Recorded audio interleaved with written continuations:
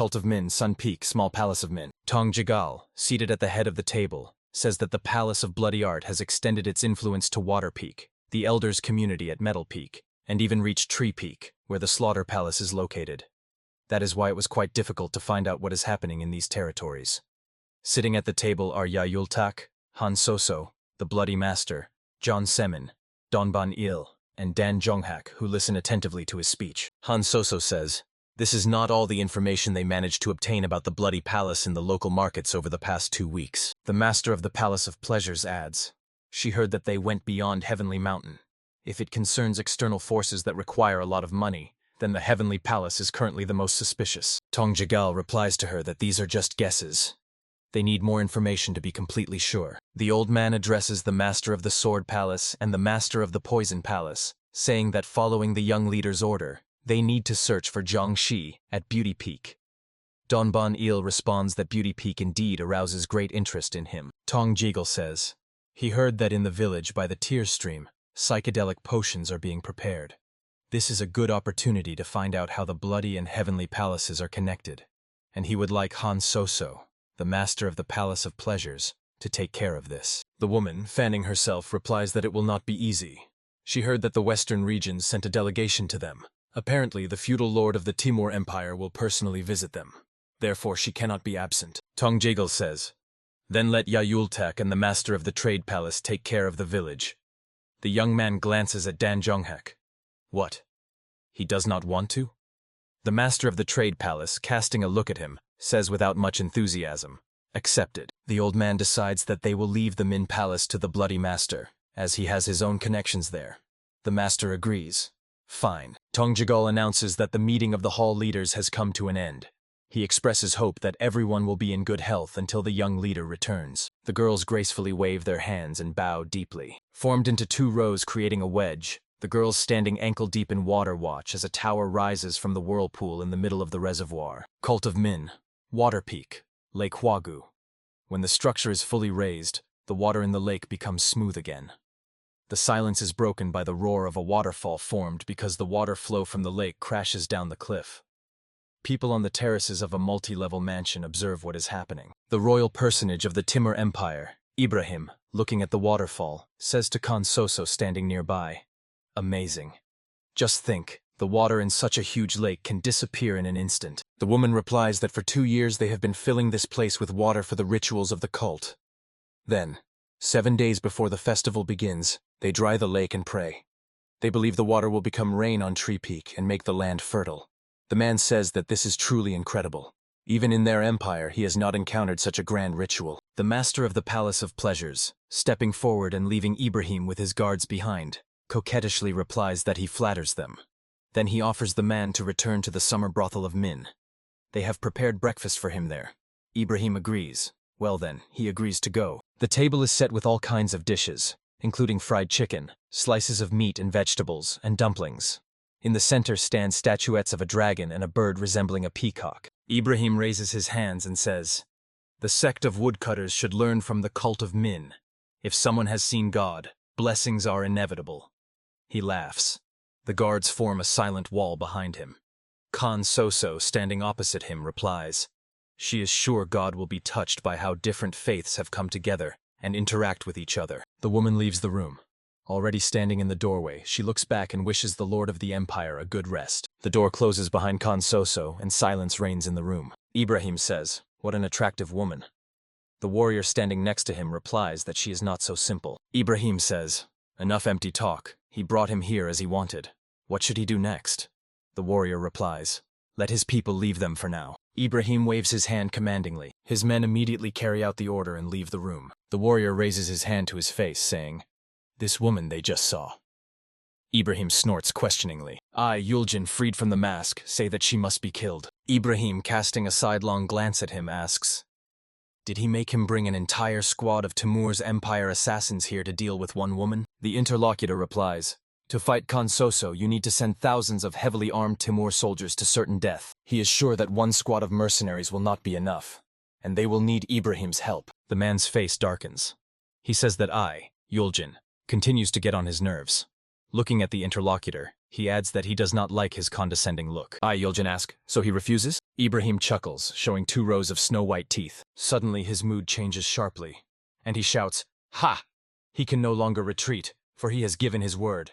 He will show how powerful his empire is. The moon disk illuminates the empty streets and the multi-story mansion towering above them. A silver snake with red eyes slides across a woman's palm. A voice sounds, "I wonder, when will he come?" Kan Soso sits on the bed. Her body is wrapped by a snake. The woman wonders, will there be news by morning? And when did he grow so mature that she, unknowingly, longs to meet him? She recalls the last meeting with the young leader, his strong hand forcefully gripping her throat. Then he said he was going to change this place. He promised to create a place where everyone could live together without violating the higher and lower commandments. With a smile on her lips, Kan Soso remembers. He said they needed changes. She thought it was just the words of an immature boy, but to imagine that one day it could become reality. The small palace of Min and the young leader have enough power. Therefore, if he becomes the leader of the cult, they will no longer have to bring innocent children to the palace of pleasures and turn them into toys for indulgence. Dreamily smiling, the woman says, if that is possible, she will gladly give her life. Kan Soso closes her eyes. A slight smile illuminates her face. From her lips escapes, in the cult of Min, nothing is ever simple. While she dreams, dark silhouettes of warriors appear outside her room door. The door swings open and a squad of armed men in masks appears on the threshold. Kan Soso, already standing and fanning herself with a fan, says, she cannot believe that a whole delegation has come to her at such a late hour without prior notice. She asks, did they not like the dinner? The warriors, gripping long knives in their hands, silently advance on her. The woman, smiling sweetly, says she would never have thought that the Timur Empire could behave so disrespectfully.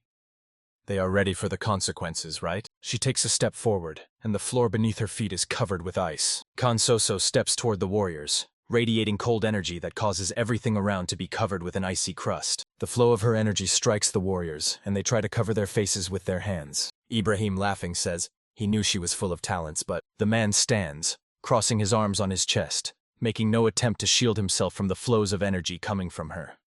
Ibrahim adds, he did not think she would turn out to be such an icy woman. Kan Soso replies, if he does not explain himself, something worse awaits him. Although, it seems it is already too late now. Ibrahim asks her not to hold a grudge against him. After all, there is no place for emotions in politics. Anyone will go to any lengths for their goals, and it does not matter if they have to make enemies or become a friend. The woman, having come almost close to him, asks, does he intend to join forces with the Min cult and start a fight for the throne? Ibrahim answers, if everything were so simple, he would not behave like this. He has only one request. Let her leave the young leader alone and join the Palace of Bloody Art. The woman is surprised. Mentally, she wonders, how did he find out that she is allied with the small Min palace? Smiling sweetly, Kan Soso asks, does he wish to make a bet with her? Ibrahim asks again, a bet?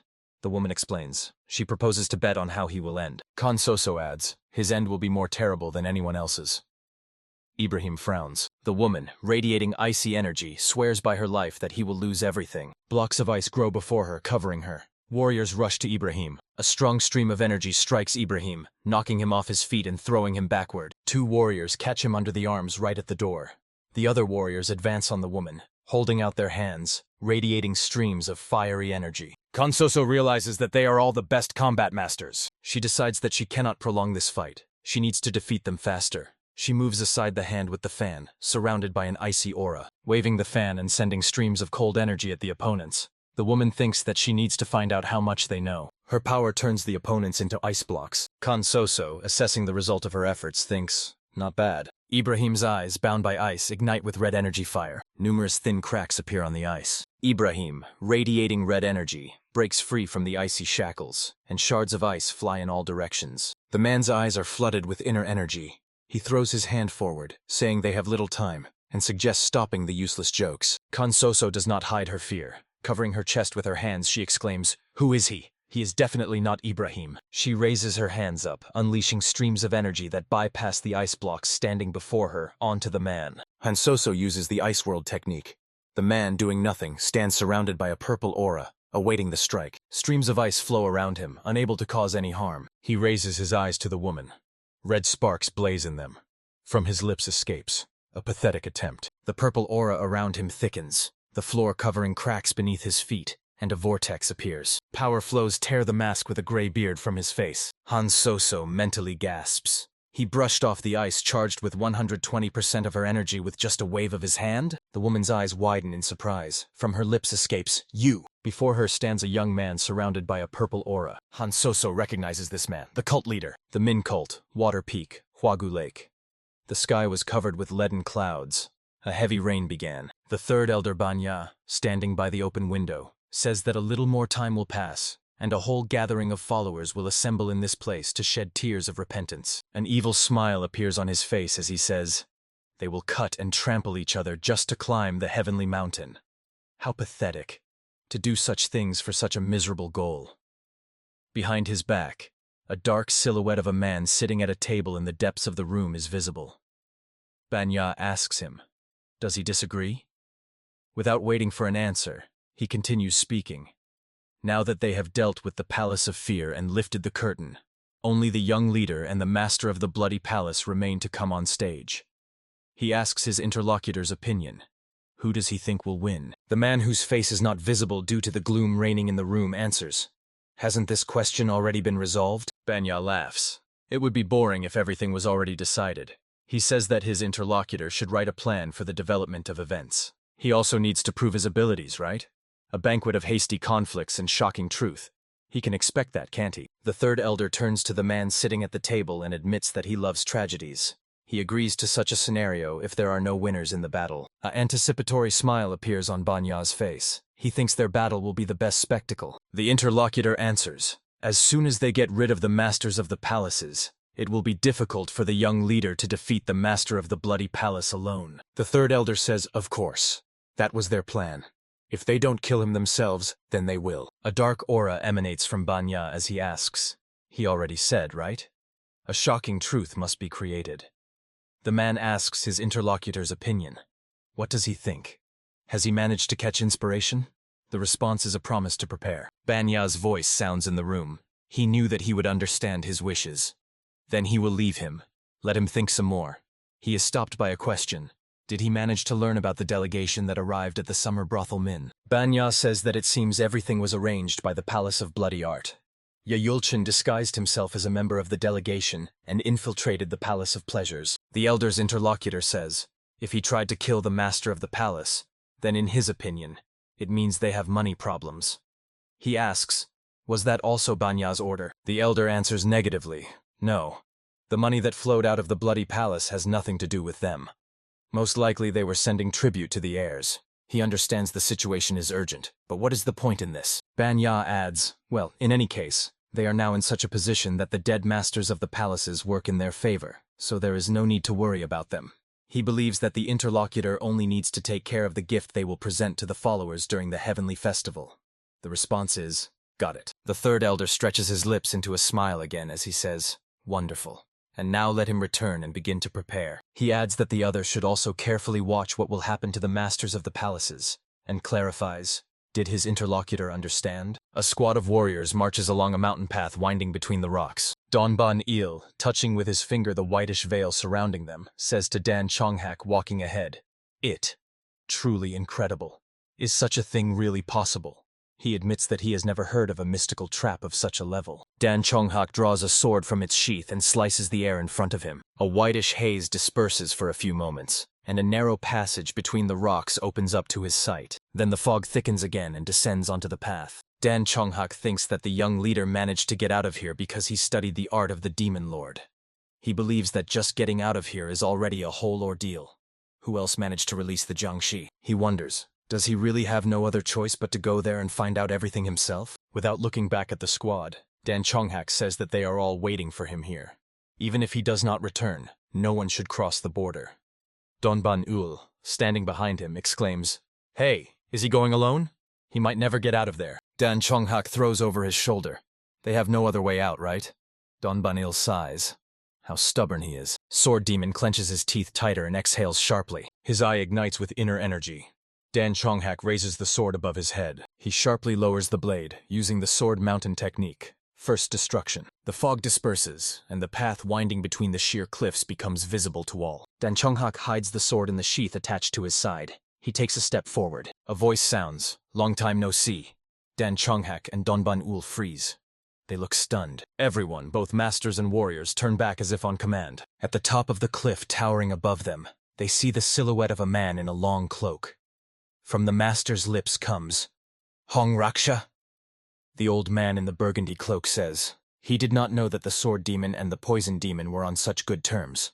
What are they doing here? Donban Eul asks, did he come here because in his old age he wanted adventures?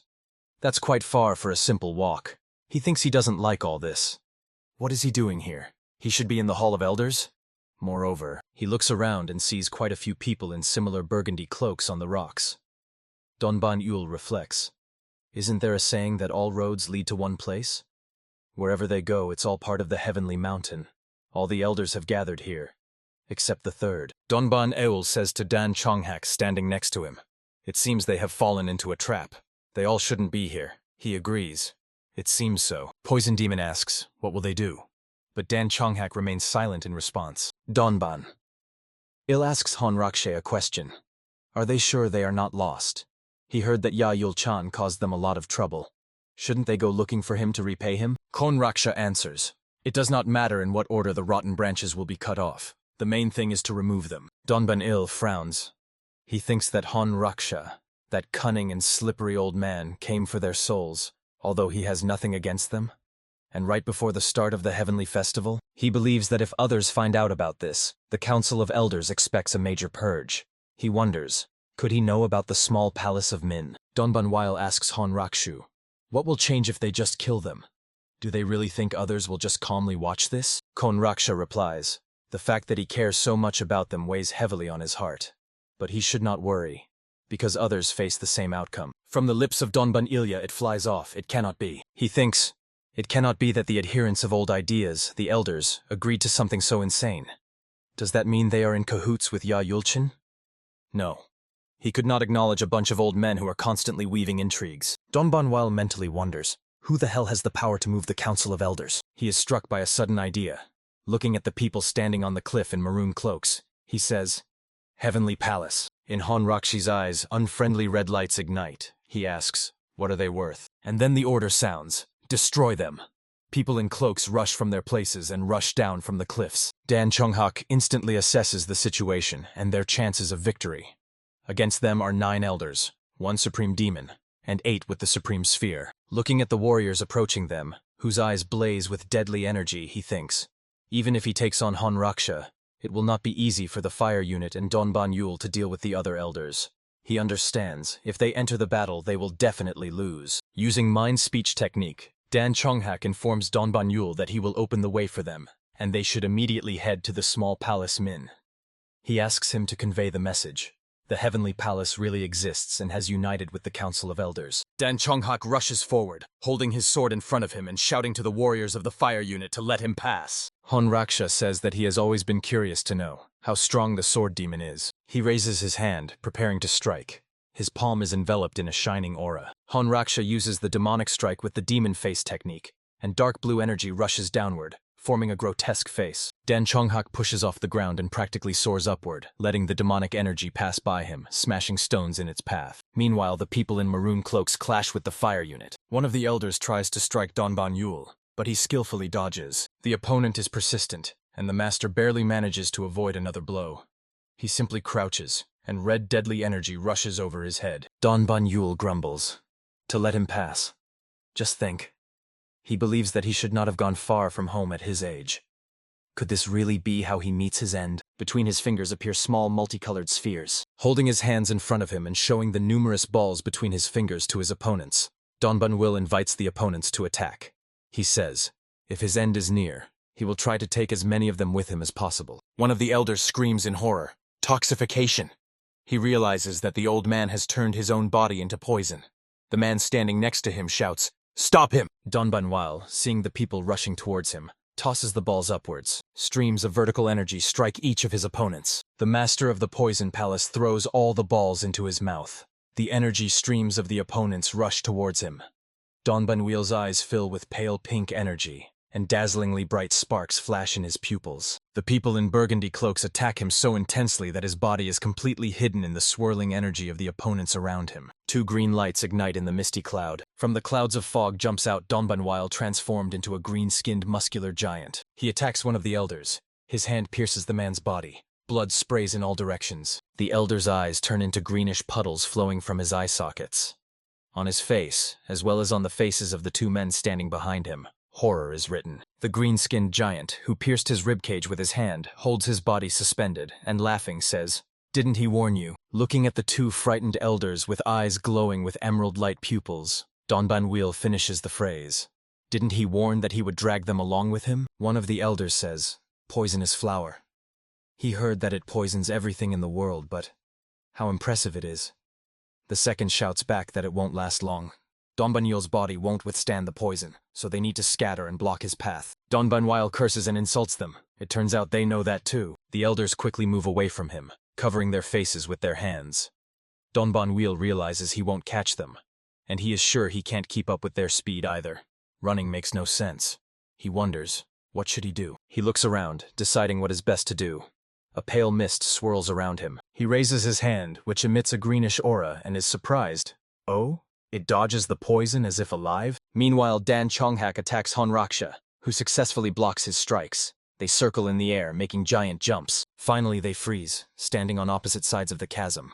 Cracks glowing with fire are visible on the rock behind Honraksha. Dan Chonghak hears Donbanwile calling him, using telepathy. He glances at the green-skinned giant standing below, who advises him to watch his surroundings when fighting. He must not destroy everything in his path. Donbanwile adds, he thinks the opponents are weak against poison, so Dan Chonghak better go into the mist. The sword demon, flashing his eyes angrily, asks, has he completely lost his mind? Donbanwile answers that they cannot win this battle, and it is already too late for him to run away alone. They need to decide quickly. Dan Chonghak briefly closes his eyes, then opens them again.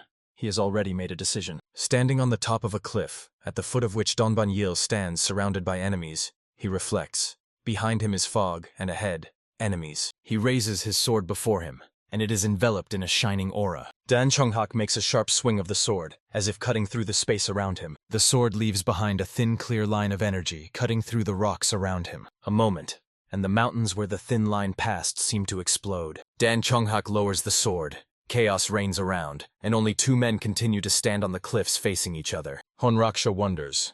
He destroyed the paths of retreat. Does he want to end his own life?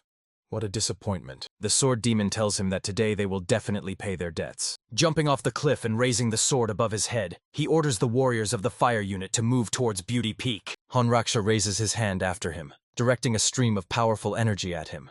He exclaims that he does not know whether to call him foolish or arrogant.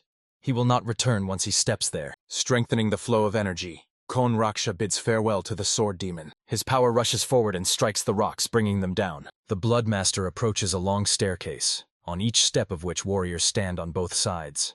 On the arch of the entrance, visible in the distance, hangs a sign with the inscription, Min Cult. The Bloodmaster, tilting his head back, looks at it. He did not think he would return here again. The man mentally adds, if only he had not made one foolish mistake. He thinks that in that case his wife would be alive, and Heron would not have had to grow up in the village by the stream of tears. He is met by a squad of warriors. The commander says, squad leader? The Bloodmaster, stretching his lips into a smile, replies that he and Bisek have not seen each other for a long time. The commander bites his lip, and tears appear in his eyes, about to roll down his cheeks. He falls to his knees before the Bloodmaster and asks, why did the squad leader take so long to come to them? The latter replies for him to get up, and adds that he is no longer the squad leader. In response comes, how is that possible? If only he had protected his wife then. These words cause pain to the Bloodmaster. He closes his eyes for a moment, pulling himself together. The Bloodmaster says to Bisek, who continues to kneel, that is already in the past. He asks, are the emissaries inside? He answers, yes. What happened? But the Bloodmaster replies that he will talk to them himself. Bisek rises and bows respectfully, folding his hands in the traditional gesture where the palm of one hand covers the other clenched in a fist. The warriors repeat his gesture. Bisek says, yes, of course. He adds, it seems the man managed to restore his inner energy. The Bloody Master replies, yes. That's right. Bisek tells the departing former squad leader that this is very good. The Bloody Master stands surprised. How is that? In front of him, barely covered by sheets, sit the right emissary Li Sun and the left emissary Jang Hogan, both staring at him with burning red, greedy eyes. Lee Sun asks who he is, and Jang Hogan orders him to quickly bring them the potions. The Bloody Master asks the emissaries, what happened? But they are clearly not themselves, and demand only potions and women. A shiver runs through the man's body. He asks, what happened? Behind him appears Bisek with his squad. The Bloody Master turns to them. From his lips escapes, Bisek. The man's body radiates fiery energy. Bisek again respectfully bows before him, saying that he has committed a terrible sin. He should have taken better care of the emissaries. The Bloody Master demands that he tell him everything without concealment. Bisek, bowing even lower, replies that it is all due to his inattentiveness. He adds, it's all because he is not good enough. With these words, Bisek plunges the blade into the Bloody Master. In the eyes of the former squad leader, pain and disbelief in what is happening. Bisek raises a smirking face to him. A red aura rages around him. He says he can do nothing about it. It's so much fun. The Bloody Master, looking down at him, asks, why him? Who made him like this? Continuing to have fun, Bisek says. He asks who made him like this. Of course, he did it himself. He should have stayed in the village by the stream of tears. Then his death would not have been so pathetic. Continuing to hold the blade in the body of the former squad leader, Bisek says, on that day the prayers of his wife were music to his ears. Considering this, he was able to take worthy revenge. Bisek says that his wife was killed by Chanchun.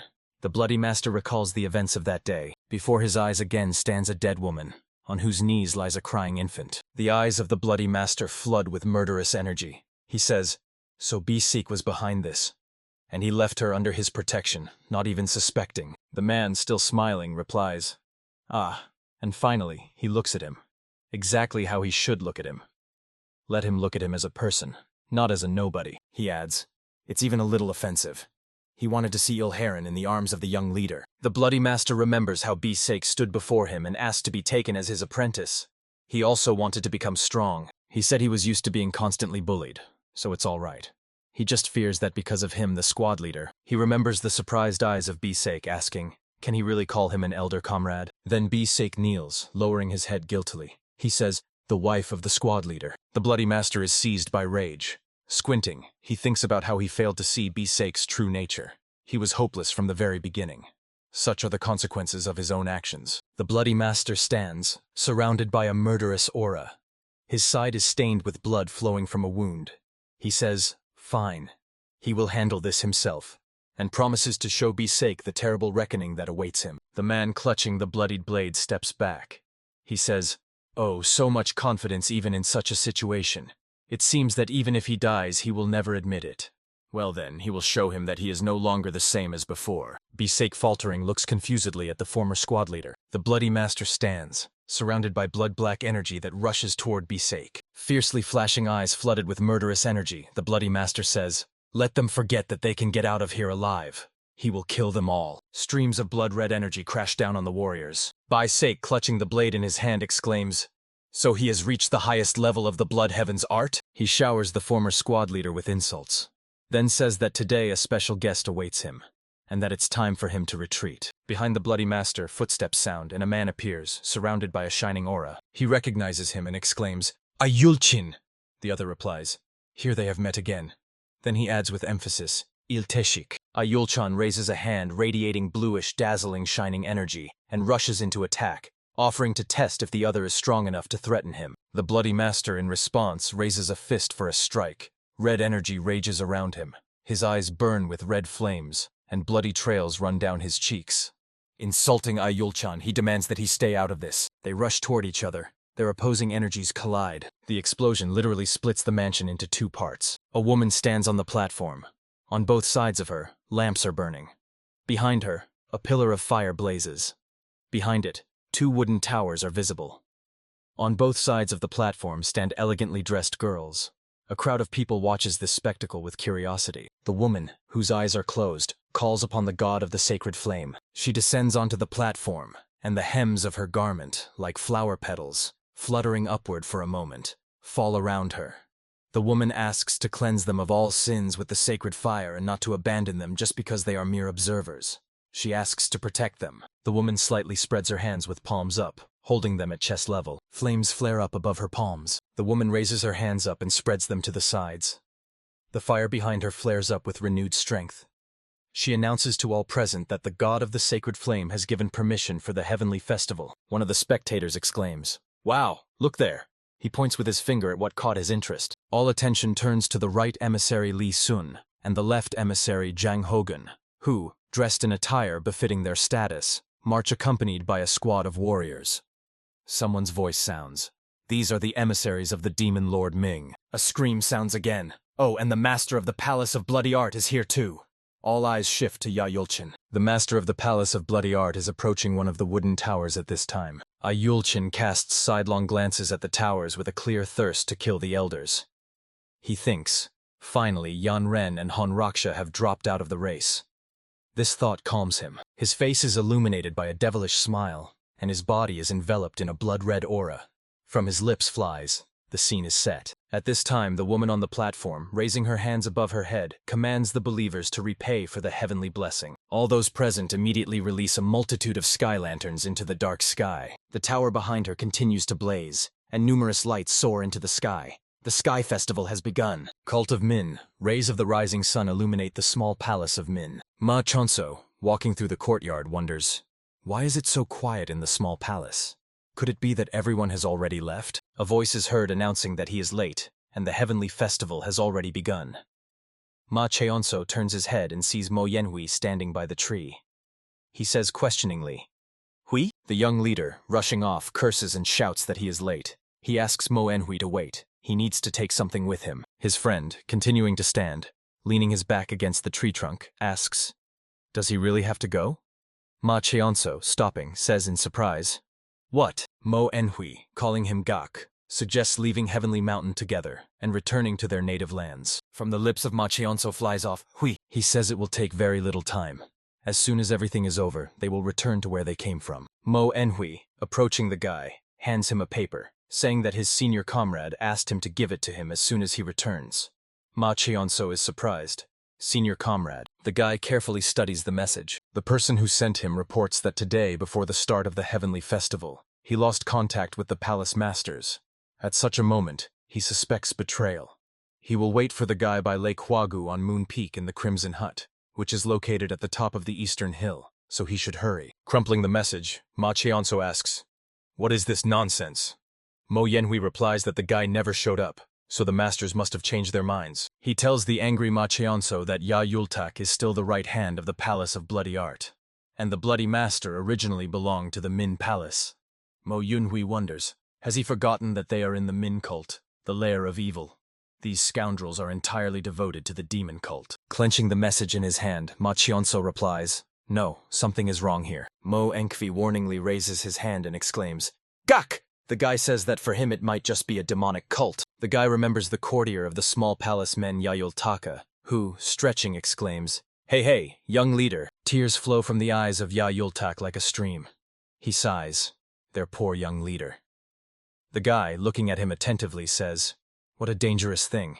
The effect is simply lightning fast. In his memory, the Bloody Master emerges, holding his sobbing daughter to his chest. He remembers standing before them, folding his arms in the traditional greeting gesture, saying that he has returned. He seems to see the joy illuminating their faces as if in a dream. Before his mental vision stands the face of Khan Soso, saying, "This is how everything will be." He extends his hand to the woman kneeling before him, saying that the master of the Palace of Pleasures should greet the Lord of Demons. The Sword Demon, staring at him, says that it was truly a magnificent battle. Dan Chonghak says that he will respond. Ma Chonso finishes the phrase, "But not for him."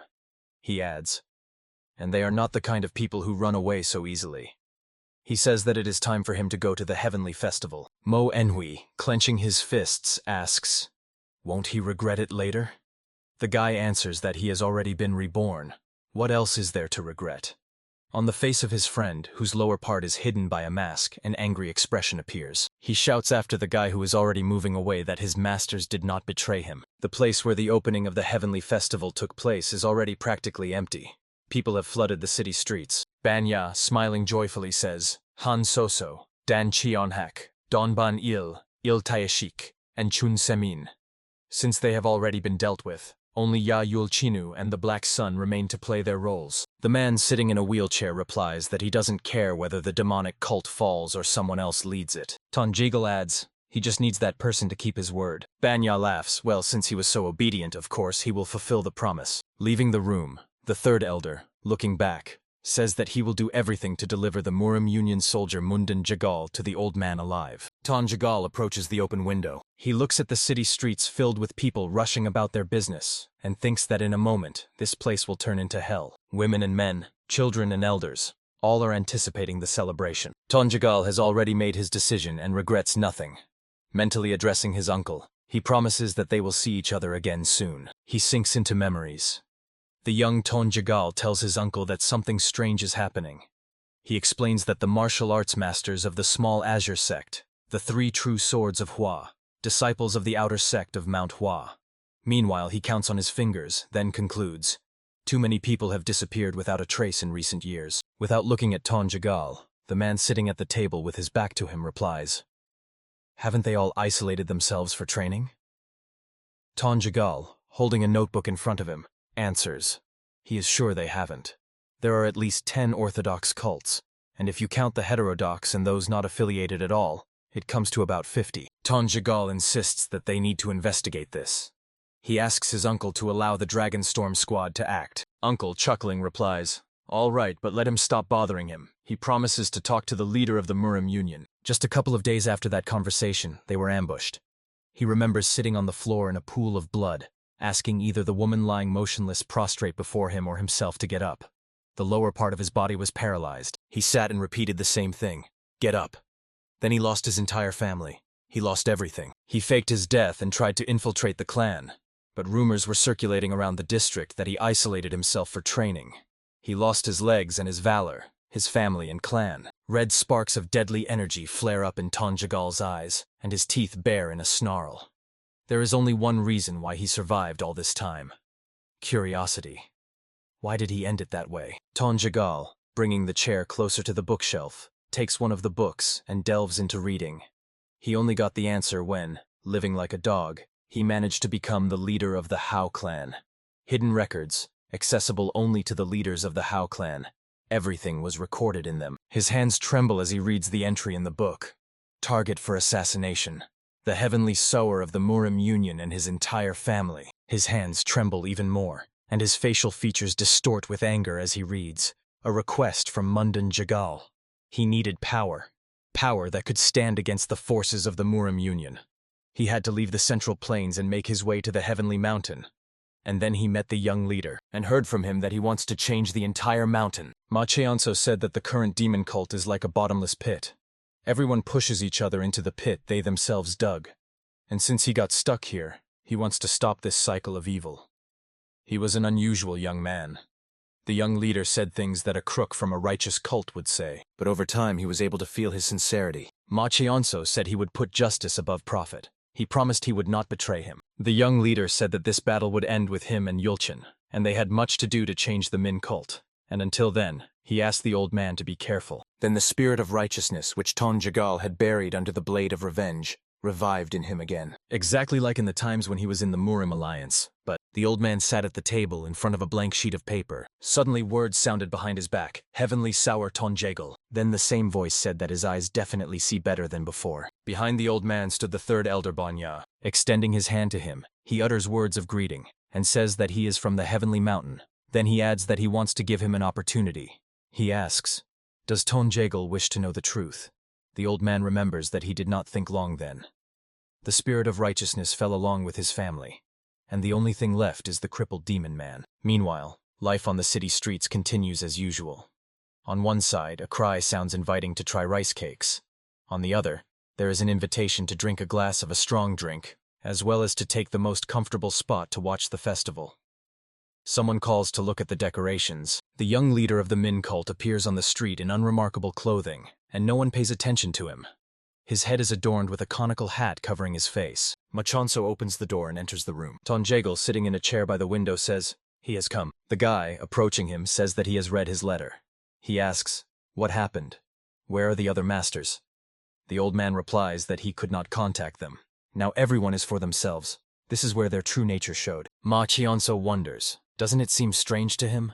What if they fell into a trap? Ton Jagal replies that in that case there would be not a soul left in the palace. However, Everything is fine with the palace inhabitants. The guy asks, does the heavenly sower really pretend not to understand? Standing before the old man and looking him in the eyes, the guy asks.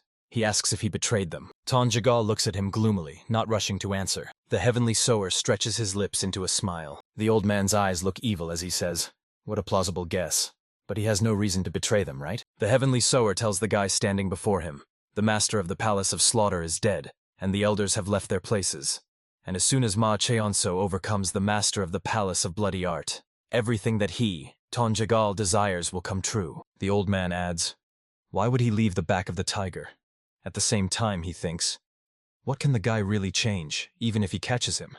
They have already gone too far, the process is irreversible. Ma Cheonso replies that his words are like honey to his ears. He asks, what should he do? The guy thinks, if he wants to know what the old man plans, he must first listen to him. Tonjagal says that the situation is not that bad. After all, the master of bloody art is also isolated and is now in one of the wooden towers. The old man, looking out the window, explains that one of the conditions for becoming a leader is the recognition of the cult. Another is achieving the highest level of martial arts.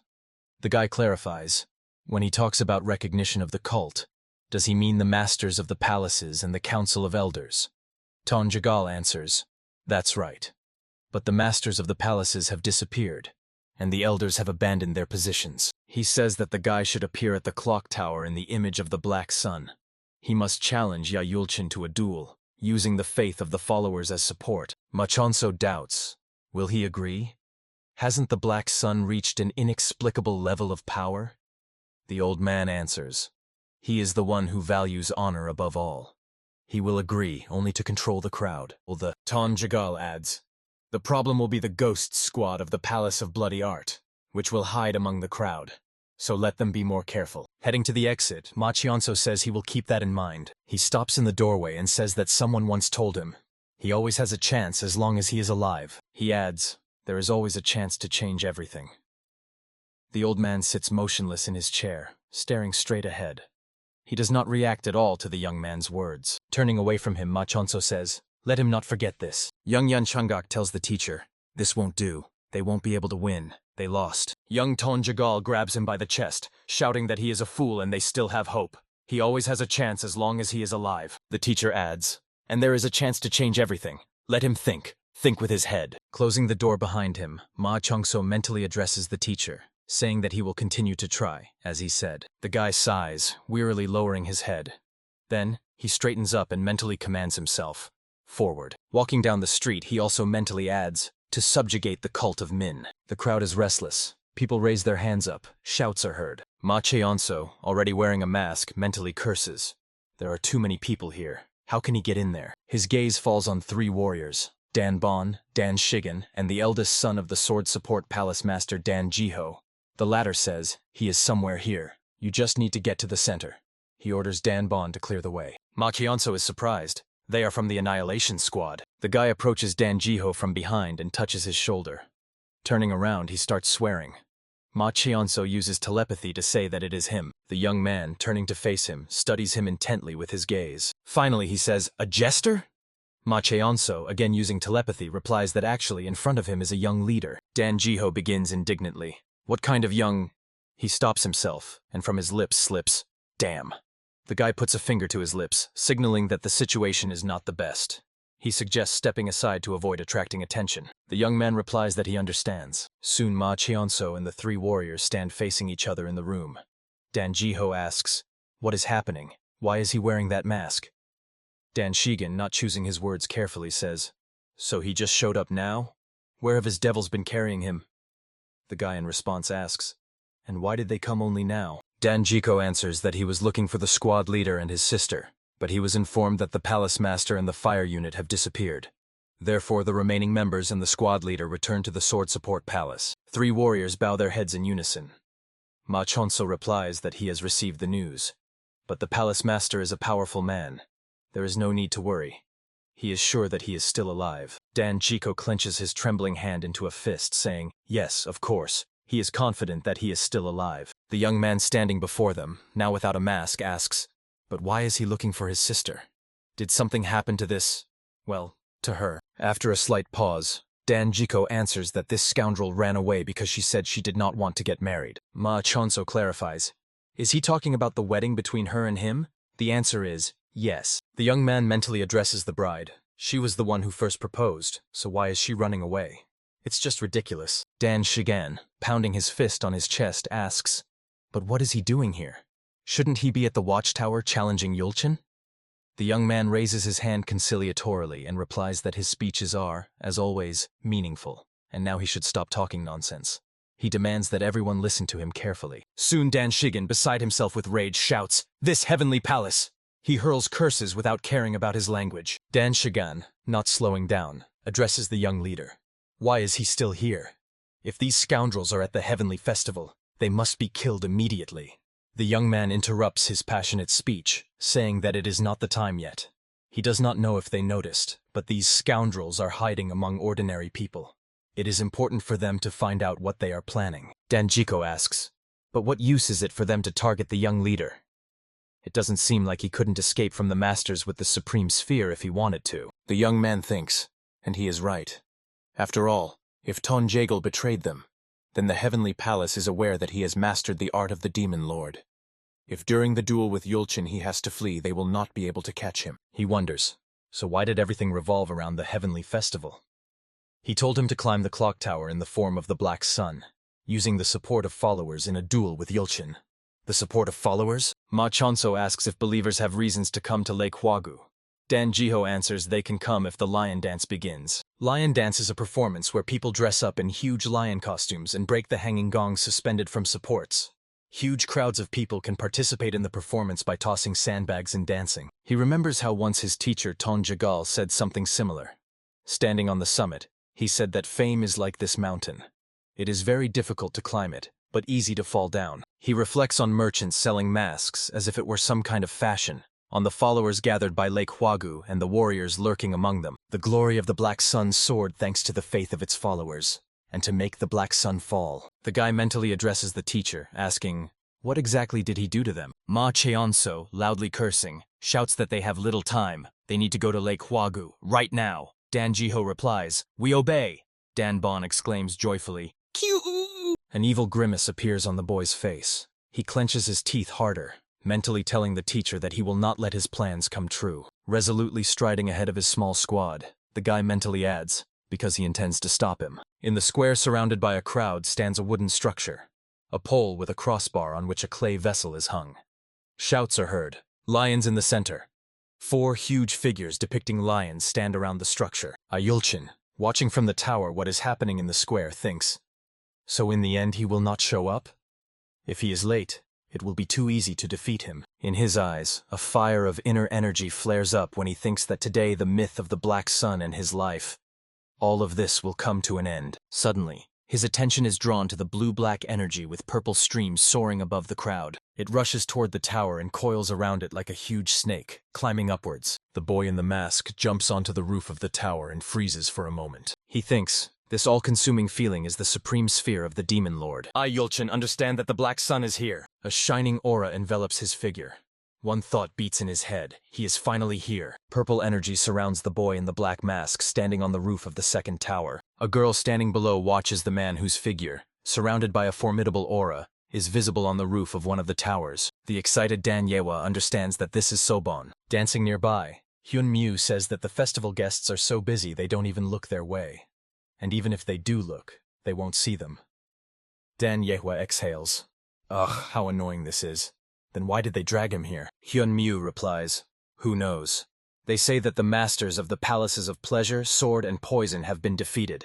The situation is not good. Frowning fiercely, Dan Enka says, as if their situation were somehow better. Pointing a finger at the man standing on the tower roof, she, addressing the right hand of the Zaboy Palace No. 2, asks angrily, why did he even drag her here? To watch how he dies. Does he want her to cry a sea of tears here for him? The man answers, he does not know. He is just following the master's orders. Dan Enkwa says, he knows that those who are not well prepared definitely die in this place. So let him give her some poison that disperses energy. She must save him. The man asks, didn't she meet him only yesterday? It would be better to forget about this stranger altogether. The blushing girl replies, it doesn't matter when she first met him. He is her protector. She cannot allow him to die so easily. Number 2 says, who is protecting whom here? He adds that this man destroyed the Zaboy Palace. So why is she asking this question to him, the right hand of the palace master? Dan Enkwa exclaims, oh, right. Let her forgive her. The girl turns away from him. Tears are about to uncontrollably flow down her cheeks. The man, looking at her, wonders, what kind of woman is she anyway? Isn't she ashamed at all? He admits that she has more courage than many men. He looks around, thinking that something is wrong here. He senses the energy of demons. Number 2 wonders, what is the master thinking about? Yulchin, using telepathy, asked the guy, is he the Black Sun? Red sparks of deadly energy flare up in his eyes. Rising and smiling broadly, he promises that he will not take his miserable life so quickly, as they must respect the Palace of the Sacred Fire for such efforts and preparations. Looking at the opponent, he adds, but as soon as the lion dance ends, he will kill him. Mo Enhui silently looks at him through the slits in the mask. He remembers how Ma Chonso said that he would climb the clock tower in the form of the Black Sun. Mo Enhui exclaims in surprise, what? But he likes the idea. The guy, turning the mask in his hands, says, since it will be him, Jiangxi the Lord of Demons, the 5 sacred weapons will react. He can also use the mask of the sacred fire. Mo Enhui reminds that their opponent is teacher Ton Jagal. He is sure that he anticipated such a scenario. Ma Chonso, examining the mask in his hands, replies that he knows, but he will not use it because he understands that Mo Enhui obeys him. The guy says that the heavenly palace subdued the leaders who reached the highest sphere of demonic art. Perhaps they thought that if masters of the palaces joined them, they would not be able to carry out their plan. But they did not even think of touching either Mo Enhui or himself. Ma Chonso is sure that the heavenly palace knows nothing about Mo Enhui. He says that is why he will put on the mask and become the Black Sun. 2 lions, red and yellow, soar upwards. People in the crowd react wildly to this event. They raise their fists in the air and shout. The victorious lion proudly towers over the defeated opponents. Shouts are heard. The Black Lion defeated 3 at once. Wow. Even the potential winner, the Red Lion of the first Phantom Fist, was defeated. Ma Chonso, with the mask on his face, stands with raised hands, having to exert considerable effort. Dan Shigen, standing behind him in exactly the same pose, asks, can't we just beat all the vile scoundrels? He promises to beat them so badly that they will beg for death. The guy replies that it's not as simple as it seems. They will be isolated if they attract attention before these scoundrels start acting. Ma Cheonso falls silent, listening to his sensations. He understands that the demonic energy has become stronger. A red aura thickens around the lions. Ma Cheonso and Dan Shigan, holding sticks in their hands, control one of these lions. The guy says, it seems to him that these freaks are starting. Let him prepare. The warrior replies, all right. Ma Cheonso's attention is drawn to something, and an exclamation bursts from his lips. Huh? He sees Dan Yewa standing in the crowd. The girl is clearly agitated. She stands, raising her face to the sky and wringing her hands. Ma Cheonso peeks out from the mouth of the lion, trying to understand what he should do. The girl continues to watch the man on the tower roof attentively. The guy realizes that even she is in danger in this position. He wonders, what should he do? Dan Enhwa, as if sensing his intense gaze, looks around. She thinks that since all this time she has used step techniques and left traces, the Sword Support Palace will find her. Until then, she needs to try to get poison that disperses energy, to inform them about what is happening using remote techniques. Haiyan Miu exclaims, the Black Lion has defeated 3 other lions. Dan Enhwa gets angry and asks her to be quiet. Is that important now? The girl in the cat mask does not calm down. Wow. He is coming towards them. The Black Lion really is advancing on them. Dan Enhwa exclaims, what's going on? Too close. The right hand of the second palace of the slaughter at that moment is observing something, turning his head back and not seeing what is happening. When the man turns his head to his companions, he sees the girl's legs disappearing into the mouth of the lion. Pushing people aside with his elbows and cursing, he tries to get closer to the kidnapper. But the crowd quickly closes ranks behind the hastily retreating lion. People chat cheerfully. How many legs does he even have?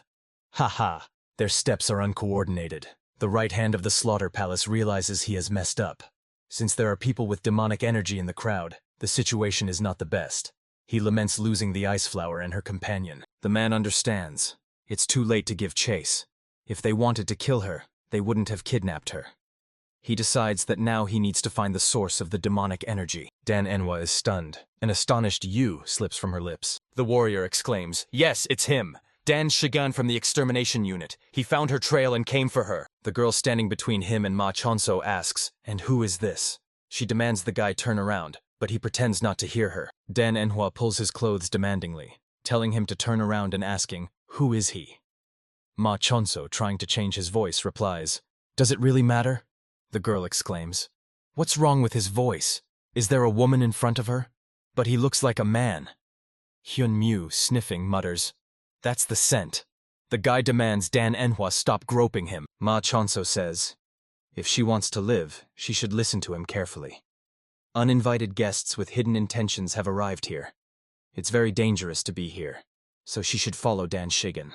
They need to run from here." The girl shouts excitedly, "What?" She orders Dan Shigan to tell Sobon, who is now at the top of the clock tower, to run from here without looking back. Ma Chonso demands the warrior not listen to her. He orders to take the girl and run from here as soon as possible. The warrior looks a bit confused. Mentally he wonders, what should he do? Dan Manhwa continues to insist on her point. She wants him to pass her words to Sobon. Ma Chonso tells him to take the girl and leave. Dan Shigan tightly closes his eyes and covers his ears with his fingers. Dan Manhwa exclaims, "What?" He will answer if her Sobon dies. The warrior thinks, phew, as they say, don't interfere with lovers quarreling. Dan Shigan opens his eyes and listens to something happening outside the lion costume. He realizes something is wrong.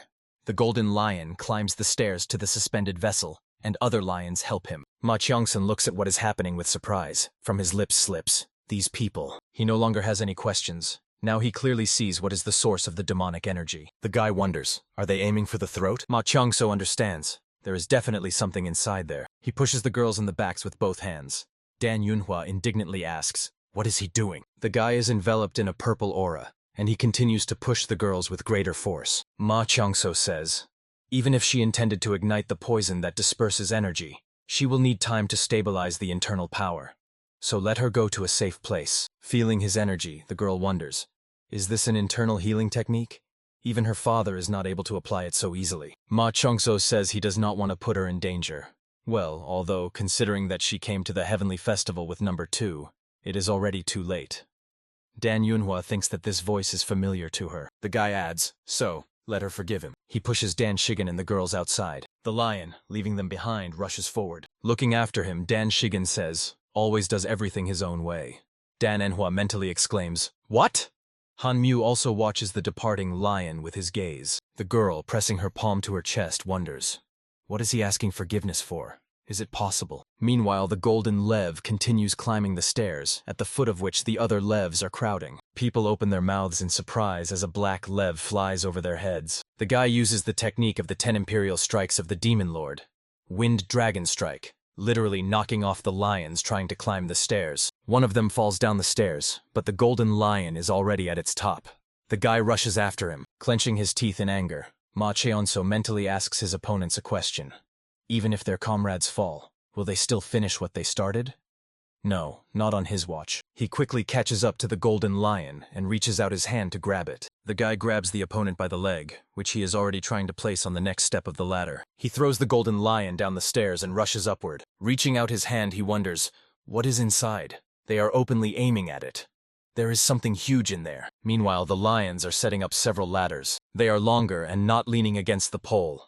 They are supported from below, giving direct access to the lions climbing on it to the guy and to the throat. From under the golden lion costume, which the warriors use as cover, 2 hands appear, gripping swords. Behind them follows a red lion, from whose mouth the head of a warrior with eyes burning with red flame of inner energy is visible, and a hand with a sword sticking out from under the costume. Another lion climbs the 3rd staircase, inside which armed warriors are hiding. Ma Cheonso bares his teeth angrily. Do they even have weapons? Then they should expect no mercy. The guy uses the secret technique of the 10 Imperial Strikes of the Demon Lord, Whirlwind Strike. His energy crashes down on the pursuers. The guy's kicks to the masks have no effect. He is surprised. Are they made of steel or what? He, lifting the head of the lion, looks with surprise at the pursuers trying to reach him.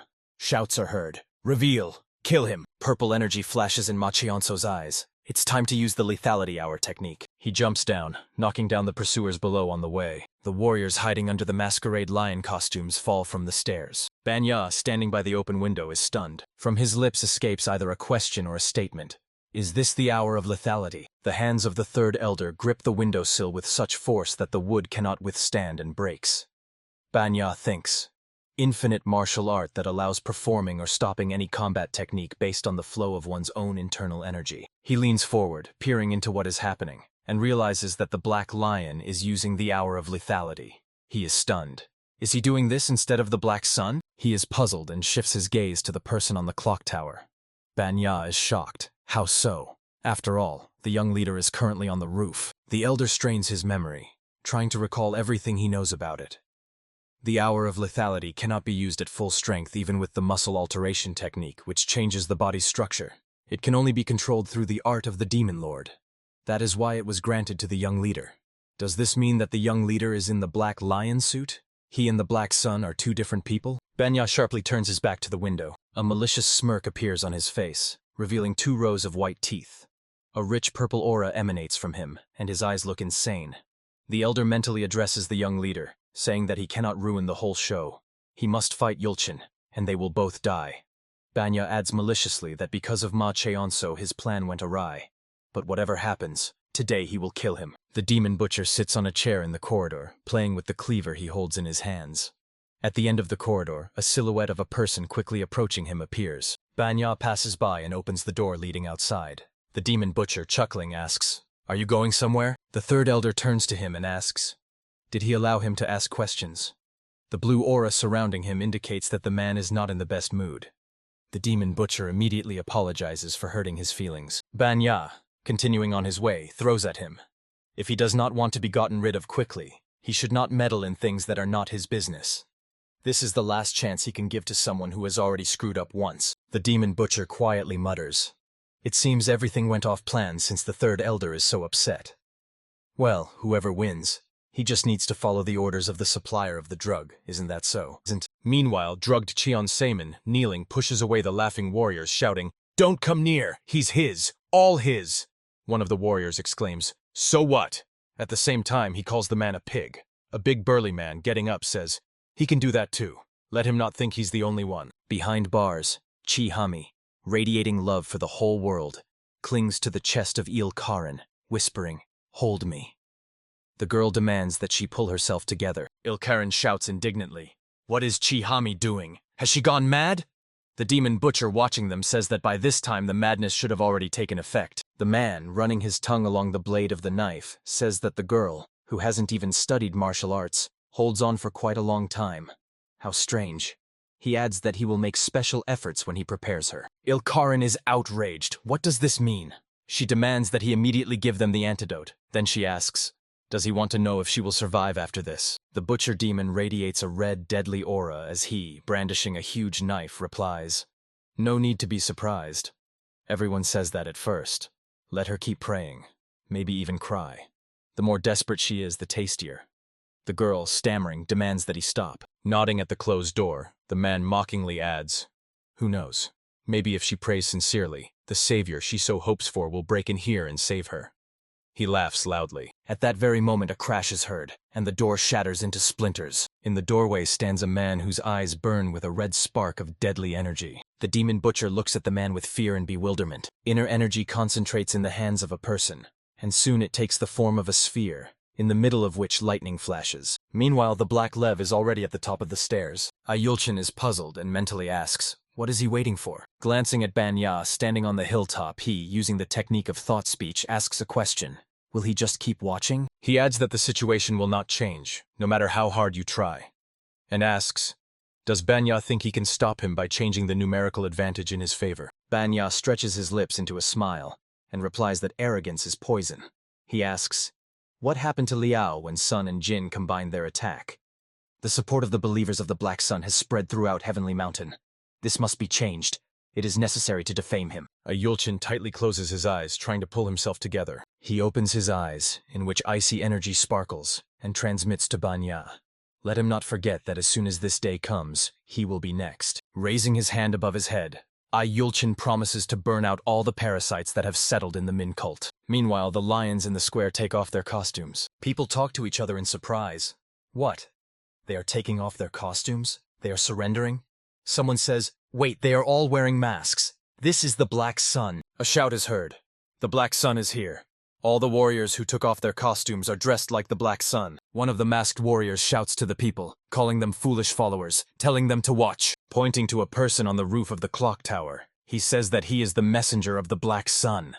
He has descended to them to punish all who have sinned. Let everyone listen. Death will help them cleanse themselves. Warriors in masks throw themselves into the crowd, dealing with people. Blood splatters, cries are heard. Help, pleas for mercy are audible. Blood flows in fountains at the foot of the clock tower. ManHwa, disguised as the Black Sun, using thought speech, addresses Yahello. Is this his handiwork? Why is he doing this? He asks. Did he arrange everything for this? Decided to turn the Black Sun into a ruthless killer to deprive it of the support of believers and increase his own importance. Now he understands everything. So, this is what Yulchin and Tonjagal planned. I, Yulchin, shrouded in a bluish shining aura, smile grimly and triumphantly, replying that this is a small sacrifice for a great cause. This is not the end yet, so let him watch. I, Yulchin, shouts loudly, to commit such a vile act, hiding behind a mask? Finally, he showed his true face. Reaching out his hand forward, he adds, perhaps he had managed to deceive his followers until now, but it will no longer work with him. How dare he do such a thing in the middle of the heavenly festival, especially after what he did in the village by the stream of tears? What is this, if not the highest evil? Yulchin, using energy, rushes towards ManHwa standing on the roof of the neighboring tower. Eyes in the slits of the mask flash with purple energy. ManHwa extends his hand forward and their palms touch. Yulchin shouts that the Min Palace must give the order to kill. An order to kill sounds, and the warriors below draw their swords and raise their shields before them. An absolute command of the Min cult was sounded, which allows its followers to kill anyone they want, whenever they want. A deadly aura surrounds the warriors. At this moment, everyone awaited their fate. Originally, such an order could only be given by the Supreme Patriarch, but since he is currently absent, the right to give the order passes to the emissaries of Min. ManHwa addresses the young leader. What does he plan to do now? Why is he inactive? They need to neutralize them and remove the false accusations from themselves. Ma Chonso, hiding under the black lion costume, replies that he cannot move. He suspects he has fallen into a double trap set by the teacher. Meanwhile, a bloody slaughter continues below. Min Cult, Moon Peak, Huagu Lake, Hao Clan hideout. A servant enters the room and tells Tonjagal that he has delivered the message requesting to aim at the throat of the Phantom Demon Squad. The old man, still looking out the window, replies, very well. He mentally tells the young leader. He is impressed that he greatly elevated ManHwa and planned such a scheme. But he thought the guy was capable of foreseeing everything. That is why he prepared everything so that he could not change anything, even if he found out. He asks, what will he do now? A question addressed to Ma Chonso reaches him. What is happening? He sees Danjiho desperately fighting off numerous opponents advancing on him. Danjiho informs him that he left his sister in a safer place. But he is shocked by what is happening here. He asks the young leader, are these people connected to him? Ma Chonso replies, no, he was deceived. And he also suspects that there is a high probability that there is poison inside the throat. Tonjagal at this time thinks that the young leader does not know what is inside the throat, and therefore will not be able to open it. Danjiko asks, really? Maybe he should burn it? What is he waiting for? The young leader suggests he look around. He says that the combat masters among the common people have them in their sights. If he takes just one step, they will unleash a hail of arrows on them and break the throat. The wind here is strong. If it spreads the poison around, many people will die. The Phantom Demon Squad has them in their sights. He will not be able to act. It's as if he is on a roof from which there is no way down. A question reaches the guy. So what will they do then? Ma Cheonso thinks, maybe use the demon art and burn the throat? He ponders. What if there is not poison inside, but explosives? Then the damage would be greater. The guy decides to be more careful, since the throat was created by none other than Tonjagal, a genius in arithmetic and mechanics. Looking at what is happening below, the guy commands himself, think, Yang Chagak. One of the emissaries raises his hand up, then sharply lowers it down. The commander of the Iron Cavalry Squad of the Palace of Bloody Art rushes forward shouting, the order to kill has been given. The warriors follow him. The Heavenly Spirit Savior Squad of the Palace of Sacred Flame receives the order. Kill them all and rushes to carry it out. Tonjagal thinks it would be better to get away, far from Heavenly Mountain. Too much has started happening. Mentally addressing Ma Cheonso, he says that it will be up to him to deal with this. After all, it is his duty as the young leader. He cannot run from it. The slaughter in the square continues. The guy thinks that even if he forgot about the throat and just fought, he would still be accused of killing the followers. The young leader decides that there is no way out. Words reach Ma Cheonso, in what a miserable state he has found himself. The guy is surprised. Yang Ren? But how? He should be dead. Laughter responds. Now that the order to kill has been given, the guy is also a corpse, and he has plenty of reasons to finish him off. Ma Cheonso peeks out from the lion's mouth, asking, "Where is he?" He thinks that it was definitely Yang Ren. He is alive, and now he absolutely cannot get out of here if that one is involved. Laughter sounds behind him, and behind his back appears Yang Ren, as if woven from deadly energy.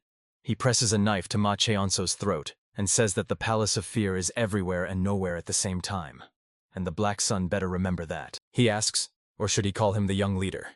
Then he laughs. Purple sparks flare in the guy's eyes. Yang Ren, all in bandages and with an eye patch, smiling widely, slides in front of him. He says, "And if not that way, then how about Yang Changak?" Yang Changak, who involuntarily took Ma Cheonso's place, mentally curses. How much does Yang Ren know?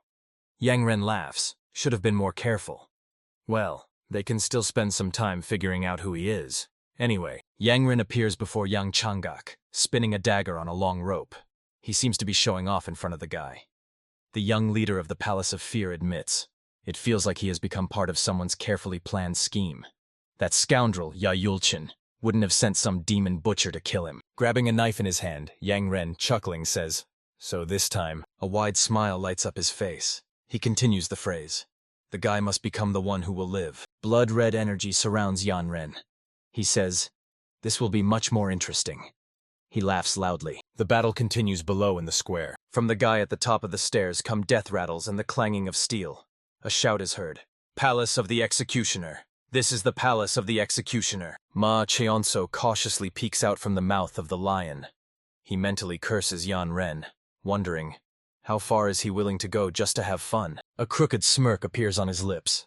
He thinks he doesn't know if he himself has gone mad, or if the Min cult has influenced him. But right now, smirking malevolently, and looking at the scene with eyes filled with purple energy, he mentally says that he really likes such insane behavior. The leader of the Iron Cavalry squad of the Palace of Bloody Art shouts, "The order to kill has been given. They are all traitors. Kill them." Ma Cheonso says, "They should not have taken innocent people hostage." The black lion soars into the air. A leg wrapped in a purple aura stands firmly on the ground. A voice is heard. They provoked a rebellion. Anyone who dares to approach him. Ma Cheonso, having shed his masquerade costume, appears before everyone, surrounded by purple-black energy, weaving a demonic visage above his head. The guy says, anyone who dares to approach him will be killed immediately. A precise energy strike knocks one of the warriors to the ground. The squad leader thinks, it looks like some mythical art of the Demon Lord. But the guy is most likely bluffing. He decides he will deal with him quickly. He gives the command, prepare to form a knight. The warriors immediately and swiftly carry out his order. They form a semicircle in front of Ma Cheonso, completely shielding themselves with shields in 2 rows, bristling with spears. Ma Cheonso, smirking, says, "Impressive. And this is called building with a horse?" Even the highest imperial fire archers would have struggled to break through, but he throws his hand forward, sending an energy sphere at the opponents. Flashing his eyes, he says that their commander has just made a mistake. The sphere, rushing towards the warriors, grows in size as it moves. In the squad leader's mind flashes the thought, impossible. He is stronger than the Supreme Master. He gives the order to defend. The power of Ma Cheonso strikes the shields, breaking the orderly ranks. The method of building with the knight was created to be able to repel the demonic flaming squad of Jason's archers, who possessed destructive power and mobility. The commander looks intently at the results of Ma Cheonso's attack. Around lie twisted shields and bodies of warriors. The leader of the Iron Cavalry squad is stunned. He destroyed such a rank on the very first try. He gives the order to reform into the sword turn formation, but then he immediately falters. Another energy strike mercilessly scatters the bodies of his warriors. Ma Cheonso rushes like a mad whirlwind among the surviving warriors, dealing with them. Those who were lucky to survive look at what is happening in shock. One of the warriors says, "This is the demon god." Ma Cheonso steps toward them, surrounded by purple-black energy, which forms a demonic, terrifying figure above his head. Approaching the squad leader, the young man says, he warned that they were making a mistake. Stopping in front of the man sitting on the ground, Ma Cheonso offers to clarify everything. He says that he has become a traitor. The man thinks fearfully. He was the one. Ma Cheonso advances on him. Purple-black energy swirls around. He says, for attempts to kill him, the young leader. He leans down, baring his teeth in a devilish grin. purple energy shines in his eyes. In the head of the Iron Cavalry Squad commander flashes Ma Chionso, the young leader. Meanwhile, above the heads of those present, a confrontation between Mo Yunhui and Ya Yulchin takes place. Using telepathy, the master of the Blood Art Palace says to his opponent, "What ignorant people they are. They suddenly stopped caring who he is. They only want this to end as soon as possible." Mo Yunhui replies to him that it was he who gathered followers here, and then deceived them. This is all his doing. Continuing the confrontation using internal energy, Ya Yulchin says that he also provoked them. Will he keep hiding behind a mask? Mo Enhui replies that for them, he is just as much a puppet as he is. The enemy is outraged. What? Mo Enhui replies. Isn't Ya Yulchin on the same side as the Heavenly Palace? Frowning and clenching his teeth harder, the master of the Palace of Bloody Art says, "Therefore," putting all his strength into the energy strike, Ya Yulchin shout that it is better to surrender and sacrifice oneself. His dazzling energy makes Mo Enhui squint, but he immediately opens his eyes upon hearing the opponent's words. You can't shut out the sun just by covering your eyes with your hand. Ya Yulchin is already behind him, raising his hand to strike. Dazzling lightning bursts from his fingers and strikes the top of the tower. At this time, Mo Enhui lands on the ground. Kneeling on one knee, he supports himself with his hand on the surface, maintaining balance. Mo Enhui thinks he is very fast. Moreover, he cannot get close to Ya Yulchin until he gets rid of this blinding light. He is enveloped in a light purple haze. He rushes upward, to where his opponent awaits him. Raising his hand clenched into a fist before him, Mo Enhui intends to burn Ya Yulchin to ashes. His energy takes on a rich purple-black color. The master of the Palace of Bloody Art, surrounded by radiance, raises his hand, planning to deliver another strike. He exclaims, "So, he is trying to imitate the art of the Demon Lord? This technique is merely an illusion dreamed of by their ancestors." He throws his hand forward, and a pillar of dazzlingly shining energy strikes the opponent from his palm. Immediately, surprise appears in his eyes. Mo Enhui successfully copes with his attack. Ya Yulchin exclaim, "The flame that burns the radiant light of heavenly art. Could it be? Is this really the art of the Demon Lord?" Shrouded in purple light, Mo Yunhui relentlessly approaches the master of the Palace of Bloody Art. But he immediately teleports and ends up behind him. Mo Yunhui, following him with his gaze, thinks that he is very fast. He immediately changes trajectory and, reflecting the opponent's light attacks, tries to catch up with him. Mo Yunhui now sees much better, but he cannot catch Ya Yulchin because he has absorbed the light. He decides that he needs to limit his movement radius. Mo Yunhui finds a suitable place and rushes to the tower. The master of the Palace of Bloody Art decides that the opponent is running away and shouts after him. The Black Sun is trying to escape. Does he really think he can get away from him? Continuously attacking Mo Yunhui with dazzling energy, Ya Yulchin rushes after him. Mo Yunhui fails to block the strike. He thinks that the opponent is strong, not only fast, but also frightening and strong. The master of the Palace of Bloody Art advancing on him, staring at him, says that he is not human. He is a living Jiangshi.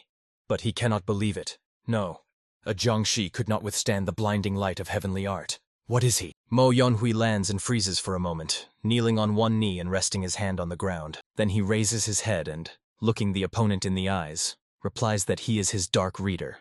A sinister purple aura envelops his figure. Ya Yulchin slowly approaches him.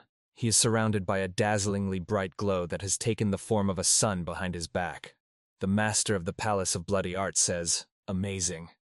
How can he utter something like that despite his condition?" He adds, "However, to prevent such things from being done to him, he won't be fooled." Dazzling energy, resembling lightning, rushes towards Mo Yunhui, but he is not afraid of it. Clenching his teeth tighter, he thinks about how the flame of the Demon Lord suppresses the opponent's light.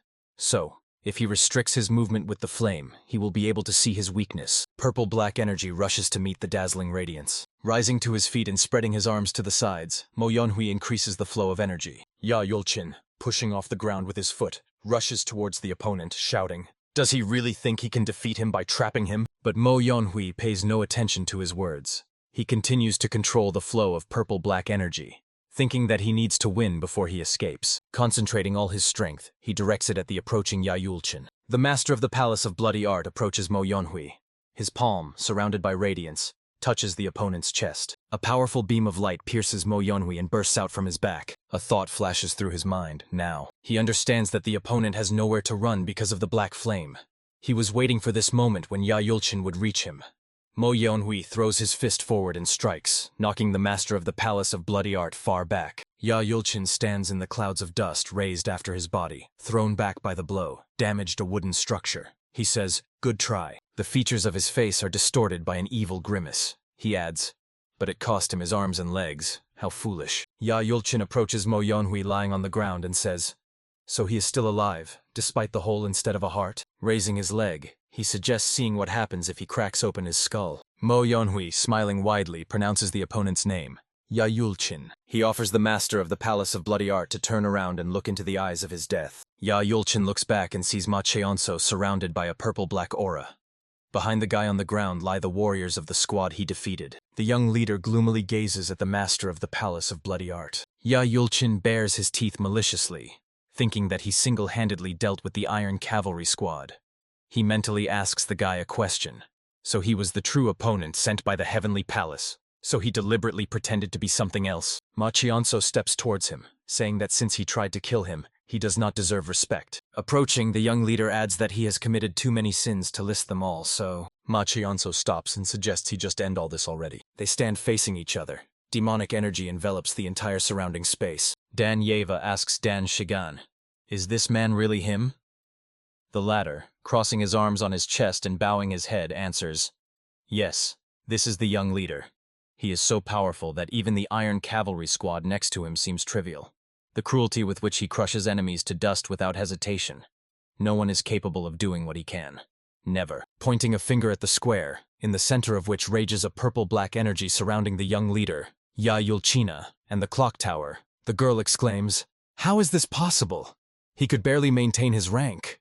Dan Shigan explains, "If he is at the very top, then all those around him are third-rate bugs. He has the supreme demonic sphere." Dan Yeva asks, "At 20 years old?" The warrior replies, "Well, yes, he is only 20. The world is full of injustice. There are those who are simply destined to have everything. They just need to surrender and accept it. What else can they do?" Dan Shigan adds, "Besides, he is the one who upholds the legacy of the heavenly demon." The girl repeats in surprise, "Heavenly demon." She thinks that then she should have understood. Dan Yeva recalls how the guy caught her when she almost fell. She wonders, how could he catch her so easily when she was about to advance to the highest level? The girl thinks about how her older brother and the extermination unit opposed her marriage.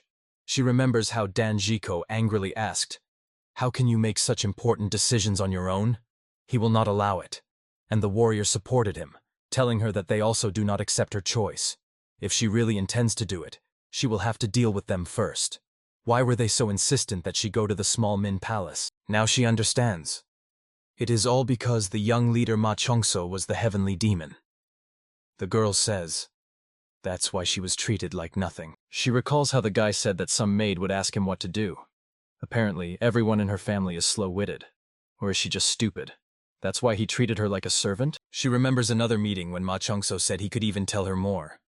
But just one look at her terrible behavior shows that she will constantly get into trouble wherever she goes. He does not mind if it happens in the small Min Palace, but let her not cause such scenes elsewhere. No one will tolerate her tantrums. She thinks, because someone like her is worthless? Dan Yeva reflects, so what? Why is it so important? She doesn't care about someone like him. It doesn't matter if he is the demon lord or not. He managed to hurt her a little, but only because he deceived her. The only one she will love is... The girl shouts at the top of her lungs, "Sobon!" Dan Shigan and Hyang Mu look at her in surprise. The girl cautiously asks, "How did the lady find out?" "Yes, he is Sobon."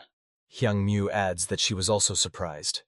It turns out that the respected person was the young leader. She thinks she should have left a better impression. Dan Yeva's eyes widen in surprise. The girl wanted to rush to where the confrontation between the guy and Yulchina is happening. But she is held back. Does she want to die?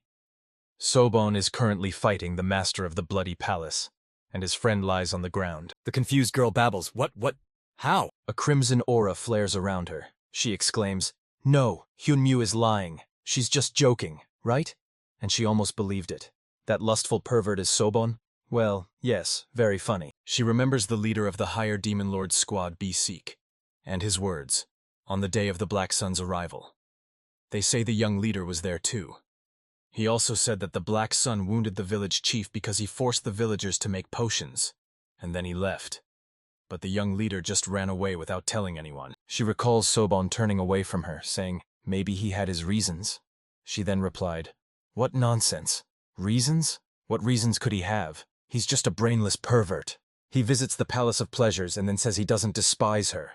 He tries to hurt her by pretending to be a noble person. Words of Sobon asking her to forgive him surface in her memory. Danyewa realizes that the young leader was indeed. She imagines Machionso without a mask, then also mentally puts it on him. The girl understands that the young leader was Sobon. A voice sounds. So she didn't know either? Danyewa flinches in surprise. Gu Yanren, all in bandages and with an eye patch, slinging a sword over his shoulder, approaches them saying, interesting.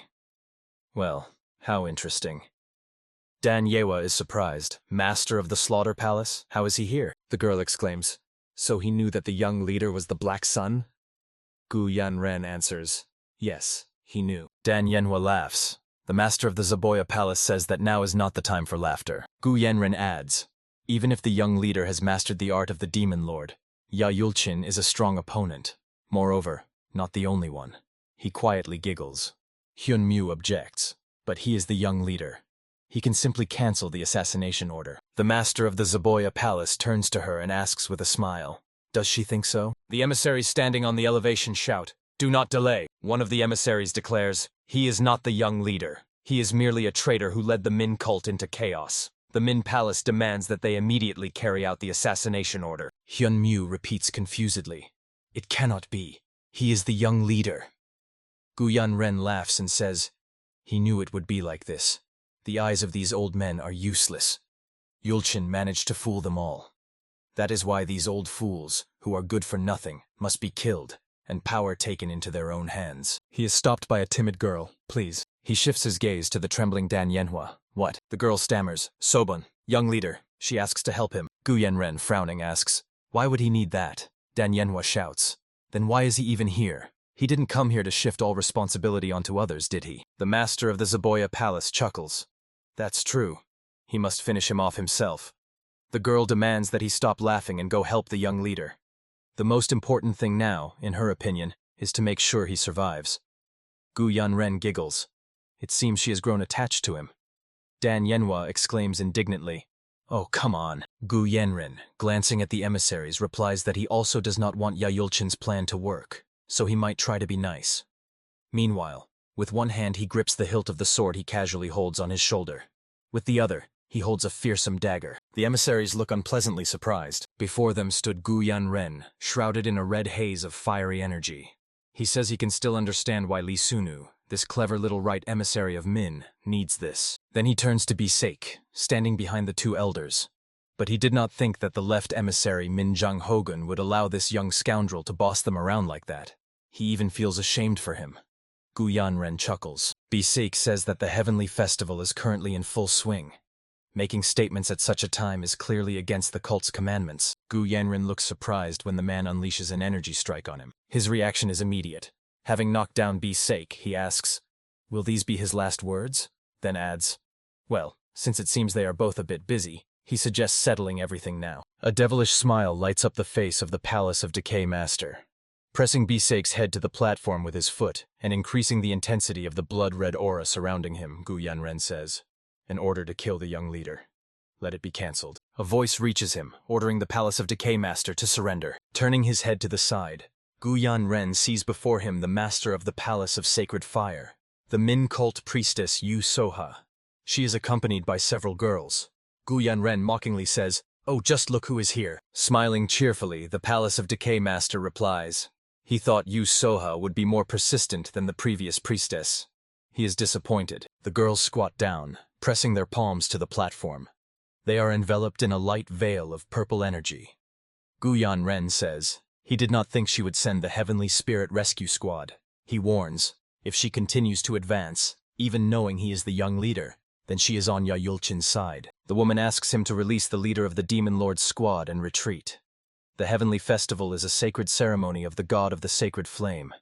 If he continues to distract them, they will have to issue an order to kill him as well. Gu Yanren, chuckling, asks, who? Is she talking about these forgetful ones? His dagger, with a rope tied to the handle, flies into the air and rushes forward. He decapitates the left and right emissaries. Yu Soha is clearly shocked. Her eyes widen in surprise, and her mouth opens slightly. Gu Yarin swings the rope like a lasso, saying he doesn't think they are capable of giving orders to kill. Catching the knife handle with his hand, he grins mischievously and says, "Well, the priestess cannot give a kill order, but she can cancel it. What else is the Palace of Heavenly Flame for?" He giggles again. The woman says she will cancel the kill order, but she asks him to release this man. Gu Yanren replies, "Who? That unreasonable child?" The master of the Palace of Slaughter agrees. "Fine. Since it is the heavenly festival now, he will show mercy." He strikes Bisake's shoulders, causing him to cry out in pain. Leaning over him, Gu Yanren, blazing with a blood-red aura and clutching a knife, addresses the leader of the Demon Lord's squad, telling him not to get cocky in front of him. He warns that next time it won't be the shoulder but his neck. The master of the Palace of Slaughter asks the priestess, "Why is she hesitating? Let her cancel it." The woman asks him a question. Why is he acting this way? He killed the Min emissaries. Does he know what the consequences will be? Gu Yanren, giggling, asks, "She must be joking, right?" Glancing at the remains of the emissaries, he exclaims, "She calls these nobodies Min emissaries? They are a pathetic parody. But even if they were real, they have become weak-willed traitors." Above Gu Yanren's head flicker the energies of Ma Chongso and Ya Yulchin. He continues to say that even if he made a mistake here, let it be an order from her beloved god of the sacred flame. Turning his head toward the side where the battle is happening, he adds, "Maybe he can stop Ya Yulchin, but he definitely won't catch him." Watching Ma Chonso attack the enemy, the master of the Palace of Slaughter says, he eagerly longs to see what the young leader is capable of. The guy clenches his teeth tighter and rushes towards Ya Yulchin, covering his face with his hand. He looks at the dazzlingly shining silhouette of the opponent. Ma Chonso thinks that Ya Yulchin is light. Endless dots create a line, and the line becomes a surface that penetrates the body. It is impossible to block this, and there are only two ways to deal with him. Either become faster than the speed of light, either endure the light. The guy lunges forward, using the technique charge of the sacred flame of the Demon Lord. Machonso is sure that even the art of the shining heavenly light cannot withstand the flame. I, Yulchin, am surprised. The art of the heavenly demon. Could it really be true, the art of a superior master? The young leader exclaims, yes, he himself is not far behind. The art of the shining. Heavenly light is extremely impressive. He managed to create a truly beautiful thing. Does he use light? Ma Chongso admits that he cannot catch it. Continuing to fight, Yulchin asks, why did he hide his talents all this time? With his heavenly demon art, he could have claimed the leader position. The guy replies, does he really think that if he just asked, they would have given it to him? There are already too many rats trying to take unoccupied positions. Isn't he right? Yulchin exclaims, ownerless? Originally, the cult of Min did not belong to the Ma family. It all belongs to his father and his greedy ancestors. He adds, now Ma Chongso's internal energy must be running out, and he will finish him off. Yulchin spreads his arms to the sides and exclaims, reflective polarization formation! Warriors raise shields before themselves, reflecting his dazzling energy. They direct the reflected rays upward, to where Ma Chongso hovers in the air. The rays pierce the space around the boy.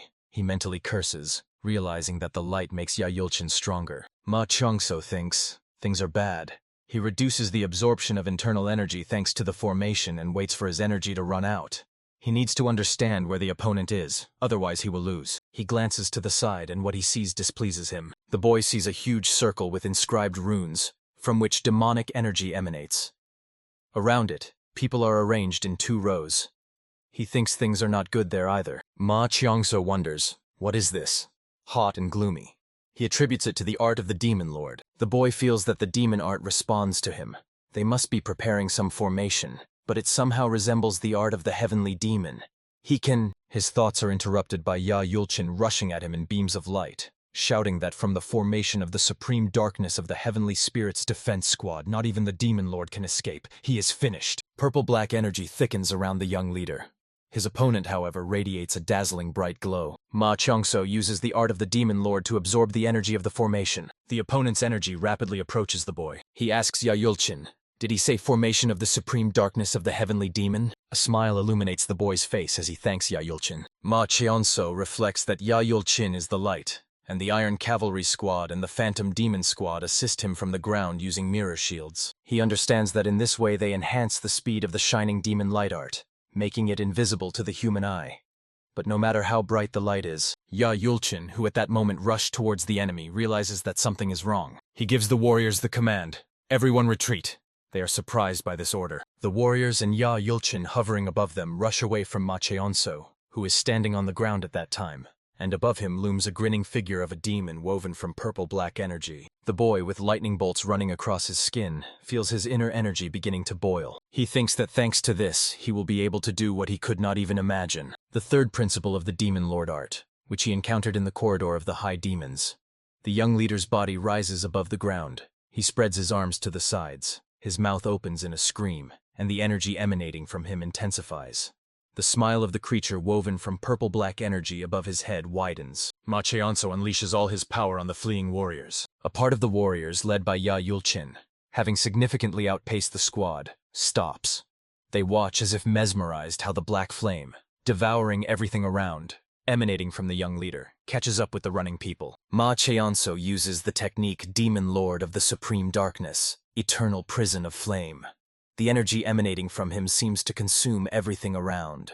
Day turns into night. Yulchin, observing him from afar, says, "The formation of such scale with the art of the Demon Lord.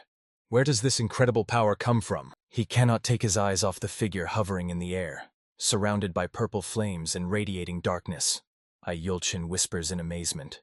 He just absorbed the formation of the supreme darkness of the Demon Lord. Ma Cheonso, crossing his arms in front of him, in which he holds long daggers, mentally addresses the opponent, saying there is nowhere left for him to run. The young leader strikes him with the Legion Strike of the Demon Lord, exclaiming, "Take this!"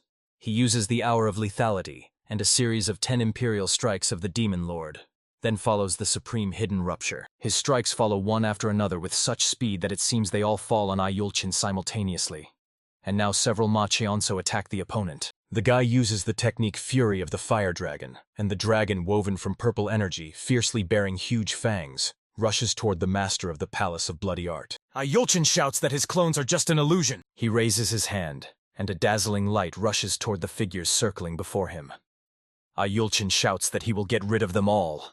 He uses the heavenly art of Shining Light, Strike of Heavenly Light. Ma Cheonso dodges numerous refracted beams of his energy, but the master of the Palace of Bloody Art only increases the pressure. The dragon, whose body is sliced by beams of his energy, lets out a wild roar and rushes at him. Blood gushes from Yulchin's mouth open in a scream. The huge body of the dragon, writhing, strangles his warriors in its coils. The formation created by the young leader covers the area like a grid made of numerous spiked elements. The young leader of the Slaughter Palace and the priestess watch the events standing on a wooden platform. Gu Yanren laughs. "This is simply incredible. He is incredible." The woman standing behind him whispers in amazement, "Sphere of the Supreme Demon." Her eyes widen. The master of the Slaughter Palace says, "No." Gu Yanren explains. At the moment the young leader absorbed the formation of the Supreme Darkness Demon, he became a perverted demon. He has the sphere of the perverted demon. Gu Yanren, giggling, tells Yu Sohei that everything ended before she cancelled the kill order. It seems she has almost no hope left. The priestess replies, "Apparently so." Ma Cheonso approaches Ya Yulchin. Residual traces of purple-black energy are visible on the bodies of the warriors lying around. Ya Yulchin barely opens one eye, his body trembling slightly. Only burnt pants remain on his clothes. Coughing, he asks, "What is the young leader doing?" Ma Cheonso, squatting beside him, applies his power precisely to his body. The guy replies that he is stopping the bleeding, and now he should shut up and not move if he doesn't want to die. The master of the Bloody Art Palace asks, "Why leave him alive?" Ma Cheonso says he is the father of Ya Yultak. Ya Yulchin replies, "What a pathetic reason." The guy says, "It's not a pathetic reason.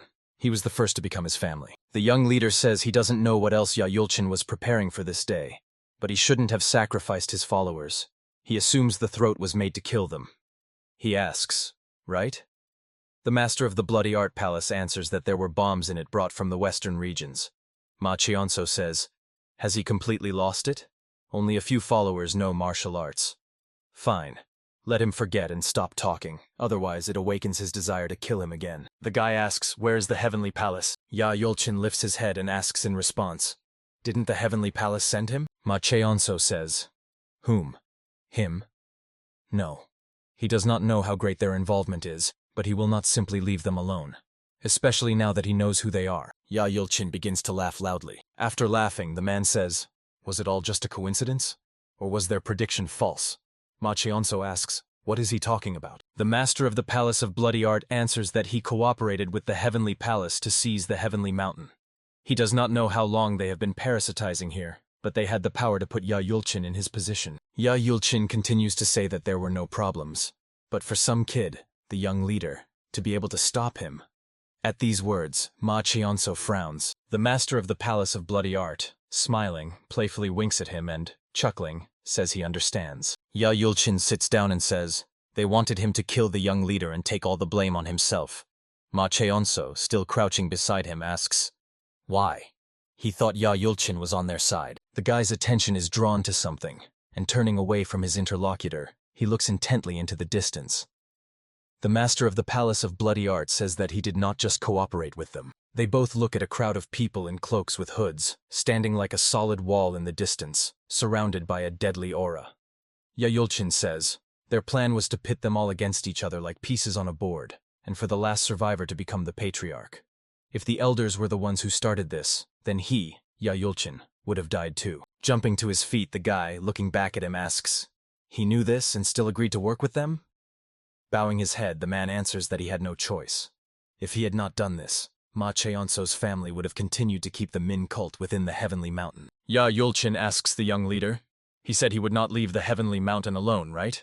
Then he must kill the third elder Banya, the one called the Holy Demon. The man adds that he is the emissary of the Heavenly Palace. Ma Cheonso remembers the man who searched for useful potions in the Demon Lord's library and told him about the hour of lethality. The young leader cannot believe that he turned out to be an emissary of the Heavenly Palace. A shout reaches the guy. The Lord of the Sacred Flame has given an answer. The priestess, standing on a height slightly ahead of the girls accompanying her, raises her hands and announces, a new flame has been born in the Min cult. Let them honor and love it again. People listen attentively as the priestess says to greet the supreme master of the Min cult. The guy and Yulchin, sitting on the ground, look at her attentively. The woman says that this is the young leader Ma Cheonso. The crowd cheers joyfully. Some even have tears in their eyes. A dense ring of people surrounds the square again. Hido helps Yulchin to get up. The master of the Blood Art Palace tells him that they are returning to the palace. Supported by Hido, Yulchin moves away from the guy. He says, a good-for-nothing son, but he will leave him with Ma Cheonso. The young leader asks him not to worry. The position of the master of the small Min palace belongs to Yultak. Without looking back, Yulchin says that he became a wonderful person after leaving home. The guy replies, if he changes his mind, he can come. He, without trying to look back, says, if only he. After a short pause, Yulchin says, if he realized that he would become the heir of the Demon Lord, he could have followed him. Still without looking back, he adds, but now it is too late. The loser has only one path. Then with significance he says, master of the cult. Ma Cheonso silently watches him go. A warm, understanding smile appears on the lips of the young leader. In the mansion standing on the edge of the abyss, a shout is heard. Hey, Heavenly Sour! Evil Banya kicks the old man who has fallen to the floor. He shouts that he did not come here to engage in small talk. I, Yulchin, must get rid of the young leader and pay for it. Only then can Tong Jagal become his equal. Does he understand this? Otherwise, delivering another kick to the old man, he adds, otherwise he is just a bug. A powerless bug will perish under his feet. Looking at him maliciously, Tong Jagal laughs. Is that what he wants? And he thought that it was Banya who told the young leader about the hour of lethality. The third elder bares his teeth angrily and promises that first he will cut out his tongue. Banya admits, it is his own fault for believing in someone who lost everything and crawled to Heavenly Mountain. He decisively raises his leg and says, then let him die. The old man wheezes with difficulty, if that is his fate. A commanding shout sounds in his head, emissary of the Heavenly Palace, and Banya freezes. He falls to his knees before the open window, beyond which on a distant hill the silhouette of a man is visible. He says that the humble servant of God Banya bows before the face of the messenger. Behind the envoy, a powerful vortex of radiant energy is visible. Using telepathy, he reports that the celestial sower has completed his task. He should be rewarded, not punished. Let him be returned back. I submissively bow my head. From his lips flies off, as the messenger wishes. The third elder rises to his feet. Laughing, he reaches out his hand to the old man, saying that there is a lot of dust on his clothes. He offers to go with him, and they will buy him new clothes. The old man cannot meet him looking like that. Red lights ignite in Tonjagal's eyes, but he calmly thanks Banya, adding, of course, he will meet her embrace. The wheels of his chair spin at an astonishing speed as she takes off. The squad rushes swiftly through the forest. Bisake swears, insulting the master of the palace of Zaboy. How dare he treat him like that? He thinks about his shoulders being destroyed. He does not know if he will be able to recover even after treatment. The vice captain moving beside him thinks that now the young leader will spend 2 weeks in the palace of the sacred flame. There he will learn to be a leader. Today is the last chance to show him their respect before the ascension ceremony. He asks, is it okay that they run away like that without saying a word to the young leader? Bisake is angry. Is that the only thing he cares about now? He says that the emissaries of the Min cult are dead, and it is only a matter of time before everyone finds out who drove them to madness. Bisake says they are heading to the Min palace. They need to cover their tracks. He raises his hand up, giving the order to the warriors following him to stop. Drops of sweat run down Bisake's face. The vice captain standing behind him looks shocked. A mighty silhouette of a man blocks their way. Bisake, peering into the darkness, asks, "Who is that, and why is he standing in their path?" Let him come into the light. The man whose eyes glow with the red fire of deadly energy takes a step forward. Bisake is unpleasantly surprised. His hand clenches into a fist. From the shadow of the trees into the sunlight steps the Bloodmaster. From Bisake's lips slips, "Iltashik?" But how? Bisake raises his hand with his index and middle fingers extended. The warriors behind him draw their swords. The squad surrounds the Bloodmaster, who stands completely calm, not attempting to do anything. An unfriendly smile appears on Bisake's lips as he says, even if he is a master 100 times over, he still won't be able to defeat them all, because they have all mastered the blood art. He thinks that the Bloodmaster well knows that even a master of the 5th star level only needs to inflict one internal wound on an opponent to kill. The Bloodmaster frowns and exhales angrily. Bisake senses a foreign presence. Behind him stand Han Soso, master of the poisonous palace Donbun Will, and sword demon Dan Chonghak. Bisake, looking back, exclaims, "Master of the palace of the supporting sword, master of the palace of pleasures, master of the palace of poison, why are they still alive?" The Bloodmaster calls out to him. In the eyes of Iltashik appear fiery flashes when he speaks. The day he first met him in the village by the tears stream. He remembers the emaciated, poorly dressed young man who fell to his knees before him. He said his sister was sick. She hadn't eaten anything for several days. If it continued like this, he asked to kill both him and his sister. Ultesik then pitied him, the one who stole food from the Demon Lord's squad for his sister. In the pouring rain, he went with him to a shabby hut. Crossing the threshold of the hut, they both freeze. He still remembers the fragile hand, limp, hanging from a small elevation on which the girl lay. The young man rushed to his sister and pressed her limp body to his chest. He said he wanted to be with his sister and asked to be killed. Bisake shouts, "He saved him, yes. That is the problem. Every day after his sister's death was hell for him." Looking at Iltashik with mad eyes, Bisake says, "He did not let him follow her and forced him to live a life worse than death." He asks, does he know where his pity led him? He shouts angrily that he was treated like trash, but he trained every day, waiting to take revenge on such a hypocritical saint. The Bloody Master says, "Let him shut up. He does not want to know." Iltashik clenches his hand into a fist, and a deadly aura envelops him. He admits that he pitied Bisake, as he was in a pitiful situation, but he crossed the line. The Bloody Master raises his hand to strike. His aura blazes like fire. He says to Bisake, if his family was so dear to him, then he should have known better than to touch someone else's family. Iltashik strikes with a fist. Bisake tries to cover himself with a sword, but the attempt to defend is largely ineffective. A bloody cough bursts from Bisake's mouth. The warriors are frightened. From a single blow?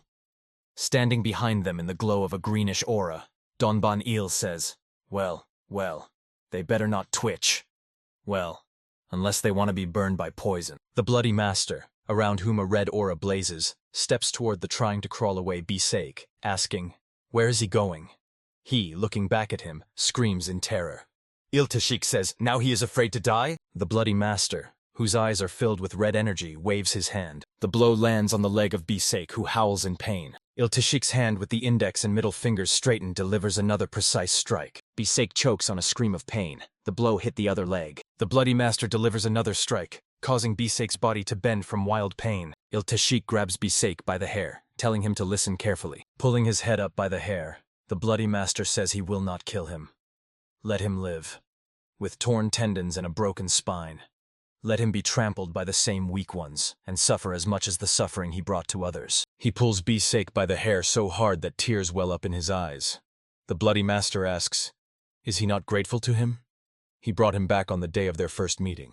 Bisake begs to just be killed. Iltashik says that he was right. He should not have pitied him. It was not the death of his sister that made him angry, nor the state he found himself in. He simply needed an excuse to demonstrate power, so let him be happy. Fiercely flashing his eyes, the Bloody Master says that Il Teshik, who saved him from a miserable existence, is dead. Now Bisek is free. He lets go of Bisek's hair, and he falls face down to the ground.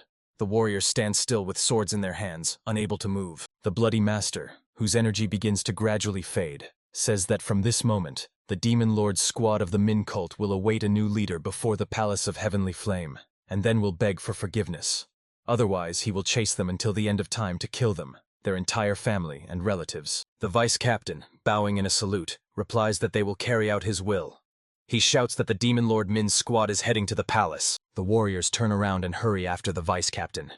Bisek, lifting himself on his hands, shouts after them, "Wait!" The Bloody Master and other masters also intend to leave. Bisek desperately begs them not to go. From behind the Bloody Master flies his scream and request to just kill him. But he does not even look back. Min Cult, Moon Peak, Palace of Heavenly Flame. Machonso looks on in surprise. Then the words slip from his lips. It's standing before a huge statue with its head thrown back. The young man says, "Heavenly Demon?" The priestess explains. He was the son of the god of sacred flame and the first savior. She says that the young leader already has 2 of the 5 sacred artifacts, right? Each sacred artifact possesses devastating power. The woman admits that she knows where 2 of the 3 remaining artifacts are. Machionso looks at her somewhat puzzled. He is surrounded by a purple aura as he asks, "She isn't plotting anything, is she? He didn't come here to find out the location of the 5 sacred artifacts." The priestess covers her eyes and sighs. Looking up at him, Yu Soha says, she sees that he doesn't trust her. Ma Cheonso, somewhat calmed, replies, "Does he have a choice? Doesn't she work with the Heavenly Palace?" The woman lowers her eyes and smiling answers, "Correct. That was the case. To be more precise, she had to." Ma Cheonso asks, "Does she know why the royal family calls them the demonic cult? Because they do not follow the laws of the Ming dynasty under the aegis of religion?" The priestess says, "The laws of the Ming dynasty," he says. Then, it turns out, the orthodox and unorthodox cults follow their laws. What about the others? In the western regions are the Black Yan division and the Timur Empire, which preach Islam. And there is also Tibet and the Potala Palace. Are these all also demonic cults? Ma Cheonso asks, what does she want to say by this? The woman answers that he must become the roots of the Ming cult to find out the reason why they are called demons. She adds, only then will he be able to comprehend what was once left to her. The young man is surprised. What was left? The purple aura flares around him again as he says that right now, it is more important for him to know what she did to his family. The young man looks surprised when he hears in response, "They are all alive." The woman tells that the demon of the sword and the demon of poison escaped from Beauty Peak. The white flower of the snake also left her refuge, and the master of blood art managed to leave the Ming palace. I, Yultak, and Zhong Siemin destroyed the prison on Lake Huagu and escaped. Ma Cheonso wonders, and the heavenly palace allowed them? He doesn't even know what to do. To rejoice or still doubt her words. The woman tells him that he can trust her. Smiling, the priestess adds that they may have already returned to their palaces. Or did he ask her a question just not to believe her answer? The guy agrees. Fair enough. Okay, he trusts her. Ma Chonso says, next question. Who is the master of the heavenly palace? He becomes all ears. The priestess, imagining a man whose face is completely covered by a mask, answers that he is an immortal being. He is the one who for many years colored the Min cult in black tones, drawing darkness from the depths of the heavenly mountain. He is the master of the heavenly palace. She explains that the master of the heavenly palace changes his guise. He has lived for hundreds of years. No one remembers what he looks like now. But more importantly, if he desires something, no one can resist his influence, even if it will be. The moon illuminates a narrow rocky ledge where a man stands facing it. Behind him kneel the Bloodmaster, Han Soso, the Sword Devil, the Poison Devil, and Zhong Simin. Il Tashik says that by his order he dealt with Bisek. The man, whose long hair blows in the wind without looking back, replies that the fruit of ambition will never feed him enough. Someone will definitely eat him and destroy everything.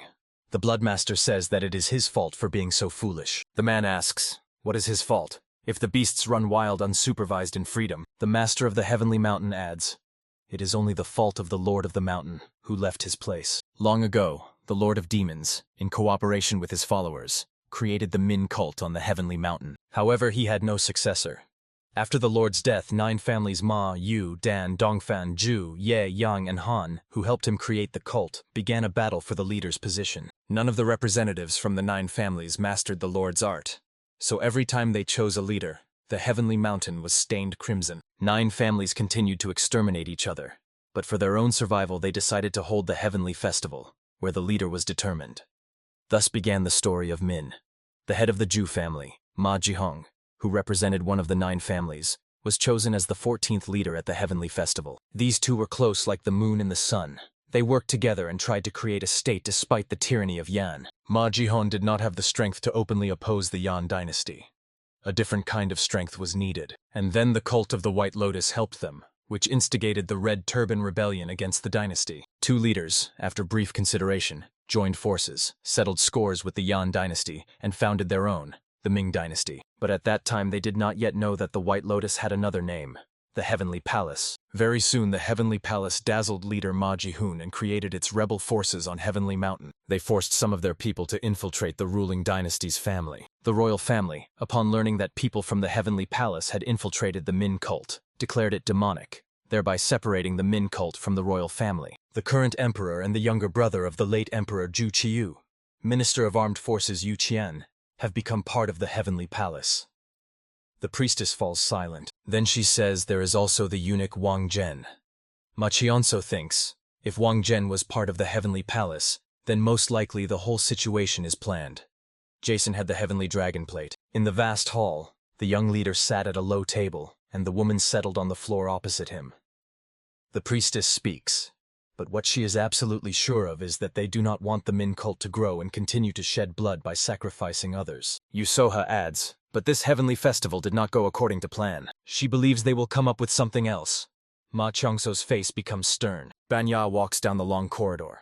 Tonjagal crawls after him. The old man pants but stubbornly continues moving forward. He crawls to the feet of the 3rd elder. Banya falls to his knees and, stating his name, requests an audience with the master. The old man crawls closer to him.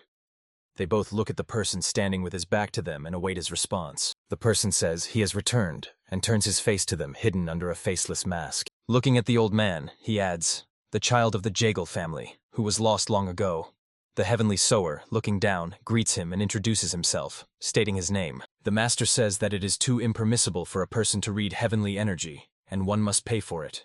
The reason for all his misfortunes in life lies precisely in this. The old man replies, understood. Red sparks flare in Tonjagal's eyes as he thinks that the master knows everything about his past.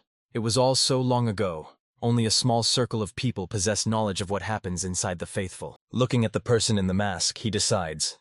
This means that either he has the ability to look into such depths. The old man's eyes fill with lilac energy, against which his pupils turn into 2 tiny yellow sparks. He continues to ponder. Or that one is behind everything that happened to Mundan Jegal. Meanwhile, the master continues to speak, looking down at the old man.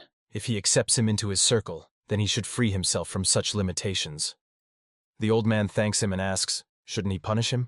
His plan to kill the young leader failed, and the heavenly festival. The master extends his hand to him, surrounded by a shining aura, saying, if he wanted to punish him, would he have called him here? His energy surrounds the old man with a cloud, and, obeying the wave of the hand, lifts him off the floor. The master says that the goal of the heavenly palace is to make others pay for sins. And it does not matter who will pay, as long as they are worthy of this payment. He slightly lowers Tonjagal, and his feet touch the floor. The old man asks, pay for sins? Worthy of such payment? What will the payment be? In response, it sounds, suicide. 4 figurines lie on the board. The master says that the followers needed to understand each other and wash away sins with blood. Only then will they be granted forgiveness. Continuing to hold his palm over the old man, the master says, in all universes there are laws that do not change for centuries. When peaceful existence drags on, a grand catastrophe occurs. And after the catastrophe, another peace comes. Saving countless lives by making a sacrifice. This is all a great delusion. Behind the master, a bloody red aura flares up. Tonjagal says, so all that blood spilled in the Min cult and the killing of followers at the heavenly festival, all of this was... He raises his gaze to the man in the mask and asks, why is he telling him all this? The master answers, the faithful, the unfaithful, the demon cult, and all the rest. And there is also the royal family. The balance they maintained was broken, and therefore the era of chaos will soon come. Jagal asks, is he asking him to prevent the war? In response, it sounds quite the opposite. Let him lead the followers to a bloodbath and paint the heavenly mountain crimson. Let him create an unending battlefield, killing and killing again. That is exactly why they accept him into their circle. In Jagal's mind flashes, these people, Heavenly Palace, demonic cult and heretics. The master of the Heavenly Palace desires the coming of the end.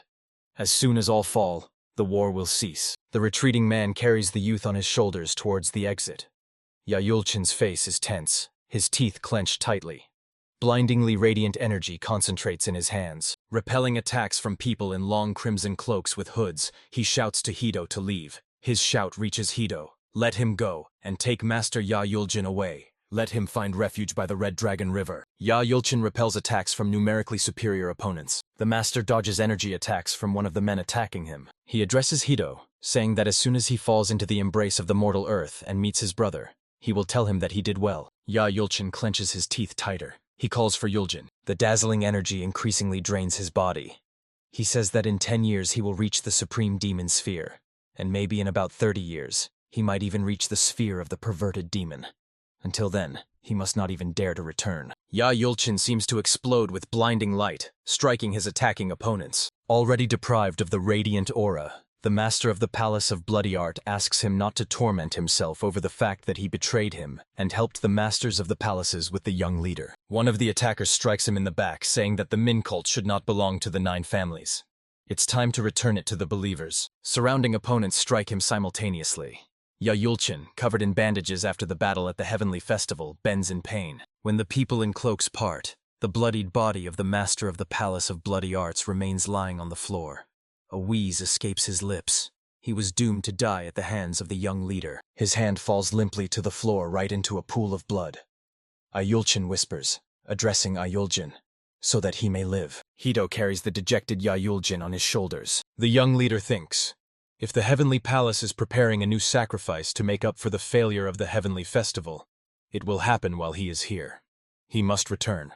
He managed to prepare before coming here, but it is not enough.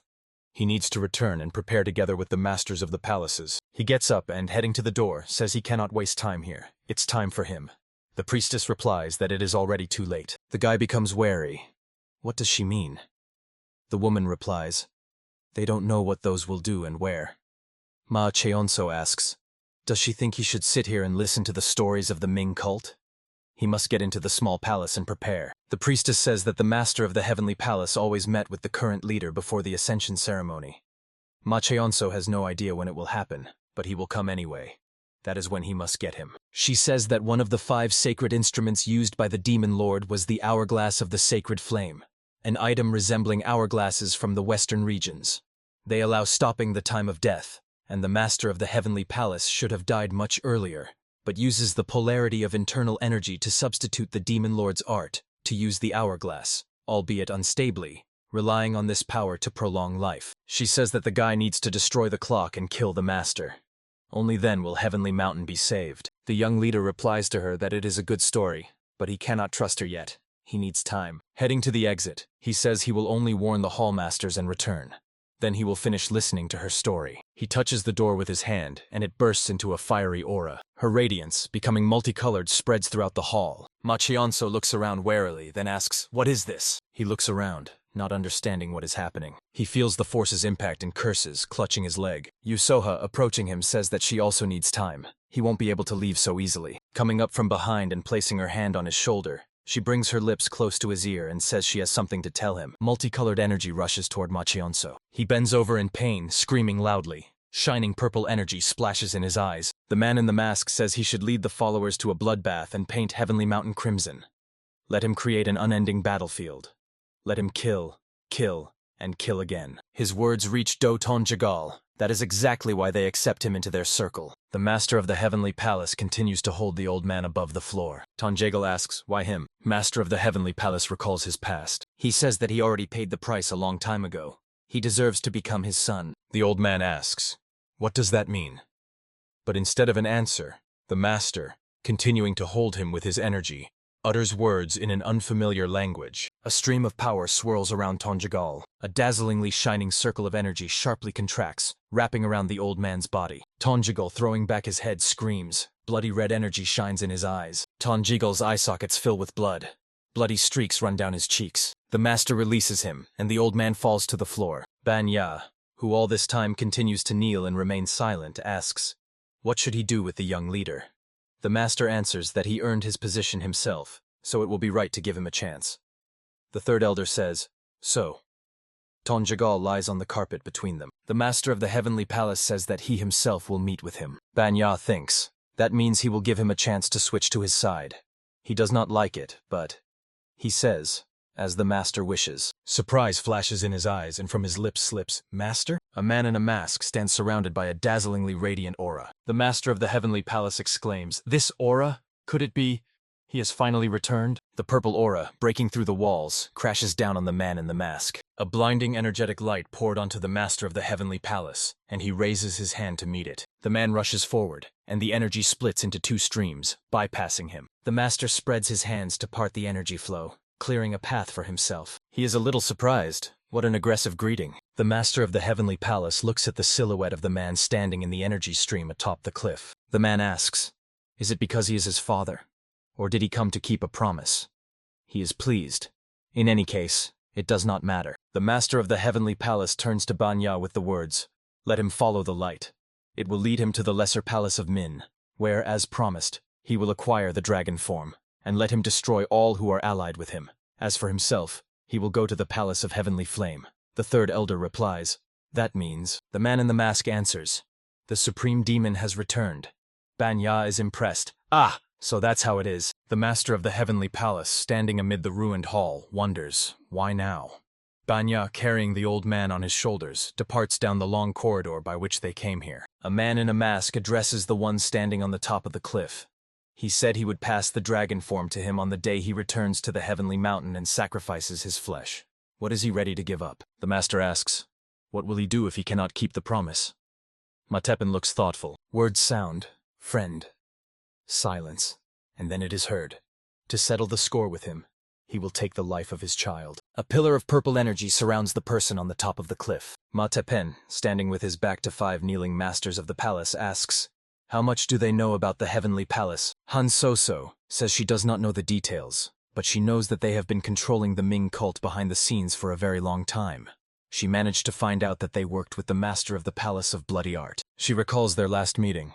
Ma Tepen steps toward her with the words, it has been a long time since he saw the master of the Palace of Pleasures, and now let her listen to his order. He tells her that the other masters of the palaces are in danger. The sword demon, Dan Cheonhak, and the master of the palace.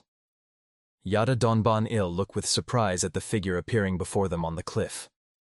Leader? A young warrior approaches the bloody master sitting behind bars with the words, the cult leader sent this to him. Han Soso, bowing her head, reflects. If the cult leader had not returned with Ya Yuljin disguised as a messenger, chaos would have awaited them. They fell into the trap of the heavenly palace. Ma Tepen, standing on the edge of the cliff, back to the masters, says that the people of the palace have inhabited the heavenly mountain for centuries, like spiders. Kan Soso asks, and he knew it? Ma Tepen glances at her over his shoulder and says, he found out before becoming the leader. Kan Soso, flaring up, exclaims, then why? She is stopped by the cold words of the leader, spoken without any emotion. The master of the Palace of Pleasures. Purple energy surrounds the man as he forcefully says that it is not difficult for him to name the reason. But if that happens, he will have to kill them to keep this secret. His aura touches the kneeling masters of the palaces. The purple energy fades. Ma Tepen says, keep it up. Their help will still be needed. He says that the heavenly palace is very powerful, but always hides behind someone. Like light and darkness. The heavenly palace can be a reliable friend, but one wrong step, and it returns to the sources of an ominous omen. Ma Tepen, looking somewhere upwards, says, that is all he can say for now. He adds that the Heavenly Palace wants to arrange a bloody massacre on Heavenly Mountain. He tells the masters of the palaces, to stop it, they need to sacrifice the young leader and the small palace Min. Amazement appears on the faces of the master.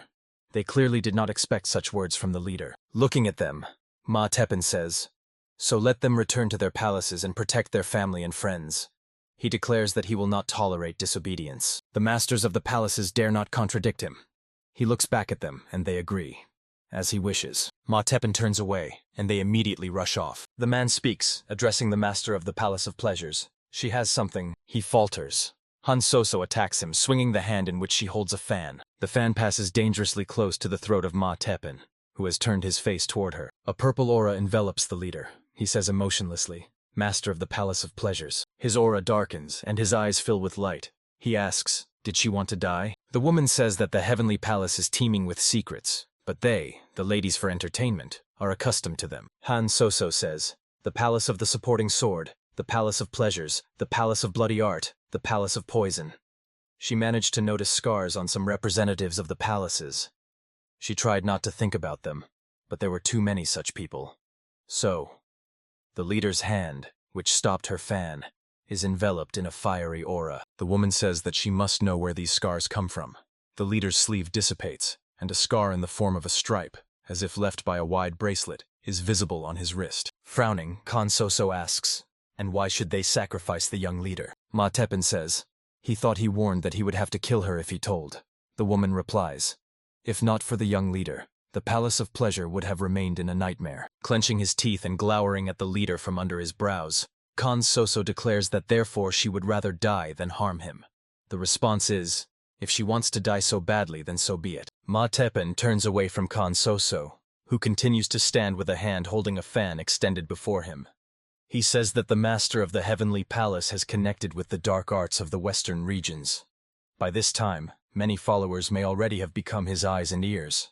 At one moment they can be loyal followers, but if he wishes, they will become warriors of the heavenly palace. Looking at the scar on his hand, the woman says, "So he also—" Ma Teppan, raising his hand and clenching it into a fist, replies, "No. This mark signifies a pact and bears the seal of prohibition." He recounts that the master of the heavenly palace came to him before the ascension ceremony and ordered him to spill someone's blood. Of course he refused. They fought for 4 days and 4 nights. After inheriting the heavenly art of the Black Northern Sea from his grandfather, he was unmatched in battle. When he climbed to the top of the Ming cult, all he felt was emptiness. He needed someone as strong as he was, and the master of the heavenly palace could become that person. Eventually, they stopped fighting and started drinking together. Ma Teppan admits that on his part it was too arrogant and wrong to act that way. Only after a very long time, when he stopped suspecting him and began to rely on him as a good friend, did he realize that a whole life for someone was just a brief moment for him. Khan Soso asks, "What is he?" Ma Teppan says that wishing to preserve his life, he changed bodies for hundreds of years. He is older than the mountains themselves. When his strength began to wane due to time and constant body changes, he came to him to learn the heavenly art of the Black Northern Sea, which can absorb internal energy to achieve reverse circulation. Having devoted a lot of time to research, he finally managed to find a suitable body for himself, the dragon form. After Ma Teppan learned the whole truth, he hid the dragon form to stop him, but in return offered a deal. On the day of his return, he will return the dragon form and paint the heavenly mountain crimson. Showing Han Soso his hand, he says that the scar symbolizes that promise and prohibition. The master of the Palace of Pleasures shouts angrily. So that's why he is ready to sacrifice the small palace of Min and the young leader. How can he act like that? After all, he is the leader of the cult. Ma Teppan replies, "If he gives him the dragon form, then the master of the heavenly palace will become an immortal monster. He only wanted to save the lives of the followers. That is why he asked not to ask questions." He sharply turns and throws his hand forward, sending a stream of purple energy at the woman. Ma Teppan says that she knows too much. His energy crashes onto the woman, who is shielding herself with a fan. Like a lasso, a thin energy stream wraps around her legs. The leader intensifies the energy pressure. His hand grabs Han Soso by the throat. Ma Teppan, squeezing her neck, lifts her off the ground. Tears roll from her eyes. She realizes that her energy is being absorbed. From her lips escapes, "Ah, no, young leader." From her weakened hand, a fan falls to the ground. Ma Teppan continues to squeeze her throat. The man's face is completely expressionless. He looks straight into the face of his victim. Dan Chonghak grips a sword in his hands, standing in the gym. Drops of sweat run down his bare torso. A thought beats in his head. To stop the heavenly palace. Master of the Jade Palace, sitting on the couch, is also absorbed in thought. They must sacrifice. Chong Semin lies on the bed, arms spread, thinking about the small palace Min and the young leader. A squad of warriors lined up before the small palace Min. They are all dressed in blue long cloaks with hoods. On their faces are metal masks depicting the devil's visage, with small horns and sharp fangs. Their eyes blaze with red lights, and a bluish aura emanates from their figures. The gates open and a voice is heard. Well, hello there. Looking unfavorably at the visitors, the courtier of the small palace Min, Yahello, asks, "Have they already eaten?" The squad leader says, "Attention everyone.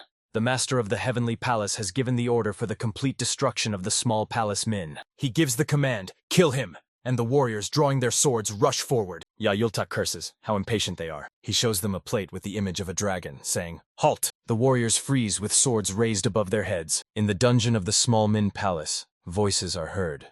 Yahello grumbles. Ugh, he worked like a dog for so long for this young leader.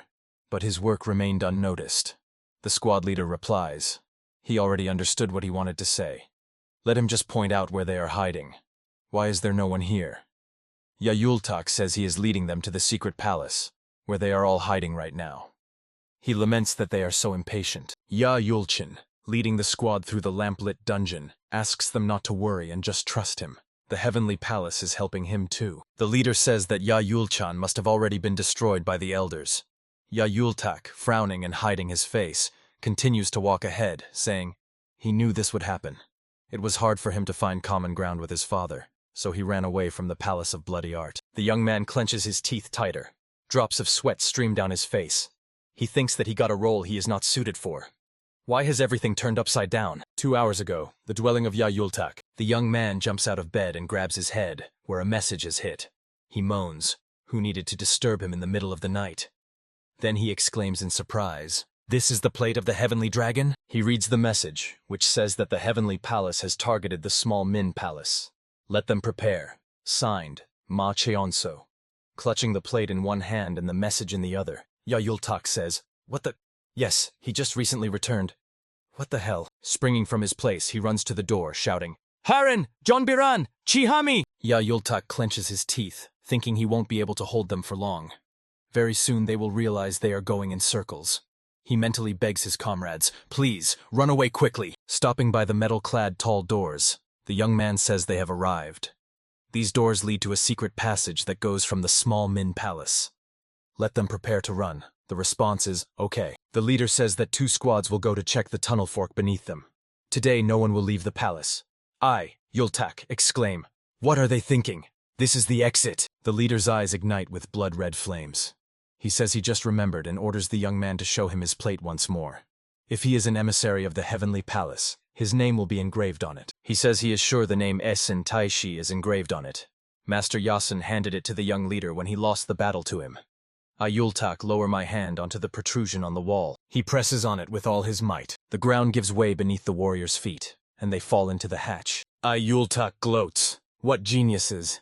Esen Taishi, unbelievable. The young man mentally curses. He could have died if he hadn't known about the trap that this old man devised, but immediately a puzzled and frightened expression appears on his face. The sound of footsteps is heard, and he is attacked by warriors in demon masks surrounded by a blue aura. Yahello is clearly scared. Curses slip from his lips. Chon Biran decisively leads a small squad escorting Haran and Chihami.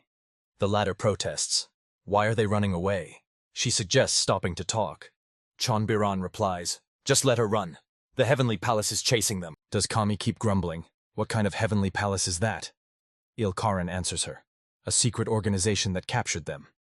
John Biran calls to them and orders the 2 of them to leave. Does Kami wonder why is this? A squad of armed men rushes towards them. Chon Biran, glancing back at the girls, says he won't be able to hold them off for long. He asks the girls to hurry. Warriors in demon masks rapidly approach. The leader shouts, "Kill them all!" 2 squads clash. The clang of swords and shouts are heard. Ilharan pushes the resisting Chihami from behind, who shouts indignantly, "What is happening? Why are they doing this to us?" The girl replies that she doesn't know either and asks her to just run faster. Ilharan crashes into the back of the suddenly stopped Chihami, who asks, "Where to?" Armed warriors in masks block their way. They seem to be everywhere. Dark figures are even seen in the trees. The girls freeze in fear. Chihami grits her teeth, saying fighting doesn't suit her at all. But she will fight because she doesn't want to die like her father. The girl draws her blades. Her figure is enveloped in a light mist of a shining aura. She orders Ilharan not to come out from behind her back. The squad leader, walking ahead of his warriors, thrusts his sword forward, stepping on Yahello. He laughs. What a fool. Did he really think they would fall for his cheap tricks? He says that the palace master's command was the complete destruction of the small Min palace. The heavenly palace has taken control of all the nearby surroundings, and that means a pursuit has been sent after the fugitives. Sweat pours down the young man's face like rain. He mentally repeats the same curse. Yahello turns around and runs away. The leader gives the order to catch him, and the warriors rush after him. The young man's hand presses on the stone. He wonders, and why did he volunteer to take the blow himself? Arrows fly out from the walls directly at the warriors pursuing him. Cries are heard. Yahello thinks, these 12 halls and everything related to them have surrendered to him altogether. He remembers how the boy sifts through the leaves of the flowers standing in the vase, saying, "What thin, soft, and curved leaves. This is probably an eastern orchid. What a pleasant aroma." Ma Cheonso stands, pressing his hand to his chest, and says that justice is above benefit. He promises that he will not betray him. The young leader says, this battle will end on him and Yahello. They have much to do to change the Min cult, so he asks to be taken care of until then. Yahello, rushing down the corridor, thinks that something is probably wrong with him. Everything is probably because he was so close to this madman. Eyes beneath the mask blaze with bright, energetic fire. The leader says, does Yahello really think they will let him die so easily after his tricks? The young man continues to run. A shout reaches him. He also lost his mind because of close contact with the young leader. Yahello stops and looks back. The features of his face are distorted by an evil grimace. A light reddish haze of energy arises around him. He rushes at the sword-wielding warriors with a cry. Let them not dare insult the young leader. Let them get out of the small Min palace. The young man thinks that obviously something is wrong with him too. One of the warriors swings his sword and shouts, die! Yahello leans back, dodging the blow. In his head flashes. He is the master of the first of the 12 halls of the small palace of Min. Bloody splashes stain the dungeon walls. The man standing on the cliff looks at the buildings in the valley. From Ma Teppen's lips slips, so that's where he is. Behind him stands the third elder. He says they haven't seen the Lord for a long time. Smiling, Banya says, he came to get what was promised to him. Without looking back at him, Ma Teppen says, did he promise something? He doesn't recall anything like that. Banya laughs, saying, well, don't behave like that. Did he come empty-handed? One should not forget what consequences await him. The leader says, well, if he needs to get something, he will get it. But it's not up to him to decide. The form belongs to him, so let him get lost. He will hand it over when the time comes. Banya replies, he knows perfectly well that he cannot act like that. The master will not tolerate it. Let him not do foolish things. The promise given to him is a very serious matter. He cannot just brush it off. Ma Teppen, flashing his eyes angrily, in which purple sparks flared, interrupts him, asking, where did a simple third elder get the courage to lecture him? Banya asks him to reconsider his decision. If he behaves like that, he will not wash away the indignation of all those gathered even after death. Ma Teppen replies indifferently. He apparently made a mistake. These people left him long ago, so he shouldn't worry about them either. Let him act as he wants. The leader says threateningly, but Banya will not be able to pass, because he said so. Banya, hiccuping, asks, does he really think he will just back down like that? He says he will definitely make him pay the price for the broken promise. Behind the third elder stands a multitude of warriors in demonic masks. Ban cuts his palm with a small dagger. He, splattering blood, raises his fist above his head and shouts that from this moment he will address the Lord himself. With a hand raised to the heavens, from which blue energy radiates, Banya stands surrounded by a dark aura. He speaks. Let them listen to him. Their night will be long and divine, and his night will be dark and tormenting. Let everyone know that at the end of this night only they will survive. Banya solemnly declares that he permits the blood cleansing. The eyes of the warriors hiding their faces under masks ignite with red flames. Blue energy envelops their bodies. A scream bursts from their lips. From Ma Teppen emanates dazzlingly bright energy. He contemptuously utters, fools. Let them tell him that he will pay with the life of the young leader. And Banya will pay the price for disobedience. A slight smile slides across his lips as he says, and something else. Ma Teppen says, he gave him the small palace of Min, as promised. But obviously he was absent for too long. Yahello stands staring at the opponent. A voice is heard. Head. Barely does he manage to dodge when the bloody master, smashing the wall with his fist, bursts into the corridor saying, it seems these are no longer his subordinates. Tears of joy well up in the young man's eyes as he sees the master of the third of the 12 halls of the small palace of Min crushing enemies. Striking blows, the bloody master, surrounded by a fiery aura, says that the young man has a very weak lower body. He will add this to his training list. Joy on the face of Yahello fades. Sitting on the floor near the hole in the stone wall, the young man, clutching a dagger in his hand, screams in fear. Why is he here? He should be saving his daughter now. The Bloody Master, continuing to crush his opponents, replies, "Does he really think he is here because he missed his terrifying face? Let him not worry. There are those to protect them." Chikami and Yilkaran look at what is happening in surprise. The split mask flies off to the side along with splashes of blood. The sword demon and his daughter desperately fight against their numerically superior opponents. Dan Chonghak, covering Dan Yehua's back, says, "She was so stubborn, not wanting to get married. What suddenly caused such a change?" The girl replies that she is now venting all her anger. Let him not talk to her. She is ashamed. The father says, "Well, all right." Dan Chonghak, master of the 5th of the 12 halls of the small palace of Ming, shouts, "Sword Mountain! First level destruction!" Father and daughter rush forward, holding swords before them. Chon Semin, the supreme demon of the money chase, master of the 8th of the 12 halls of the small palace of Min, stands before the squad of Chon Biran, shielding them with his body, looking ahead and asking, "How are they? Is the forbidden squad all right?" He tells them to watch the flow of internal energy. He will take care of the rest himself. Chon Biran, blood streaming from his temple, looking at him with round eyes, says, he does not think anyone else is left. The glade before them is strewn with the bodies of warriors in demonic masks. Don Banwil, master of the 6th of the 12 halls of the small palace of Min, stands at the center of the squad, the lower part of the warriors' faces hidden by masks. Green fog surrounds them. The old man orders the Steel Venom squad to deal with the others. Banya says, the one who saved their lives and all this time interfered in their affairs. Looking at him unfavorably, Ma Tepen, surrounded by a purple aura, says, "Was it him?" Donban Yil, shrouded in a green aura, moves forward, followed by John Salmon. The head of the trading house, without turning his head, strikes with a palm surrounded by a shining aura at the warrior in the mask. He asks the master of the Jade Palace, wasn't it he who said that everything would go differently than the leader planned? Why are they here? Donban Yil, dealing with opponents, replies, is he asking because he really doesn't know?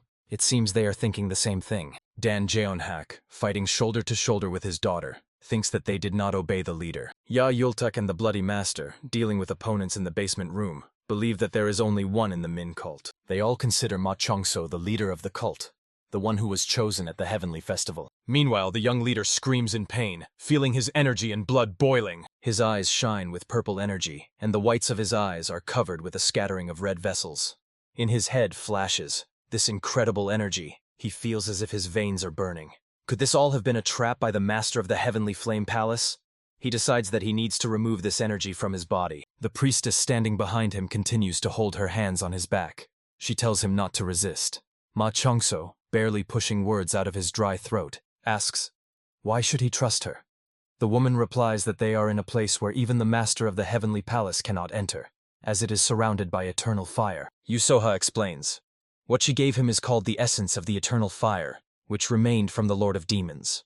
It is one of the 5 sacred tools, the spirit of the heavenly flame. Ma Chongso exclaims, they are in a place that itself is the spirit of the heavenly flame. That is why he feels such incredible energy. The priestess says he needs to stop resisting and accept the spirit of the heavenly flame. She asks him to deal with the forces of the heavenly palace and save these lands. Clenching his teeth tighter, the young leader replies, all right, regardless of the reasons for her actions. Multicolored energy fills the entire huge hall. It seems that nothing else exists around except it. Ma Cheonso says he is ready to absorb what she gave him. Determination is written on Ma Cheonso's face. It is clear that this absorption is not easy for him. His body is shaken by a slight tremor. He feels as if liquid fire is flowing through his veins. Ma Chonso thinks that the spirit of the heavenly flame has reached the upper point of the dantian. Fire seems to explode inside him, bursting out as bright light from his eyes, and he screams. The multicolored energy filling the hall is absorbed by his body and disappears. Staggering, Ma Chonso exhales wearily. It slips from his lips. This. He thinks his mind has cleared, as if he plunged into a tub of cold water.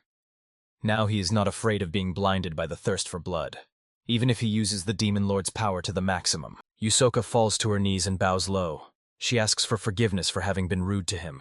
She was simply sure that he would meet with the master of the Heavenly Palace before reaching the small palace of Min. Heading to the door, he says now is not the time for this. They immediately move to the small palace of Min.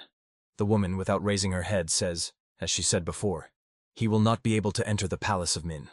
He will meet the master of the heavenly palace before he gets there. Straightening her back but remaining on her knees, the woman says that therefore she would like to give him advice. Ma Chonso opens the door and freezes in the doorway. The voice of the master of the heavenly palace reaches him, saying that he did an excellent job completing the entire journey. A fair-haired man approaches him, surrounded by a dazzling aura that outshines everything around. Ma Cheonso says, he heard that he would come, but did not think he would come alone.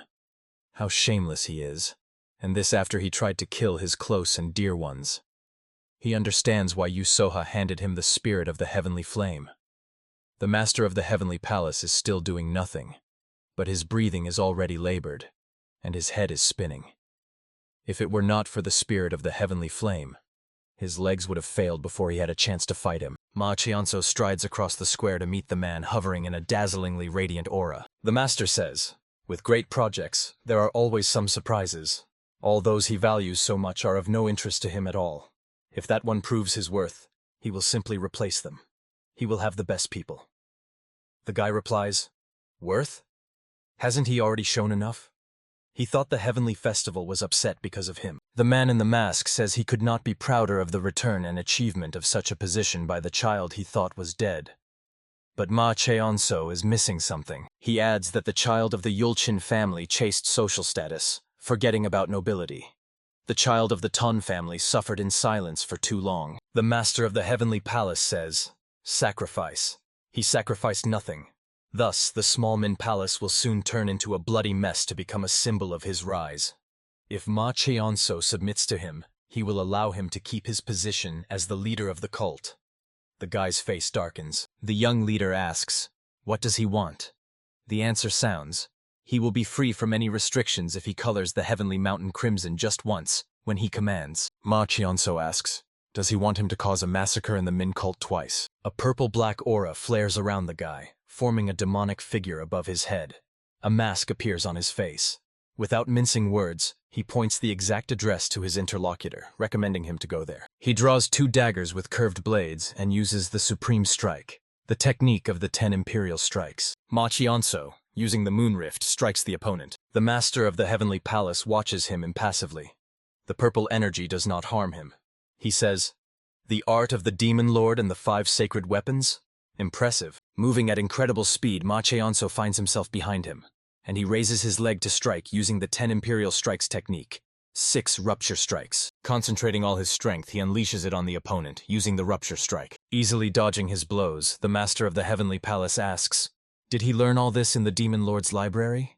This is definitely demon art, but he can also see echoes of attacks. The man blocks Ma Cheonso's kick with his hand. With one movement, he throws the guy far back, and he falls to the ground forcefully. Ma Cheonso lies in the crater formed by the impact of his body. He thinks about how he was thrown back by the recoil even before he could use the hour of lethality, and he didn't even feel a slight movement from him. The master of the heavenly palace, approaching the guy, says it's useless. He cannot win. Ma Cheonso places daggers emitting streams of purple energy in front of him. He says he hasn't even started yet. Soaring into the air, he uses the 10 Imperial Strikes technique, the art of the supreme weapon, the weapon of heavenly destruction. The master of the heavenly palace, bending his arm at the elbow, raises his hand with his index and middle fingers extended. The energy emanating from them takes the form of a blade. He says he thought the guy was smart, but apparently there's no intelligence here at all. He directs the energy blade at the opponent. Ma Cheonso uses the same move, and 2 such blades appear in his hands. He applies the 10 Imperial Strikes technique, Supreme Strike. He uses the World Annihilation technique against the enemy, unleashing simply incredible power on him. The surface of the square is destroyed where the man stands, but he himself remains unharmed. The master of the heavenly palace says, when he just returned, he thought the guy could surprise, but still something was missing. Ma Cheonso clenches his teeth tighter. Drops of sweat stream down his face. He uses the hour of lethality, charge of the heavenly flame of the Demon Lord. The man in the mask rushes past the guy, delivering a tangible blow, although it seems he didn't even move his hand. He speaks, but now Ma Cheonso is here, and he has aimed his weapon at him. A blow to the back forces the young leader to drop his weapon. Energy light pierces his body, bursting out of the chest cavity. A pillar of energy literally pins the guy to the ground, raising clouds of dust. Master of the heavenly palace, hovering above the square in a dazzling glow of energy, asks, how can he not be amazed? Ma Cheonso lies in the crater, catching his breath. He says it seems strange to him. But hadn't they met? The man in the mask replies. He heard that the guy lost his memory. Apparently he forgot everything in the world. He assumes that Ma Cheonso was too scared by the clash with reality. That's just how he is. That's why he didn't single him out. He throws the truth in the face of the surprised guy. He himself came to the heavenly palace, and then foolishly tried to escape. Ma Cheonso replies that just because he lost his memory, it doesn't mean he can say whatever he wants. Why would he work with him? The man says that's not what he should be asking. The past cannot simply be erased. He chose the heavenly palace and followed that path. Extending his hand to the guy, the master says, "Now let him give an answer. Is he ready to join forces with the heavenly palace?" Ma Cheonso asks, "If he agrees, will that person save the lives of his family and friends?" The man answers, "If the guy wishes, he will allow the small Min Palace to avoid a sad fate." Ma Cheonso says, he thinks that he misunderstood him. He states that he is the leader of the Min cult. The Min cult is his family. Rising to his feet and approaching the master, the guy, enveloped in purple-black energy, says that he will not give him a single soul. He recalls a conversation with the priestess. Ma Cheonso asks, "Probability of victory?" The woman sitting on the floor answers, "About 10%. The guy repeats, 10%?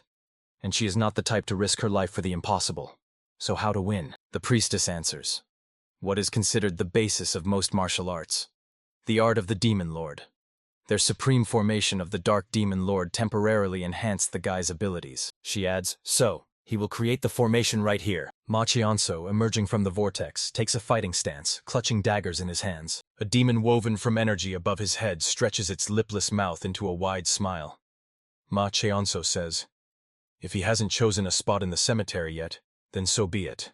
He will show kindness and bury him right here." Lightning bursts from the eyes of the young leader as he says that the price will be his life, and he would like to receive payment immediately. Darkness thickens over the square.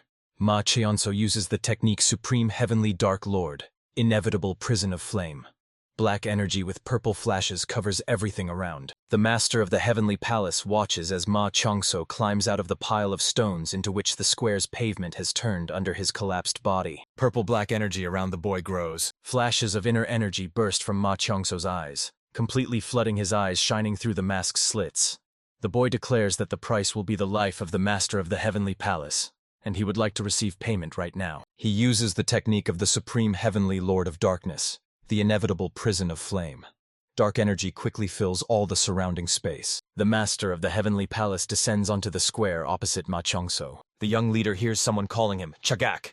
He turns back. Mo Yeonhui rushes to him, saying that he delivered the heavenly dragon plate and the message to the kitty. Then the man asks, "Is that him?" Ma Cheonso answers, "Yes. The others are fighting the small palace Min." The boy thinks that Mo Yeonhui executed the plan they devised before coming to the Palace of Heavenly Flame. He feels calmer, but immediately a blast wave throws their bodies into the air. Ma Cheonso glances at the huge breach in the wall behind him, thinking, such a powerful force capable of breaking the barrier? He realizes the opponent is on a completely different level. He thinks that, moreover, this is not even the full power of the Master of the Heavenly Palace. He sighs. How much this annoys him. Ma Cheonso uses a series of 10 strikes of the Demon Lord, and then the Supreme Strike. He uses the Moon Rift, and 2 streams of power entwining each other rush toward the opponent. A man in a mask waves his hands, spreading the streams to the sides, and they flow around him from both sides. The Master of the Heavenly Palace thinks. It seems he is still the successor of the Demon Lord, despite his incompleteness. Meanwhile, Ma Cheonso attacks him from behind. Raising his leg to strike, he says that the Master's gaze annoys him. How much longer will he look down on him? The guy performs the Wind Dragon Kick.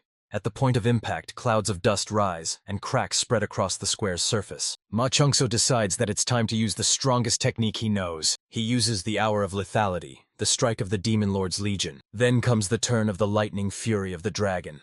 Purple-black energy forms and takes the shape of a dragon, with its gaping maw rushing toward the master. The dragon's head opens its mouth wider, intending to engulf the man. The master of the Heavenly Palace delivers a precise strike to the energy monster. An explosion sounds. Ma Cheonso is surprised. Impossible! A stream of radiant energy rushes toward the struck guy. He asks, how? How can he use the Demon Lord's 10 strikes technique? Ma Cheonso peers at his opponent, thinking, something is not right here. Behind him appears Mo Yeonhui, and calls out to him, "Gak!" Energy strikes Mo Yeonhui, and from the man's lips bursts. Ah! Ma Cheonso desperately shouts, "Hui!"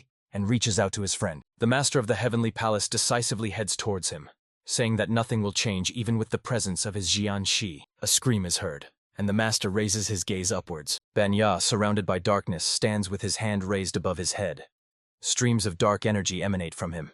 He says their night will be long and divine, and his, dark and tormenting. Let everyone know that at the end of this night only they will survive. He says he permits the blood purge, and his warriors in masks rush forward. When the leader of the demon cult, MANHWA, broke the promise given to the master of the heavenly palace, Manhwa activated the spell. It worked even on the spies whom the master of the heavenly palace sent to the court of heavenly flame. Murderous energy flared in their eyes, and they attacked the people around them. Yusoha orders the people not to leave their positions. She will deal with the spies herself. The master of the heavenly palace understands that Manhwa resorted to extreme measures. He asks, does this mean that MANHWA does not intend to give him the dragon form? Then he will have to answer for it. The man shifts his gaze to Ma Cheonso, saying, what a pity. Raising his hand, he adds that he has just lost the right to become the leader of the cult. He rushes at the guy with his hand raised for a strike and shouts, die! The master delivers a blow, but Ma Cheonso blocks it with his hands, in which he holds daggers. Coughing bursts from his mouth along with splashes of blood. The guy thinks, is dodging attacks all he can do, despite the strengthening of internal energy, or the construction of the supreme demon of darkness? He realizes that somehow the energy of the construction has weakened. He needs to finish this battle as soon as possible. Ma Cheonso's attention is drawn to the hourglass on the master's belt.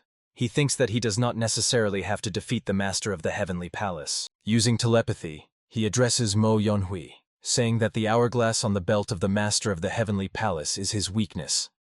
It is the hourglass of heavenly flame. If they destroy it, he will die. Mo Yonhui replies, it seems he will fall before they manage that, but there is no other way. Compared to Yang Ren and Ya Yulchin, he is on a completely different level. He promises to help the guy as before. Delivering a counterattack, Ma Cheonso asks the master, who is he to decide who becomes the leader of the cult? The man says he should ask that question to his father. He is the one who sacrificed them. Surrounded by purple-black energy, Mo Yonhui, attacking him from behind, exclaims, he underestimated him because he is just a Jianshi demon lord? The man in the mask, looking back at him, casually waves his hand and, calling him a pathetic creature, orders him not to interfere. The master swings his fist-clenched hand and strikes him. He is stopped by a voice behind him.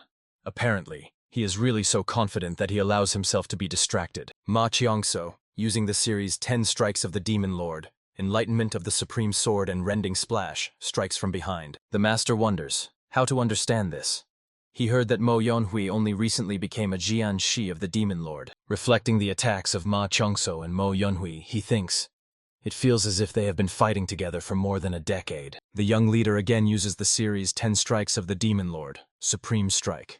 Then, Lunar Rift. Mo Yonhui strikes from the other side. The master, defending himself, reminds, he already said that nothing will change. Looking with eyes filled with bright energy radiance, he adds, no matter how hard Ma Cheonso tries. The master of the heavenly palace surrounds himself with a protective energy flow, simultaneously attacking Mo Yonhui. His energy, like a giant blade, crashes down on the Jianshi of the Demon Lord. Ma Cheonso thinks, I knew it. It's not that he mastered the technique of 10 strikes. The guy understands. This is a martial art that ricochets the opponent's power back 10 times stronger. He exchanges glances with Mo Yonhui. Ma Cheonso asks the master, the legendary martial art Great Shift of the Universe? He replies, he recognized it? Impressive. Then he is sure the guy already knows how the fight will end. The master suggests he stop resisting and accept his fate. Mo Enhui, using thought speech, asks, so what does he intend to do? If this is truly the Great Shift of the Universe, then this art is flawless. There is no point in continuing the fight. Ma Cheonso replies, no, there is a point. Let him continue to attack. The young leader adds, he has a plan. He again uses a series of 10 strikes of the Demon Lord, Enlightenment of the Supreme Sword, then, Rending Splash. Ma Cheonso and Mo Enhui attack the master of the heavenly palace from both sides. Mo Enhui, swinging a hand surrounded by a purple aura, shouts that he will burn him to ashes. The man in the mask throws one hand to meet the young leader's attack, and with the other blocks the strike of his Jianshi. Waving his hand, the master delivers a chopping blow, enhanced by his energy, and Mo Enhui's body is thrown into the air. The master of the heavenly palace says, how foolish. Did he think he would win by persisting? The Jiangxi of the Demon Lord is still just Jiangxi. He promises to tear the guy to pieces. Ma Cheonso mentally addresses his friend, too early, then commands, go. Mo Enhui exclaims, gak! The guy uses the series of 10 blows of the Demon Lord, Supreme Blow, Lunar Rift. Energy, directed by the dagger, rushes towards the opponent. He mentally addresses the master of the heavenly palace, saying that he might know a lot about Ma Cheonso. He is sure that he knows him better than he does. But there is something he does not know about himself. Hour of lethality. Time has slowed down and he sees everything more clearly. He realizes that incredible energy is contained within the body of the Master of the Heavenly Palace. He sees this energy passing through his entire body and attracting yin-yang. The guy thinks he is the son of the Master of the Murim Alliance and the leader of the Dragon Storm Squad. And, at that moment, the Master throws his hand forward, directing an energy strike at the guy, saying, "Die!" A smile appears on the lips of the young leader, reminding himself that he is the star of the 10 blows. Yang Chagak. The ghost of Yang Chagak stands behind Ma Cheonso. The guy thinks he can master any art if he has seen it 10 times. He slowly waves his hand, realizing that he has no time to perfect it. He forms a small energy sphere between his hands, and then says, "The Master also has taste," and throws the sphere at the man, using the great shift of the universe. The man in the mask is stunned. How did he manage? The guy realizes that he has a chance to break through the opponent's flawless defense. His energy strikes the Master, and he screams. Rushing towards the Master, the guy calls ManHwa, urging him to act. He rushes forward, saying, "All right, it's time to finish this." They use the technique of the 10 strikes of the Demon Lord, combat limit of the 5th claw. The Fang Strike, enhanced by the energy of friends, crashes down on the Master, causing him to stagger. Then a blinding explosion sounds. Ma Cheonso, whose upper garment is burned, and whose arms and torso are covered with numerous abrasions, sits among a pile of stones and broken boards. The Master's voice is heard. To create something like this and hope for luck. How foolish. The man in the mask says that he approves of every martial art of the Min cult. He asks to be told where Ma Cheonso learned the technique of the 10 imperial strikes. A trickle of blood flows from the corner of the guy's mouth. He says that he realized it very late, but he remembers how he understood that he did not necessarily have to kill the Master of the Heavenly Palace. Ma Cheonso remembered that the main thing is his weakness. The heavenly hourglass. The guy with a devilish grin shows him the hourglass, which he holds rather carelessly in his outstretched hand. He adds, if he's so interested, he can find out the answer himself. He insults the man. The dazzling energy flares around the Master, who screams, "No, stop!" A pillar of dazzling energy rushes over the guy, who raises his hand with the hourglass above his head. The guy sharply lowers his hand, smashing the watch against the stones, saying that he will stop only in hell. The hourglass shatters into many shards. Ma Teppan, enveloped in rich purple energy, stands among the bodies of dead warriors. A warrior in a devilish mask holding a sword in front of him says, "Let him accept the heavenly." His head literally explodes, splattering blood all around. Ma Teppan looks at his hand, from which a scar disappears, tearing off as shining particles from his skin, which immediately dissolve into the air. The leader says, "Finally, he is free from the bonds." He raises his eyes burning with red fire and says, "If he needs Heavenly Mountain so much, then let him take it." Banya, lying on the ground, raising his head, asks, "Is he going to run away like a coward? What a wonderful cult leader." Ma Teppan's foot forcefully presses down on his hand. A scream of pain bursts from the mouth of the third elder. Continuing to press his foot on his wrist, Ma Teppan, enveloped in a blazing purple aura, says, "Apparently, he hasn't been battered enough. He didn't kill him only because he is not the one who should do it. And now let him go and deliver it to him." Ma Teppan says, since he has paid the debt, now it is his turn. He promised that on the day of his return he will wipe Heavenly Mountain off the face of the earth. Banya, lying on the ground, looking after the departing leader, shouts, "Haha, he will remember this, remember, and will constantly repeat to himself." Ma Teppan, without looking back, says, "That's right." The leader stops and looks at the settlement lying at his feet. He thinks that he had to make such a decision in order to free himself. He continues to ponder. If they had followed his order and started fighting the Heavenly Palace, he would have remained bound by the promise. Therefore, he had to neutralize the Master of the Palace of Pleasure. But even then, a squad of warriors runs through the valley, with Khan Soso on the back of one of them. Ayultaka is carrying Bloody Master on himself. The youth's eye is swollen, and scratches are visible on his face. But he smiles and says, "Saw that? He did pretty well, didn't he?" Ilteshik replies, "Be quiet. He still has a lot to learn to catch up to his level of boasting." Ayultak reproaches him. How rude he is. In front of the gates of the small Min Palace stand Dan Chonghak with his daughter, Chi Hami, and Ilharan. Dan Yehua grumpily asks, "Isn't she from the Palace of Pleasures? The one who flirted with the young leader?" Chi Hami pretends to laugh, denying everything. "No, she is from the small Min Palace." The girl tugs at the sleeve of the puzzled Ilharan, demanding that she confirm it. The sword demon demands that the daughter behave with dignity. Let her use the sword instead of words. Chon Semin, pointing to a squad of warriors radiating poisonous green energy, asks the master of the Palace of Poison if they could move a little further away from them. What if their Chonbiran gets poisoned? Donban-il tells the young man that apparently it's good to have such a caring master. Chonbiran replies that he doesn't really care much about him. He's more afraid of getting poisoned himself. Ilkaran joyfully welcomes his father carrying Yayultak on his back. Dan Yeva greets the approaching Jon Semin, Donban-il, and Jon Biran. Matepen says, addressing the young leader who is far from him at this time. He has gathered many followers. Not bad. Moving away from the settlement, Matepen wonders. But will they understand that his bonds have loosened? And Ma Chichonso, like a young leader. Ayultak says they are here. But where is the young leader? Meanwhile, Ma Chongso enjoys smashing the hourglass. Everything is finally over. They have won. The master will finally disappear. He must disappear. The young leader is sure of this. Right now he needs to save the members of his palace. So why hasn't he disappeared yet? The guy jumps up and rushes forward with a scream. His body turns into energy. An explosion sounds, and clouds of dust rise into the air. The master of the heavenly palace continues to stand motionless, arms crossed over his chest, surrounded by a light aura of shining energy. He throws his hand in the direction from which the dust clouds are crawling toward him. The master asks Yusoho, "Is it her doing? What did she do?" The woman standing behind him answers, "What could a miserable person like her do? It must be the work of the god of heavenly flame." The master says, "She exchanged the child's life for an hourglass. How foolish." Yusoho replies, "But she slowed down time, right? Now he won't be able to seize the dragon form, and without the hourglass it will be hard for him to maintain his shell. He will have to hide for many years."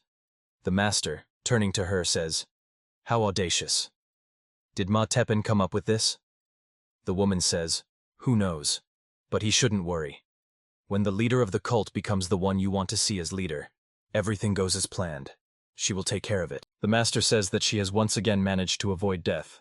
Yusoho, bowing her head, answers, "Until it is her time to act." The man says, "Let her keep in mind that no matter what she tries to do, the outcome will not change." The woman answers, "Of course."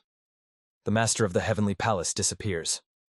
In the place where he just stood, only a trace of dark smoke remains. Taking a step forward, Yusoho says that he managed to get the hourglass at the very last moment. Amazing. Looking at the settling clouds of dust, the priestess says that she lied 3 times to the young leader. First, she never worked with the heavenly palace. She used them. The woman says that she serves only the leader of the cult. The formation of the supreme heavenly demon of darkness was not applied by chance during the heavenly festival, and she knew that everything would end exactly like that. She adds, "Secondly, the Ancient One is not immortal at all. He is merely an evil spirit that creates suitable shells from sand in the hourglass. But even so, he is on his last breath, and without the dragon form he will die. Thirdly, the 5 sacred instruments are not something that anyone who has mastered Yang Qi can control. Only those who have inherited the true energy of the Demon Lord. The sacred hourglass is the key that will allow him to see the past." Yusoho, kneeling down, says that he will see the past unknown to him and find out why everything happened exactly like that. The priestess says, "Her sins. If he can return, then she will gladly answer for them." On the city streets, passers-by hurry about their business. In the tavern, a discussion is underway. A question is asked, "Have they heard the news?" In response comes, "What news?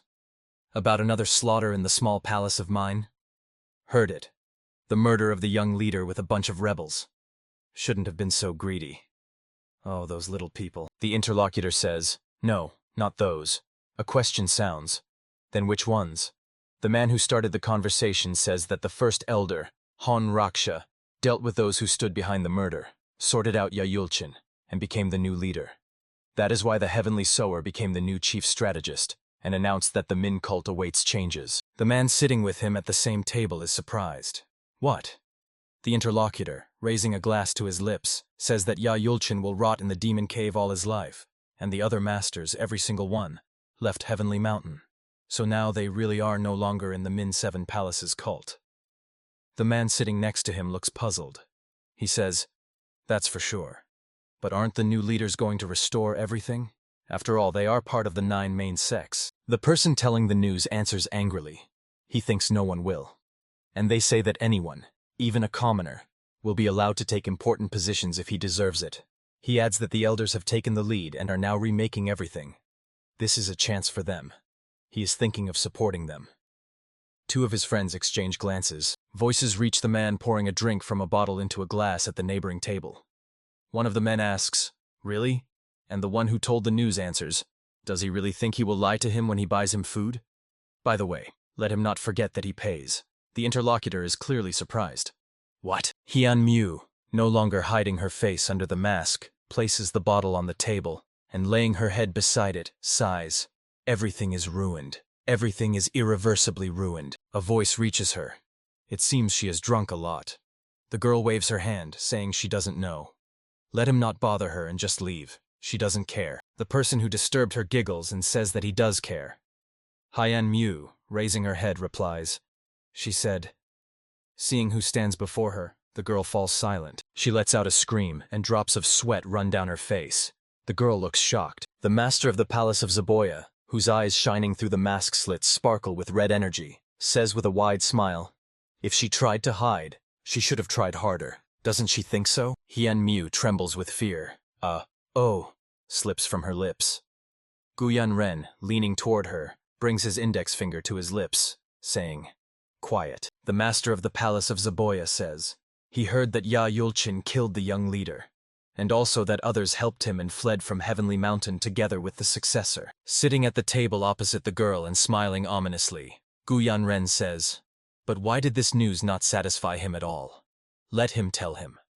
A red aura surrounds the young master's body. Hyun-Mu replies, "It seems he was mistaken. They never met, and she knows nothing." Guyan-Ren laughs unpleasantly. "Is that so? That's very bad. If she really doesn't know, she won't get away with it." The girl replies, "Well, then she will probably go." She apologizes and, standing up, heads to the door. The master of the palace of Zaboya, whose energy blazes with a blood-red light, orders everyone to get out of here. Immediately, everyone rushes to the door. Warriors of the palace of Zaboya watch the people. Guyan-Ren says, "Everyone except her." The warriors close the door in front of Hyun-Mu. The girl sits on a stool with the most miserable look. Tears shine in her eyes. She asks, "Why is he doing this to her?" The master of the Zaboy palace, having calmed down, throws his legs on the table and says he gives her 5 seconds to bring him the kitty. 5. The girl replies that she doesn't know who he is talking about. "It's true." Guyan-Ren says, 4. Hyun-Mu exclaims, "Even if he does that, she really doesn't know." The response is 3. The girl protests. How can she bring someone she doesn't know? Guyan-Ren continues to count. 2. Hyun-Mu bursts into tears, begging for mercy. The master of the Zaboy palace says, 1. Red energy flares around him with renewed strength. He draws a dagger. The girl jumps up from the chair, gracefully turning around. She faces him now wearing a cat mask, saying, "Ta-da! The special envoy kitty at your service." Guyan-Ren giggles, as lively as always. Hyun-Mu sits down next to him and asks, "So why is he here?" Guyan-Ren replies that he needs to find a person. The elders, in his opinion, have become completely insolent. The girl says that the palace of Zaboya itself is also looking for people. In response, the master hands her a sheet of paper. Laying it on the table, he slides it to her. Taking the paper, Hyun-Mu asks, "What is this?" He answers, "Just let her read it." Hyun-Mu unfolds the message and reads it. In it, Ma Chonso proposes to Guyan-Ren to make a deal. If anything happens to him, let him protect Dan Yehua instead. He will be able to find her with the help of a cat who has an incredible intuition. If he does this for him, Ma Chonso promises that he will be able to repay him properly. The girl says that an important person gave him the note. Guyan-Ren, playing with daggers, replies, disparaging Ma Chonso, that he sent him a letter and ran away. He asks, "Isn't that strange?" Then adds that this matter smells rotten, just like his master. Everyone insists that Ma Chonso is dead. Hyun-Mu asks, "But isn't his master alive?" He killed him after all. The girl falls silent. The red aura flares again around the master of the palace of Zaboy. Smiling sinisterly, he says, he thinks that he is alive. Hyun-Mu raises her hand to attract his attention. She informs him that Lady Yehua has left Heavenly Mountain. They will have to go quite far to catch up with her. Guyan-Ren is happy. That's good. He was already getting bored. Leaving the tavern after the girl, he says that in any case she owes him. Let her lead him to her. Hyun-Mu, clearly not enthusiastic, plaintively says that she wants to go to her mother. Meow. On that day, the palace of Zaboja disappeared from Heavenly Mountain without a trace. The hourglass falls onto the stone pavement of the square and shatters. A naked man, crossing his arms on his chest, pulling his knees to his chin and lowering his head low onto his chest, hovers in a glow of energy. He thinks he dreamed a dream, a very long dream. Endless stories that he told him while he was imprisoned in the chains of the black flame. Someone's face flashes in visions. His thoughts continue their lazy flow. He believes that all of them were either a product of his imagination or a prediction of the future. But in reality, it does not matter. Cult of Min. Moonlight illuminates the palace of Min. The chief strategist, the supreme demonic intelligence of the Min cult, Tai Ganjin writes hieroglyphs on a scroll. A question reaches her. Does she ever get tired? The woman raises her eyes. She sees before her the left emissary of Min, Chang Hogan. Tai Ganjin asks, how long has he been here? The man answers. She was so focused on work that she did not even notice him. Does she really have that much work? Stretching, the woman says, every day more people disappear on the peak of the earth. She contacted the palace of the supporting sword. Apparently, they do not even have any leads yet. Chang Hogan replies that the leader of the cult himself could handle this, considering that he has not even left the mountain. She is overworking herself. The man approaches Taeganjin, and they both sigh. The woman asks, but what is he doing here at such an hour? The man says, he did not expect that the Bloodmaster Asura would behave like that. He heard that she was very upset by this outcome. Taeganjin replies, everything is fine. He made his choice. What can she do? Chang Hogan says, and that is true, well, he does not think that everything is that bad. The Bloodmaster has always opposed violence. Taeganjin asks, is he talking about the young leader? Chan Hogan sighs, young leader? What a pathetic demon killer. Cult of Min, small palace of Min. A scream is heard. In the room, an overturned flower pot with a plant lies on the floor. A voice sounds, assuring that its owner is very sorry. The young leader, a teenage boy whose eyes shine with red energy, and a smile flickers on his lips, clutching a bloodied dagger in his hand, asks, is he upset? Before him, a trembling old man and a girl kneel. The elderly man says it was a mistake. He did not think the pot would break. He never would have thought. The young master replies.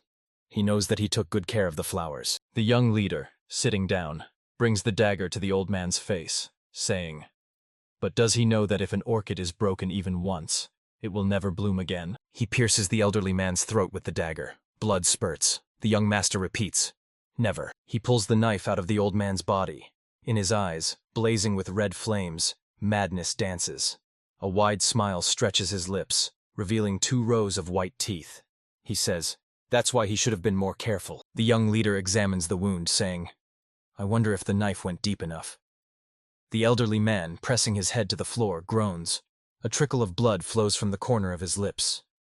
The boy says, why is he grabbing his hand? He should have stopped the bleeding. Yes, right here. The young master's attention is drawn to something, and sparks flash in his eyes. He looks at the trembling maid, who is afraid even to move, though the blood flowing on the floor stains the wide sleeve of her garment. A voice is heard addressing the young leader. A man named Hen No asks for permission to enter. The young leader says, of course. The maid rises and bows her head. The old man's body still convulses in agony. The steward of the small palace Min Hen No enters the room. He reports that the new palace guard greets the young leader. Behind him stands a young man, frowning at what is happening. The new guard enters the room and leans over the old man. His palm rests on the face of an elderly man, covering his nose and mouth. The old man utters incoherent sounds for a few moments, then his eyes close. His body stops trembling and relaxes. The guard turns to the young gentleman and says that he handles the knife well.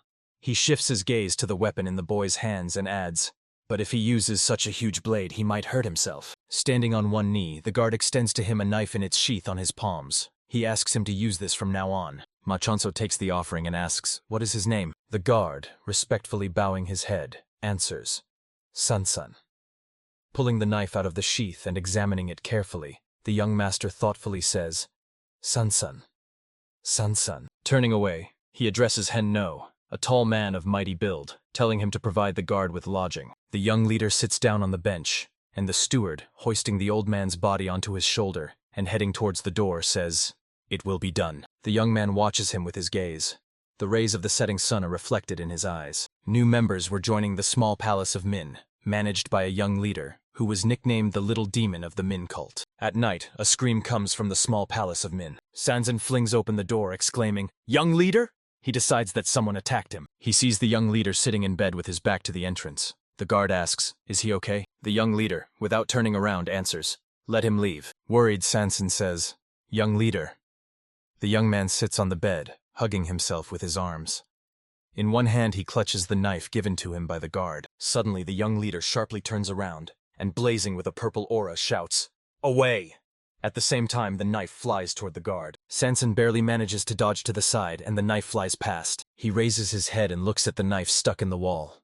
Sansan realizes that this is the dagger he gave to the young leader. Books, vases, and other small objects fly at Sansan. A scream sounds. "Away!" The guard raises his hand, protecting his face. He thinks, "This brat. He has heard a lot about him." Sansan thinks that the young leader is really crazy. During the day, the tired and exhausted guard sits in the yard on a chair.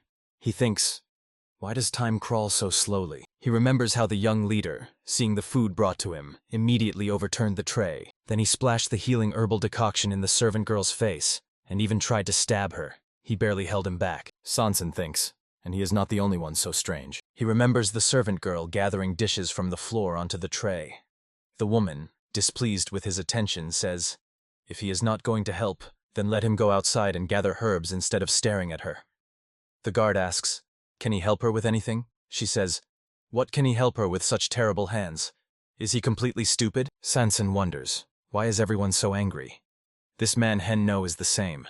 He remembers the giant who, crossing his arms on his chest, said that he would get used to everything. The guard thinks, get used to it. He just wants to finish his work as soon as possible and go back. A hunched old man approaches him. The servant of the small palace Min. Old man back. He asks Sansan, "Is he all right?" The guard, without looking at him, answers, "All right." The servant says he doesn't have to lie. At first, everyone is shocked. Sansan says he is not shocked. Rather, he is confused. Old man back, sitting down next to him, says, "It's because he is tormented by nightmares." The guard asks again, "Nightmares?" The servant says that this is the reason for his constant bad mood, and that is why Sansan was assigned to guard his chambers. The guard remembers how he barely dodged a knife and thinks, it seems anyone who has not learned martial arts would have died right there on the spot. Sansan introduces himself, stating his name. The old man says he can just call him Mr. Bak.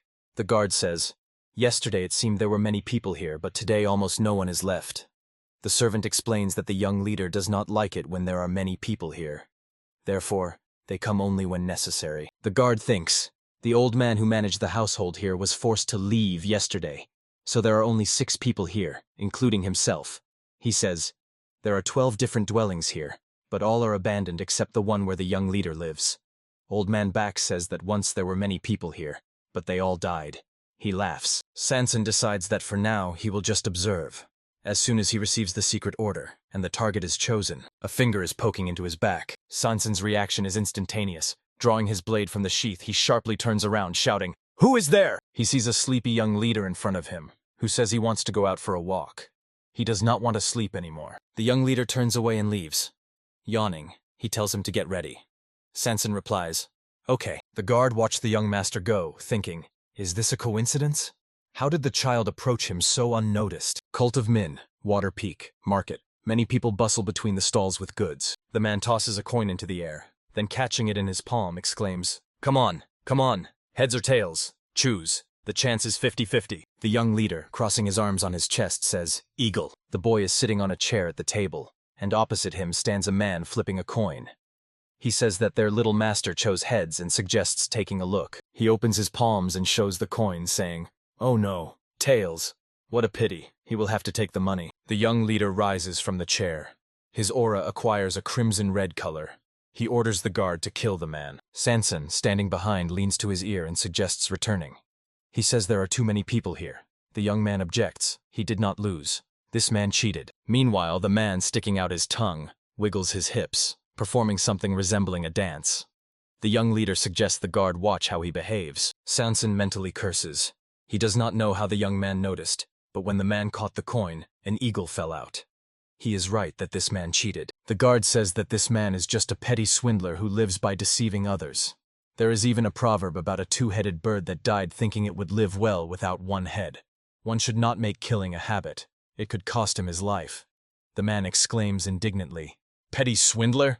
Ah, he is pathetic. The young leader says, all right. Sanson is surprised. Did it really work? In the young lord's eyes, bloodthirsty sparks ignite, and the aura blazes again with a bloody red light. He orders the guard to kill the cheat. Sanson thinks, no.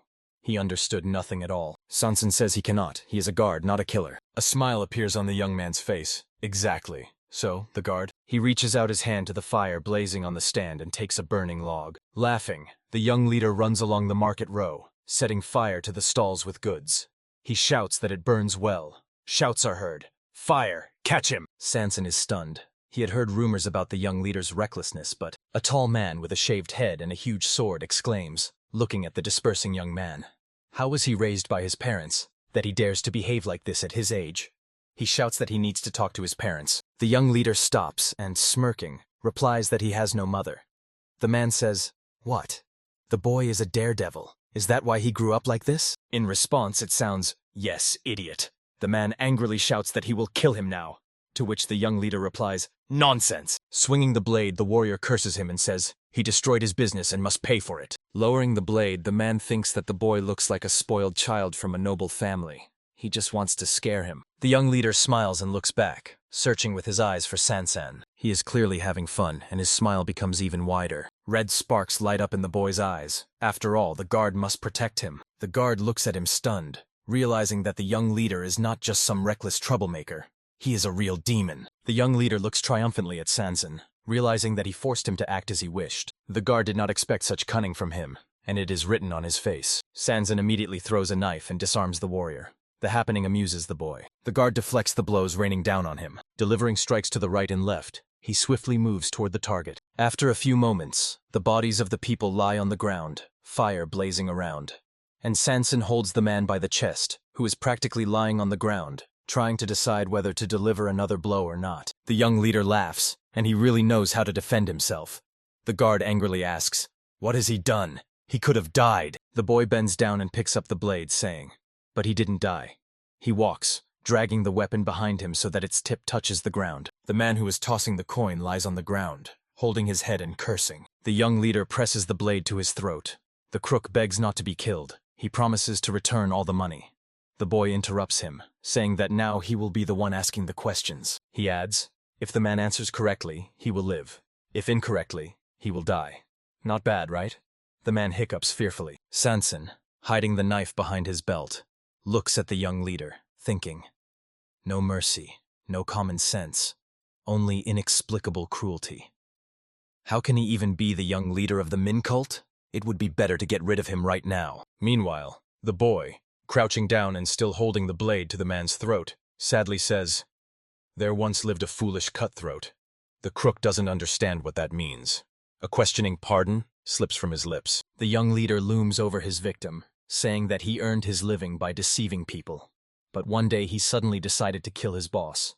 The man fearfully asks, why did he need to do that? The boy explains, greed blinded everything. In general, the boss was also quite nasty, but he had another subordinate. He laughs, then says, and now the question. He presses the blade harder against the man's neck, forcing him to tilt his head back. Red sparks flash in the eyes of the young leader. The boy asks, who is he? The one who tried to kill the boss, or the one who tried to help him? Sweat is pouring down the man's face. He struggles to say something, but he can't manage anything. Foam begins to come from his mouth, and his eyes roll back. The young leader sharply looks back. Beaten people watched him, among whom was a bald-headed strongman. The boy is looking at the people. Sanson, watching him from the side, wonders, where is he looking? The guard understands that he was definitely looking at someone specific. Some man in a cloak turns around and disappears into the crowd. The blade falls to the ground. A boy's voice is heard. What a bore. Passing by Sanson, the young leader says that he is leaving. Then glancing at the guard, whose hand grips the handle of the knife at his belt, he says, and the proverb he mentioned earlier, walking between the burning stalls and not looking back at the guard, the young leader continues to speak, the one about the bird with two heads and one body. If one head dies, the other does too. Let him think about what could have happened to him if he had died, since Sanson is his guard. The young man frowns. Did he really notice? That look. He was definitely ready to kill. Looking after the boy walking away, he thinks. A soul-chilling gaze of bloodlust. A broad smile appears on the face of the young leader. The guard wonders.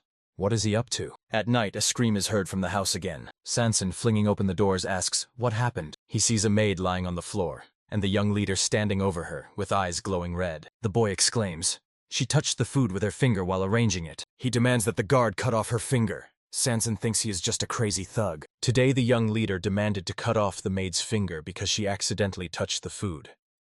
When Sanson took the knife from him, he overturned the table and tried to use a shard of a broken bowl. In the end, the cook whipped the maid with a whip. The cook's facial expression did not change even once during this time. The guard continues writing. It was a mistake to think this would resolve the situation.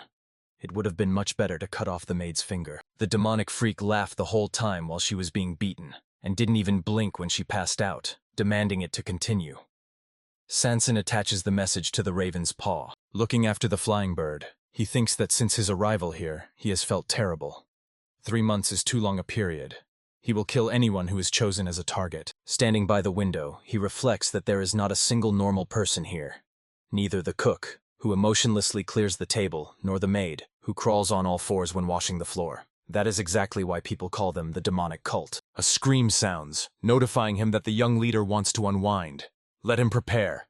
The guard shouts back, "Good, he is already coming." Sanson, appearing in the doorway, looks surprised. He sees the squad of the demon lord of the Min cult, who kneel and greet the young leader. The acting squad commander B-Seek introduces himself and reports that the leader is summoning him to the Min Palace. Red lights flash in the boy's eyes, but Ma Cheonso's face looks bored. Sanson thinks that the rumor about the young leader's tyranny in the market should reach the cult leader very quickly. Min cult, Min Palace. The leader of the Min cult, Ma Teppan, sits in a chair on a dais, resting his head on his hand. He looks displeased as he asks a question. Does he even have anything left in his head? The young leader does not feel guilty. He boldly answers, whatever it is clearly not what he wanted. Ma Teppan calls him rude. The boy replies that he knows this, but he did not call him here for that. Let him just say what he needs. Several other people are present in the huge hall, but they remain silent. The Lord, closing his eyes, says, he heard that he set fire to the market just because of some pathetic money. He adds that he stopped any talks on this topic among the followers, but if something like this happens again. In response, giggling is heard. Ma Teppan opens his eyes. He is clearly surprised. The young leader, throwing his head back, laughs loudly. His mad eyes shine with red energy. Left emissary Min Chan Hogan shouts angrily, "How does the young leader behave in the presence of the leader of the cult?" The young leader, glancing at him, replies, he doesn't think that one should meddle in this. The fist of the demon lord forcefully slams down on the armrest. Waves of angry energy, like ripples on water, spread across the hall. The aura of the cult leader turns red. The same red sparks ignite in his eyes. He angrily asks, what is he doing? The boy answers that he just wanted to put him in his place. Is that bad? The lord asks again, in his place. The young leader confirms, yes, only they two talk. Who is he to interfere? He asks. Why can't the father be honest too? The boy's eyes blaze with red light. The space around him darkens. He spits out the words angrily. The father hates him because of the mother's death. He already knows that everyone here wishes him dead anyway. Left emissary Min Chan Hogan exclaims, "Young leader!" Chief strategist Tae Ganjin stops him, raising her hand before him. She asks the young leader to stop. How can one behave like this with the cult leader? Let him admit he was wrong and apologize. She reminds him of manners. The boy is clearly amused by what is happening. Is he wrong? Let him tell him what he was wrong about. The woman says, as the young leader, instead of remaining loyal to his duties, he harmed the followers and insulted. In response comes, enough or he will vomit now. The woman's eyes widen. Looking at her with huge eyes filled with red energy and smirking maliciously, the young leader says, yes, they are the main evil here. They have shut themselves in the Min Palace like rats and are plotting their intrigues. He admits he acted wrongly, since he didn't cut off their filthy tongues earlier. Purple energy tightens around his neck like a noose. The cult leader, approaching the air, controls the energy strangler. He orders the air to be silent and asks, does he think his privileges allow him to behave this way? The boy, continuing to stretch his lips into a malicious grin, asks, is he worried about a small thorn when his own heart is rotting? How long does he intend to avoid reality, alone in the mountains closing his eyes and ears? The young leader laughs. Master of Heavenly Mountain? Who cares about that title? A decaying role. He doesn't need it. The Lord is beside himself with anger. He raises his hand, wrapped in purple energy, to strike. Insulting words about the air burst from his lips. Tae Ganjin screams in fear. Cult leader! The Lord hears her quiet. Please. He tries to restrain his anger. Ma Teppan, using energy, pushes the boy away and orders, "Get out of his sight immediately." Bisik, standing behind, catches the young leader, preventing him from falling. The boy, sitting on the floor before the Demon Lord squad leader kneeling on one knee, sharply pulls his hand out of his palm. Squinting at the Lord and smiling cheerfully, he says, "Well, then he will go." He mockingly says, "Master of Heavenly Mountain." Ma Teppan heads to the chair. Red energy still blazes in his eyes. He weakly sinks into the chair and brings his hand to his head, saying that he showed himself in a terrible light. It is his fault that he could not raise his son properly. The left emissary Min Chan Hogan, bowing respectfully, says he is not to blame for this. The young leader was born with a thirst for blood. You cannot just sit and wait. One day will come when the young leader takes control of Heavenly Mountain, but he is completely unsuitable for this role. The emissary asks the leader to consider depriving his son of all rights. Ma Teppan shifts his gaze to the right emissary and asks for his opinion. The man replies that he agrees with the left emissary. The 7 palaces of the Min cult and the Council of Elders also express doubts about the young leader. This is not surprising, considering that he shows no initiative. They cannot hide him forever. Even now, they are only giving people more reasons to doubt him. Ma Teppan sighs. The right emissary thinks the same. The chief strategist says that depriving him of all rights would be... After a short pause, she continues speaking. This is too harsh a measure. The left emissary exclaims indignantly. Chief strategist? The woman explains. He is still young.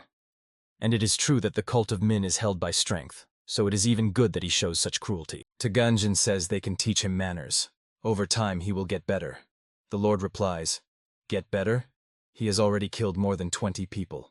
Only harms the cult. It will be better just..." The chief strategist exchanges a knowing glance with the cult leader and says, "Then." A red aura flares around the overlord as he says, "Then kill him." The cult leader, not waiting for an answer, asks, "What?" A smile appears on the woman's lips.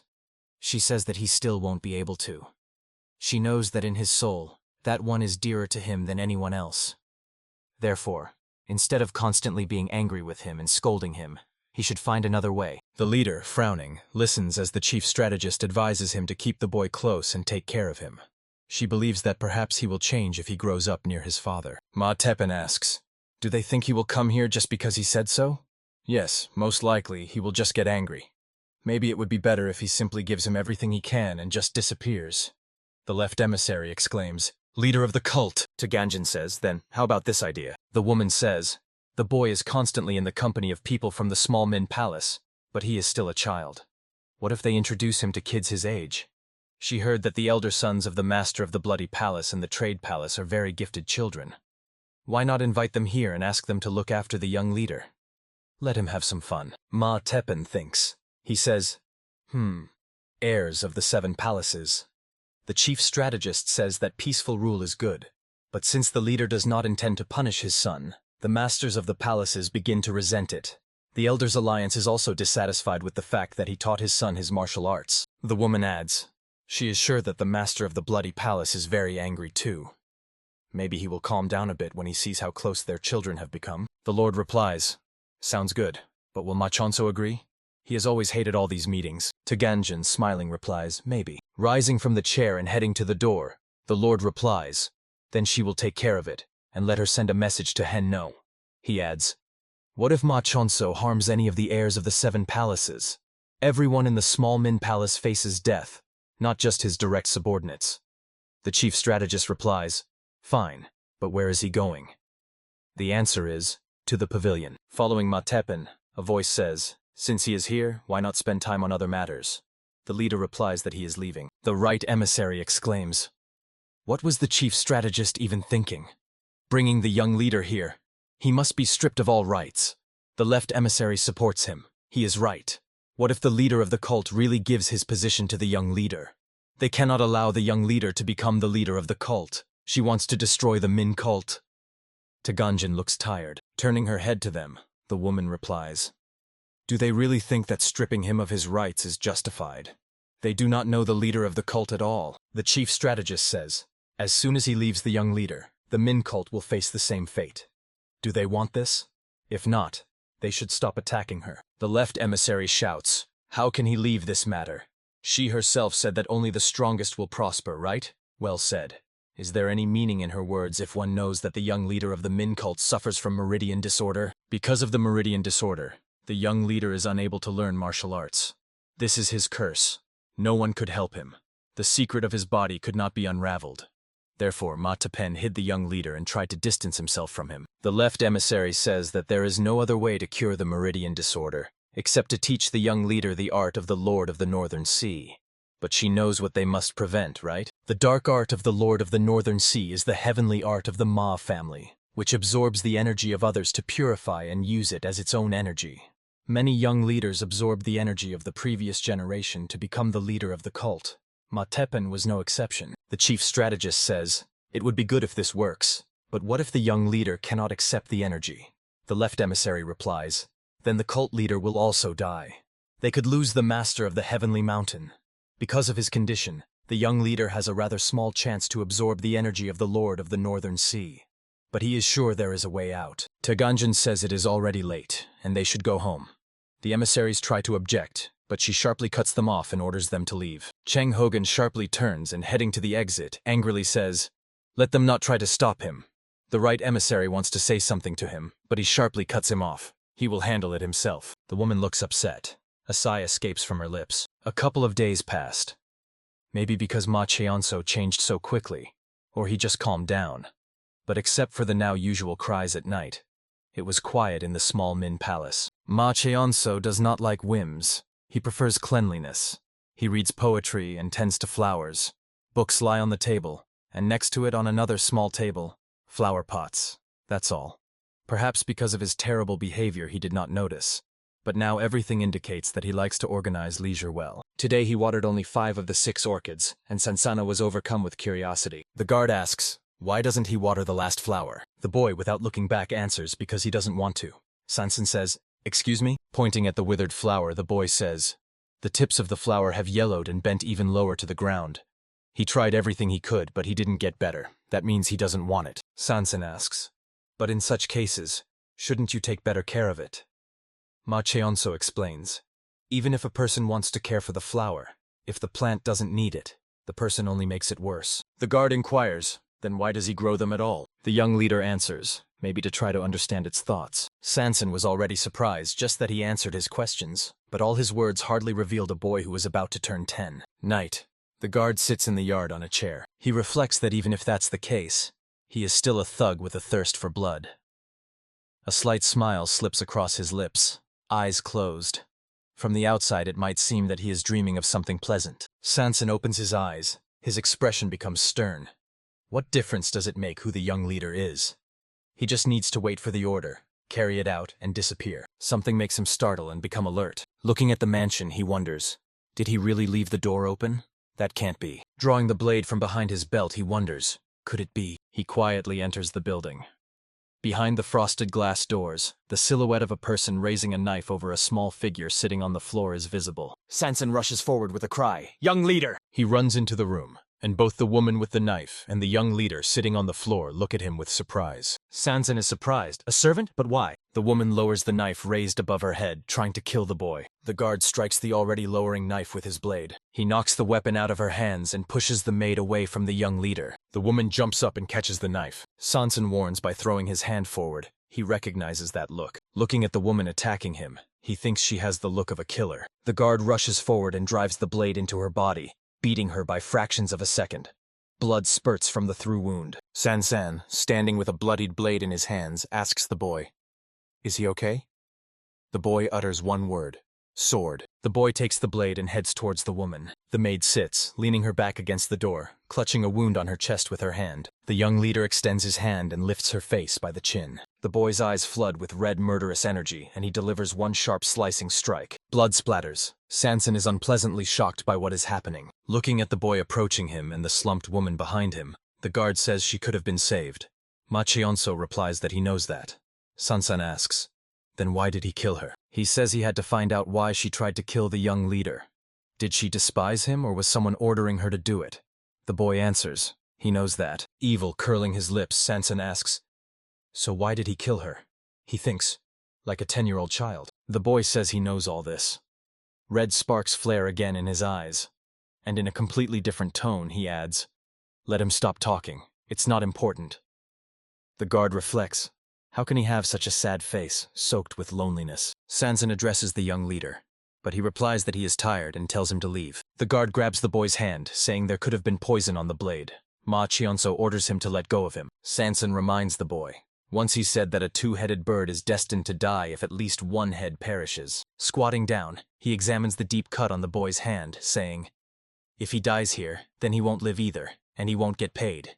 Ma Chionso replies that he doesn't care, and demands the guard leave him alone.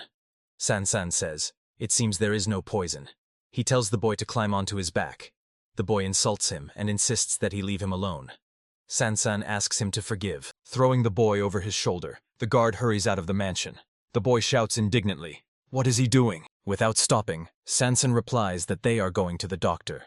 Ma Chionso promises to finish him off. The guard says that in any case he will die, but at least this way he will save one life. The young leader promises to kill him before he saves him. The boy tries to deliver a chopping blow with his palm to the guard's throat. At that moment, the guard says he can ask for, but suddenly stops. Sanson's eyes widen in fear, and he cries out, "Oh!" He crashes into a tree, and the boy falls off his shoulder to one side, while the guard flies off in the other direction. Placing his palm just above his chest, Sanson shouts angrily, "Has the young leader completely lost his mind?" The boy, rising from the ground, suggests now to talk seriously. He is not here for that. The guard, trying to get up, freezes and asks, "What is he talking about?" Ma Cheonso, now in a completely different tone, says, "He really doesn't know? Let him just pretend, like before. Wait for the order and kill him, like that maid tried to do. He is here for that. So let him not try to replace his family." Sweat drips down Sanson's face. He says no. A crooked smile appears on the young leader's face as he says, "Why? Should I name the one who hired him?" The red aura around the boy turns crimson. He says, "It's obvious. They will say, they had no other choice. It's all for the good of the Min cult." He laughs. Then he says, "Hypocrites, arrogance and selfishness. Everything is soaked in lies." Looking into the guard's eyes, the boy says, "Chief Strategist Tae Ganjin. She sent him." Sansan mentally curses. The boy is right. A woman stands on a narrow ledge above the abyss. The chief strategist asks, "How did it go?" The reply is, "The maid sent by the left emissary tried to kill the young leader but failed." Tae Ganjin says, "That's why she discouraged them from this idea." The interlocutor asks, "What will they do?" The woman answers the man kneeling before her. She is just a maid who never trained in martial arts. They will simply say she couldn't endure such treatment from the young leader. The interlocutor, whose face is not visible, says, "Yes, madam." The chief strategist covers her face with her palms, saying the left emissary acted recklessly. She told him to find another solution. Why didn't he listen to her? A glint of red energy appears in the woman's eyes. She says, if he wanted to kill him so badly, he should have done it properly. Sanson received an order from chief strategist Tae Ganjin. She asked to send a guard warrior to the small Min Palace. Someone well-trained. Better if it is someone from the outer forests. She meant a gathering of hermits. These mercenaries work on the central plains, not on the tree peak, where the Zaboya Palace is located. Sanson tells the young leader that he doesn't understand him. He replies not to act like an idiot. Ma Chionso hands the young man a dagger in a sheath and says that the weapon he gave him on the very first day has a sun symbol. What does he think it means? Sanson answers that it is a common blacksmith's mark, their seal. He thinks about the fact that this dagger was given to him by the chief strategist. The young leader laughs and calls him a fool. Does he really have to tell him this? He says that the solar eclipse on the hilt symbolizes the moon that swallowed the sun. When these two symbols combine, it forms the sign of the Min cult, and the only places where they use it are the small Min Palace and the Min Palace. The boy adds, there is only one person who would send him such a warning. Sansan thinks. Tae Ganjin said that he could pass the dagger to the young leader. As if reading his thoughts, Ma Chionso says, he is sure that the chief strategist told him to give him the dagger. She knew he would accept it. Surprise flies from Sansan's lips. How is that possible? The young leader, proudly straightening his back, looks at him with eyes filled with red light. He answers, let him not try to understand. He is just a pawn in their battle. This battle started quite a long time ago. He just needs to do his job. Sanson remembers that the maid had no internal energy. All she knew was only a small part of the swordsmanship art. The guard, following the boy, says, if they wanted to kill him, they should have sent someone stronger. The young leader, walking down the road, answers, does he think that is possible here?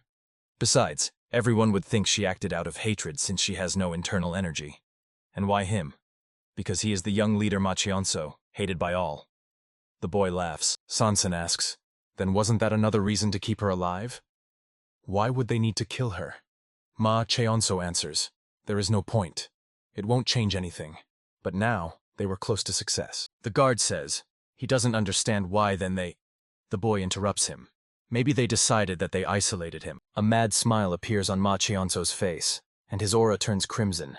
He is sure they got too carried away, thinking they turned him into someone who can't even trust his close ones, but no way. They will not get what they want. Never. Looking at the guard, the boy says, he is so stupid. And his face, he is quite the hired killer. Sansan replies, how can he not be surprised by everything he heard? Ma Cheonso says they are going to the Yada Palace. Let him prepare the carriage. The guard thinks that this time he will have to refuse the assignment. He took on the wrong job. The young leader already knows about him, so maybe he should run away. His gaze falls on the boy's hand, from which streams of blood flow abundantly, staining the sleeve of his garment red. Sansan clenches his teeth harder, thinking, Ma Cheonso might not know that the Poison Palace is also hunting him. The guard continues to follow the boy, deciding to go with him to the Yada Palace. There are many steep slopes and unusual rocky formations on Metal Peak. These terrible mountains have claimed countless lives.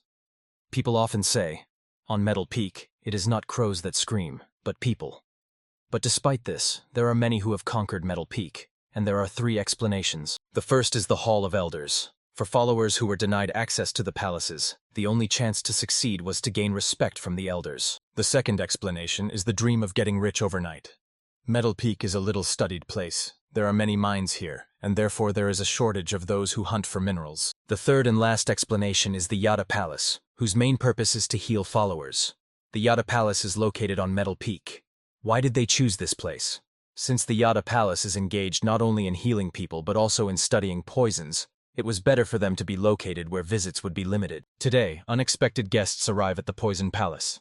Along a narrow mountain path bordering a cliff, Sansan and the young leader walk. Climbing the rocky path, the guard looks back and asks the boy if he is okay. The response is, everything is fine. Sansan thinks, he really is stubborn. The wounded one climbs Metal Peak when even strong soldiers have difficulties. He remembers how he offered Ma Cheonso to climb on his back because the cart could not go any further.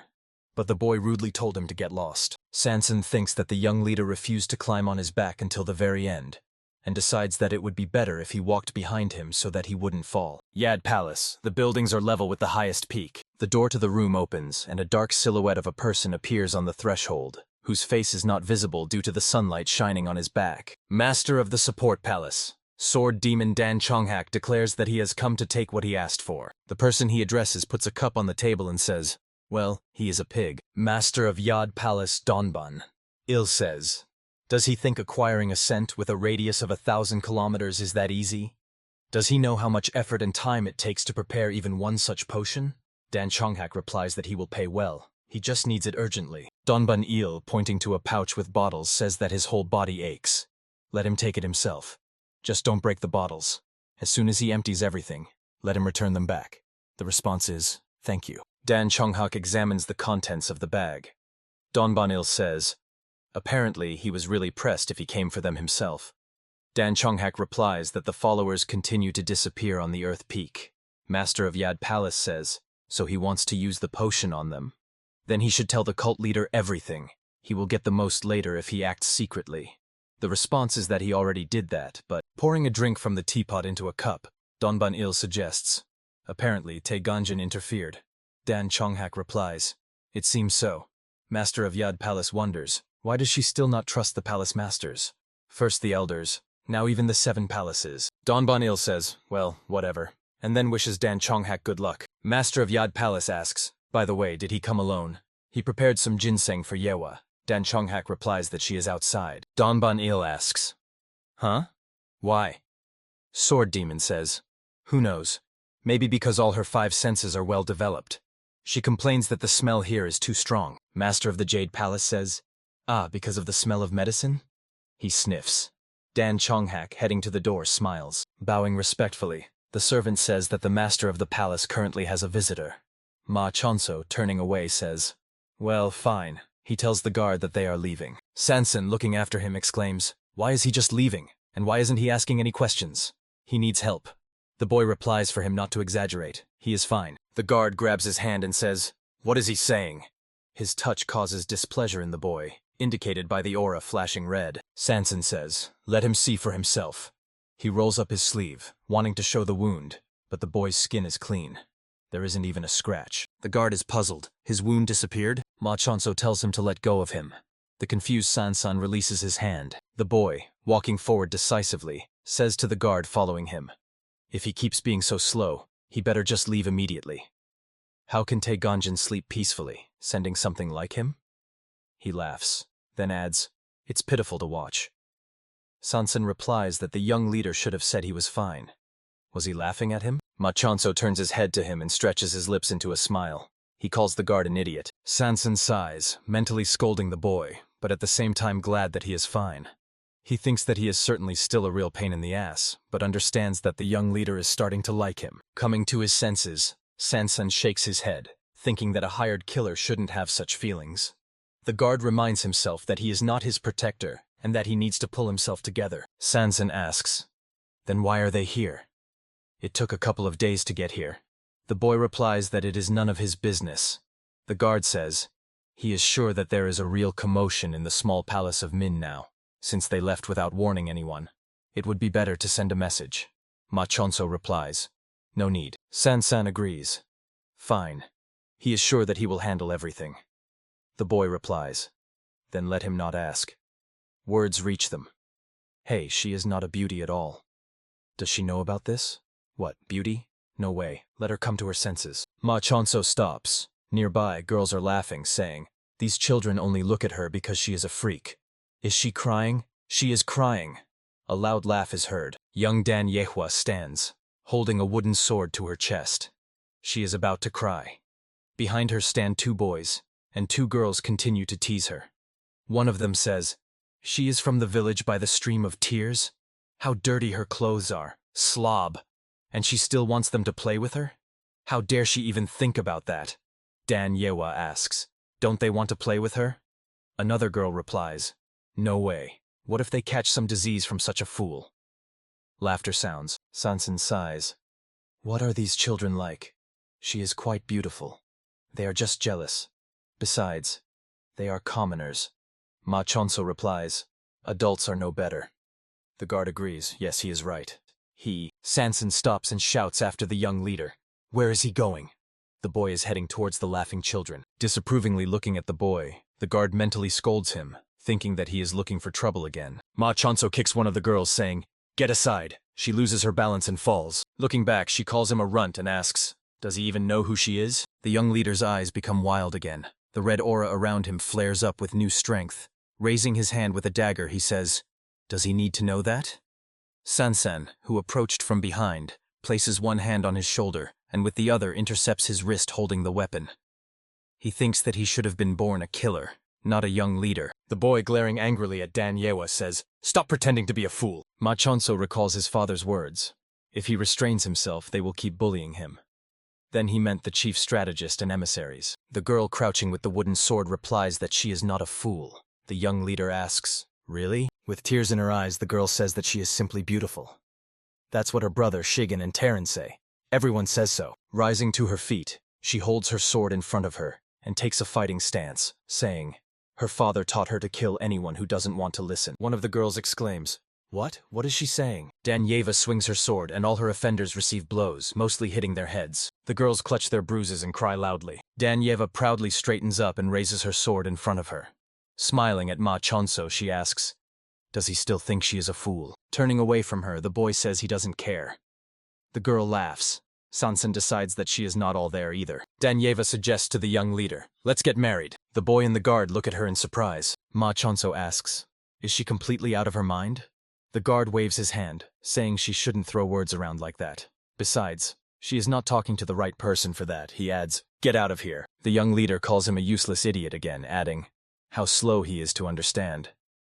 The young man, scratching the back of his head in confusion, says, "Well, they are just children." From somewhere to the side comes, "Oh!" Ma Chonso, looking in that direction, says, "What?" Danyeva lies on the ground, arms and legs spread out. She begins to scream loudly. The young leader asks, "What is going on?" Dan Chonghak, who approached them, exclaims, "You!" Ma Chonso and Sansan turn to him. Surrounded by a shining aura, Dan Chonghak asks, "What is happening here?"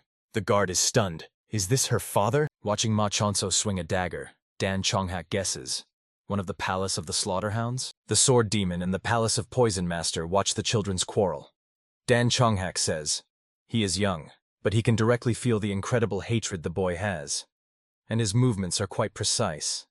Donban-il laughs. Palace of the Slaughter? Does he really think so? Although the boy does remind one of Yang Ren.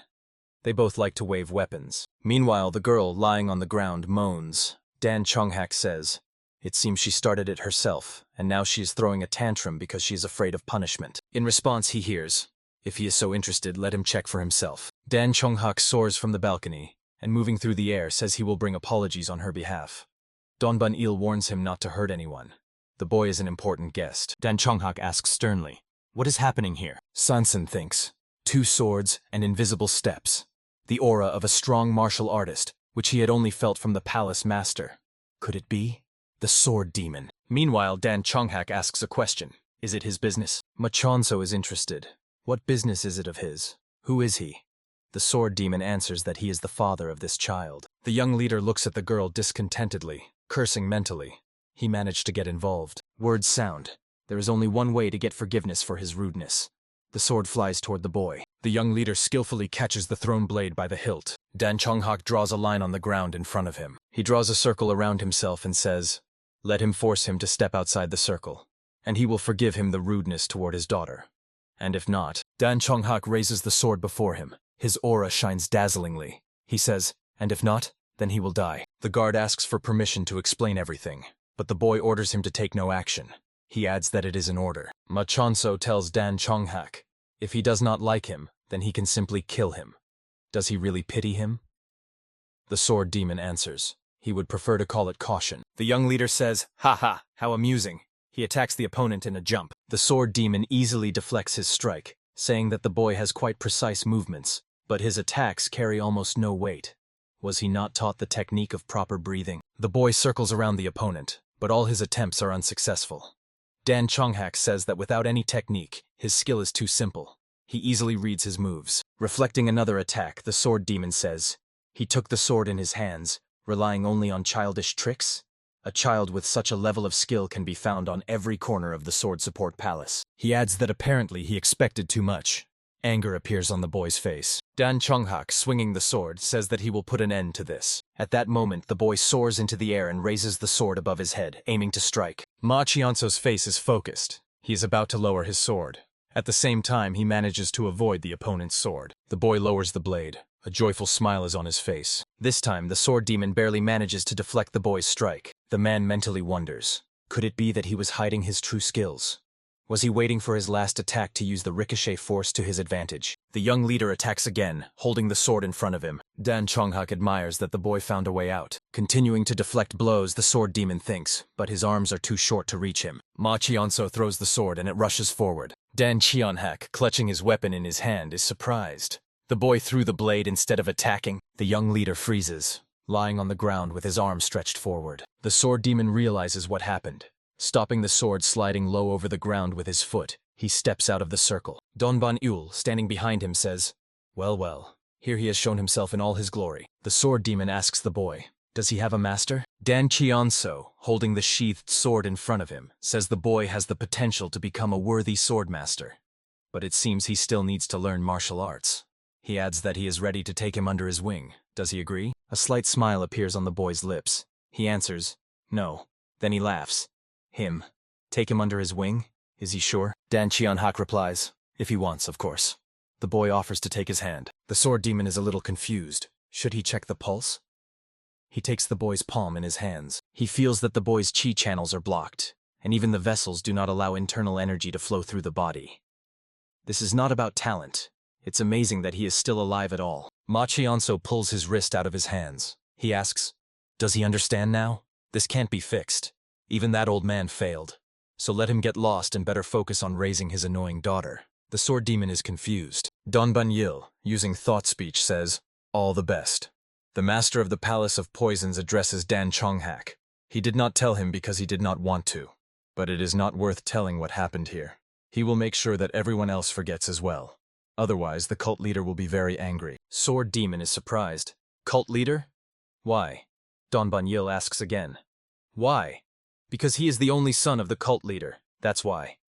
He laughs. Ma Chonso turns his head to the sword demon and smiles sweetly. Dan Chonghak realizes that before him is the young leader. Voices are heard in the room. This guy outside seems a bit foolish, but quite a skilled fighter. Who sent him? The answer is Tae Ganjin. The old man is surprised. Hasn't she gone underground? He thought it was the work of the left emissary. Donban Yil asks, is he still tormented by nightmares? The boy lying on the couch answers. This time she also spoke to him, but when he woke up, he could not remember anything. He woke up, and above him stood a maid with a knife in her hands. The master of the Palace of Poison says, so the dream told him that he is in danger again? Donban Yil, examining the boy, asks, who tried to kill him this time? The answer is, the maid. The old man laughs.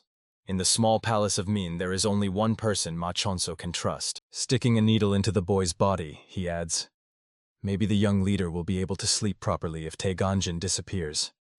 She has been trying to kill him for too long. Because of her, he had to go through a lot. That's why he has been tormented by nightmares all this time. And his feelings have started to thirst for blood, awakening him.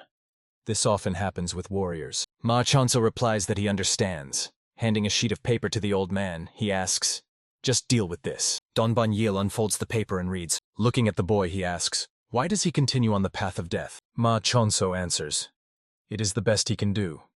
The old man asks, does he think he can stop her that way? The boy says, well, yes. Donban Yil is interested.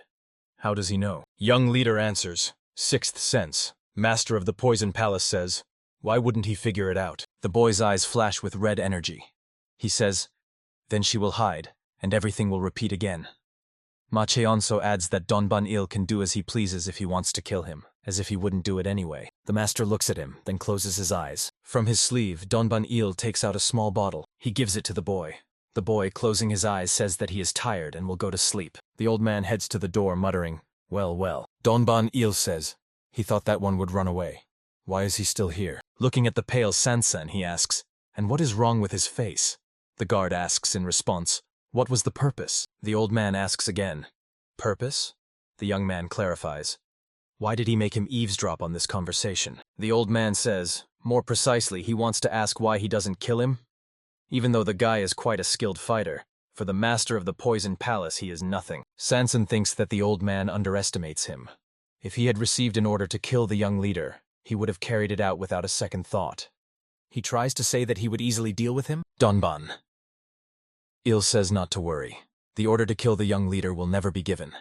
If the chief strategist really wanted to kill him, she would have chosen a more certain way. The old man adds, if someone had killed the young leader, the cult leader would have carried out a real massacre against everyone, trying to find the killer, and then the world would come to an end, and the 7 palaces and the Council of Elders would rise against the cult leader. Sansan asks, then why does she continue to send assassins? Donban Yil wonders. And what does he think? He says that there were those who really tried to kill the young leader, but all of them were killed by the starving wolf of the small palace Min, Hen Ho. That is why the chief strategist continues to send those who are not trained in martial arts. They will be able to go under the radar of the starving wolf and prove how useless the young leader is. If everything goes according to her plan, neither the cult leader nor Yil Taeshik will be able to oppose the deprivation of all rights from the young leader. In the Min cult, weakness equals defenselessness. The old man, squatting down, says, so the chief strategist sent him not to kill the young leader. Sansan asks, then who? Donban Yil wonders. Should he answer him? The master of the Palace of Poison says that the leader of the Demon Lord Min's squad has left, and now the young leader often goes beyond the palace. He adds, there are more definite plans that will help kill the young leader. Sansan understands, and the person he must kill will trigger this chain. The battle of intellects between the supreme demonic mind Tai Ganjin and the young leader Ma Cheonso. The guard, looking after the departing old man, asks, why is he telling him all this? The master, chuckling, replies, only the young leader will know about this, but let him remember, he needs to try hard to fulfill his duties, all right? The master adds that Ma Cheonso will wake up in 4 hours. Let him watch over him. If the guard returns alive, he will treat him to ginseng. Sansan looks after him, puzzled. The young man sits on the floor, leaning his back against the wall. Meanwhile, Ma Cheonso, stripped of clothes, is in the concentration of purple energy. Like a flame, it surrounds him from all sides. The boy grimaces and whispers, Just let him kill him already. Hugging his shoulders, he asks, what does he want? What does he need from him? A huge creature, woven from purple-black energy, looms over the young leader. It brings its face closer to the boy. He hears a voice, find. Ma Cheonso is surprised. What? The creature, woven from energy, says, let him find it and he will help him. The young leader cannot hide his surprise. He wakes up in bed and sits up, wondering, find? Drops of sweat stream down his face. He remembers what he dreamed, and before his mind's eye appears a face woven from energy. Red lights ignite in the boy's eyes. This is the first time he was told to find something, instead of just driving it away. He recalls that in the year he turned 10, the thread between the real world and nightmares was woven for the first time. A couple of days have passed since the young leader and his guard returned from the Yada Palace. Sanson felt unwell after he literally had to run at night with the young leader. It would not be strange for him if people caused a real uproar, claiming he kidnapped the heir, but Old Back just waved to him with a smile when they met, as if nothing had happened. And the cook, looking at him unfavorably, said, since he volunteered to be a warrior of defense, he should perform his duties. If the young leader goes somewhere, he must report it. No need to act willfully.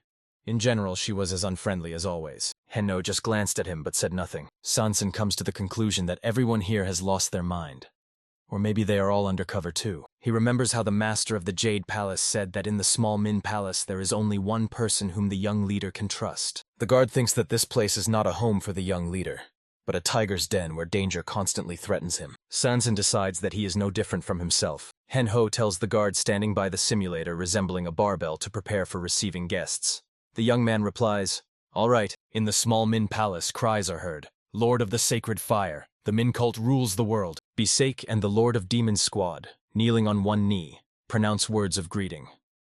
Then Bisake says that they are carrying out the order of the cult leader. The young leader must appear in the spring pavilion of Min and befriend other talented youth of the cult. Ma Chanso laughs, so this is how they decided to act? A red aura flares around him. His gaze and smile resemble not joy, but madness. After laughing, the boy says, all right. Looking at the laughing young leader, Sanson wonders, what has he come up with this time? A question reaches him. What is he staring at? Sanson glances at Ma Chanso. Looking unfavorably at the guard with eyes blazing red energy, the young leader says, let him just do his job. Sanson calmly replies, obeying. Night falls. A heavy rain is pouring. Lying in bed, Sanson thinks, as soon as he receives the order, he will immediately carry it out. He gets up, pondering that he needs to go to the market and gather information about his target there. Wearing a wide-brimmed conical hat and a cloak, he heads to the door, thinking, and then he will set the day of the assassination. A thunderclap sounds and lightning flashes. In its light, the young leader appears before the guard, piercing him with burning red eyes. The guard screams in fear. Startled, the guard sinks to the floor and stammering asks, what is he doing here at this hour? The boy replies that he could not sleep. Sanson says, but it is already midnight. Ma Chonso answers that he knows that. The guard says, all right, he thinks, what is this? He always had a schedule, so why did he suddenly wake up and wander here? Ma Chonso asks, where is he going so late? Standing up, the boy answers that he also could not sleep, so he wanted to take a walk. Mentally, he curses. First, Ma Chonso finds out he is a mercenary, and now this, and he didn't even feel his presence. Lightning flashes again, and the guard himself realizes how foolish his words sound. The weather really invites walks. The boy says his room looks empty. Sanson replies that he does not like cluttering the space. The young leader says, well, he believes that someone planning to commit a crime does not need many things.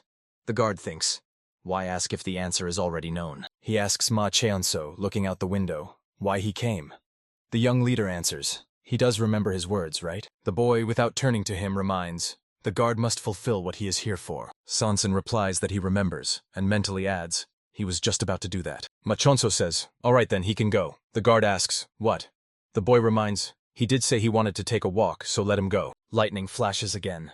Sanson mumbles that the weather is not very suitable. Maybe tomorrow. He is cut off by a stern shout. Let him get lost. The guard replies, well, all right. He leaves the room and finds himself in a pouring rain, thinking, but this is his room. The door behind him slams shut. Ma Chonso stands motionless, lost in thought. His eyes gleam with red reflections in the darkness. Cult of Min Waterpeak Market. Covering his face with a hat, Sanson says, it would be nice if the rain stopped earlier. And it only stopped pouring when he got here? Is this some kind of joke by the young leader? Laughter is heard. Then a question sounds. Has the noble and almighty number 12 come here to tell jokes? Did he feel such passion for him or something else? A man in the same conical hat, hiding his face, and a long cloak steps forward. Sansen, calling him Shell, says, "Does he still dare to laugh after almost kicking the bucket?" "Nothing bothers him," the man chuckles. Light falls on the man's face, revealing that the right side of his face is disfigured by a burn scar. Remembering the blazing market, he says there was so much malice in that child's eyes. He thought he would really die. Sansan should have stopped him. The guard replies, "A binding agent must not reveal his identity to others." That's the life Shell chose. Who to blame now? Sansan adds, "Besides, it was a pure coincidence. The young leader acted alone. Well, they are not close enough to have casual conversations. Let him tell him about the hanging lantern." Binding agents, or as they are called, neither here nor there. People who blend into the crowd and gather information for mercenary groups. The hanging lantern denotes a target. The candle inside the lantern symbolizes their life. Shell sits on a crate and places his lantern on another one in front of him. Chuckling, he says he would be glad, but this time he will be first. Number 2 requested information about the young leader. Sansen looks unpleasantly strangled. He wonders, has anyone besides him been ordered to kill the young leader? Sansen thinks that the young leader suffers from meridian disorder, and if others find out about it. Before his mind's eye stands a smiling boy whose eyes blaze with red flames. Giggling, he says, "It's terrible, but how fascinating to kill such a young leader." Shell asks, "Why is he silent? Swallowed his tongue or what?" Sansen says, "The young leader." He again recalls the boy saying that he was sent by the chief strategist Tae Ganjin. The guard thinks, a child who is not really a child. He remembers Ma Cheonso rushing through the market, smiling as he sets everything on fire in his path. A little demon without a heart. Clenching his teeth tighter, he mentally curses. So why? Sansen again recalls the boy telling him to stop talking. It doesn't matter. The guard wonders, why can't he stop thinking about how sad he looks? He says the young leader suffers from meridian disorder. It is incurable, so he cannot study martial arts. Mentally, Sansen curses, calming himself with the thought that they would have found out about it anyway. Shell laughs. Meridian disorder. That's why the cult of Min hid him all this time. Number 2 will be glad to hear this news. But how could he know that it is incurable? Sansen replies that the maid tried to kill the young leader. He immediately needed the help of the Palace of Poison. That's where he heard about it. Shell stretches his lips into a smile. He says the guy could have called a doctor right to the palace. Instead, they made such a journey to the Palace of Poison. Shell says the young leader trusts the master of the Palace of Poison. That's the only reason. Sansen thinks, a cunning scoundrel. The interlocutor asks, by the way, did he know? Shell unhurriedly begins to talk about the young leader. He believes that Ma Cheonso did not come to the market that day by chance. Sansen interrupts him. Nonsense. He better watch his words. He will not pity him, even if he is a liaison agent. Shell replies, yes, he understood. After all, that is number 12. But he thought it all through in advance. How will he complete the task if something happens to him? Shell asks the confused Sansen. Does he remember what the boy told him? The young leader, holding a knife to the crook's throat, says, "There once lived a foolish cutthroat." Leaning over the man, the boy continues to speak. He earned money by deceiving people. But one day he decided to kill his boss. In general, the boss was also known to be quite nasty, but he had another subordinate. Sansen thinks, if the boy came specifically to Shell, knowing he was an agent, and by the person who deceives people he meant Tae Ganjin, the young man comes to the conclusion. So, the Palace of Slaughter helps her. Shell asks, has it dawned on him now? He seemed to send them a warning. The young leader rarely leaves the Min Palace, but now he suddenly wants to go to the market? That's quite strange. Sansen says he doesn't believe it. Shell's identity is well hidden, and even he doesn't know them all very well. So where does the young leader... He remembers, when they clashed with Shell in the market, and he did not stand up for the young leader. He ordered to kill the crook, but he did not obey. Could it be that only because of this he realized that Shell was one of the agents? Could it be that even then the young leader knew that he was connected to the Palace of Zayboy? Sansen then replied to him that he could not do that. He is his protector, not a killer. Shell lowers a small bag onto the box. He says, well, in any case, he has dumped information here about the hanged lantern. Let him take a look. Sansen takes the pouch. Shell laughs. What a mess. Some maid tried to kill the young leader. The man continues to rant. The boy grew up without a mother, and he keeps behaving so terribly, even though he can't even learn martial arts. He is sure it was hard for him to admit defeat. Giggling, he calls the boy a reckless thug. Sansen's face darkens. Shell continues to speak. unable to even take care of himself, but managed to turn away the chief strategist. And he even threatens the palace of Zaboy? Sanson again remembers the boy saying, "Let him stop babbling. There is nothing special about this." Shell says, "Maybe he should have killed him while he had the chance?" He laughs again. Sanson waves a dagger and exclaims, "Shell!" A severed hand falls to the ground and a scream is heard. Lying on the ground and trying to stop the bleeding, Shell, mixing screams with curses, asks, "What is wrong with him?" Sanson answers, "He is sure that he has an order from number 2. Therefore, he will be merciful. Let him remember this when he desperately misses his hand." Shell continues to moan and scream in pain. Hiding the dagger behind his belt, Sanson says that the liaison agent should not try to befriend the mercenary of the palace of the executioner. In response, a new burst of screams is heard. In Sanson's eyes, red energy splashes. He did what he had to do. Mentally, he adds that now there is only one thing left to do. Sitting on the bed in his room, he reads the received papers, thinking, no relatives. It is impossible to understand what he loves or hates. He never learned how to control internal energy. But from this information alone, which says there is no way out, he can glean a lot, and no traces that he ever tried to control external energy. He glances at the bottles standing next to him, thinking, they must be experts in external arts. But since they cannot control external energy, he needs to use the given potion to poison them. Sanson continues to ponder. After all, the cook, the maid, and old Back are all those whom the young leader cannot trust.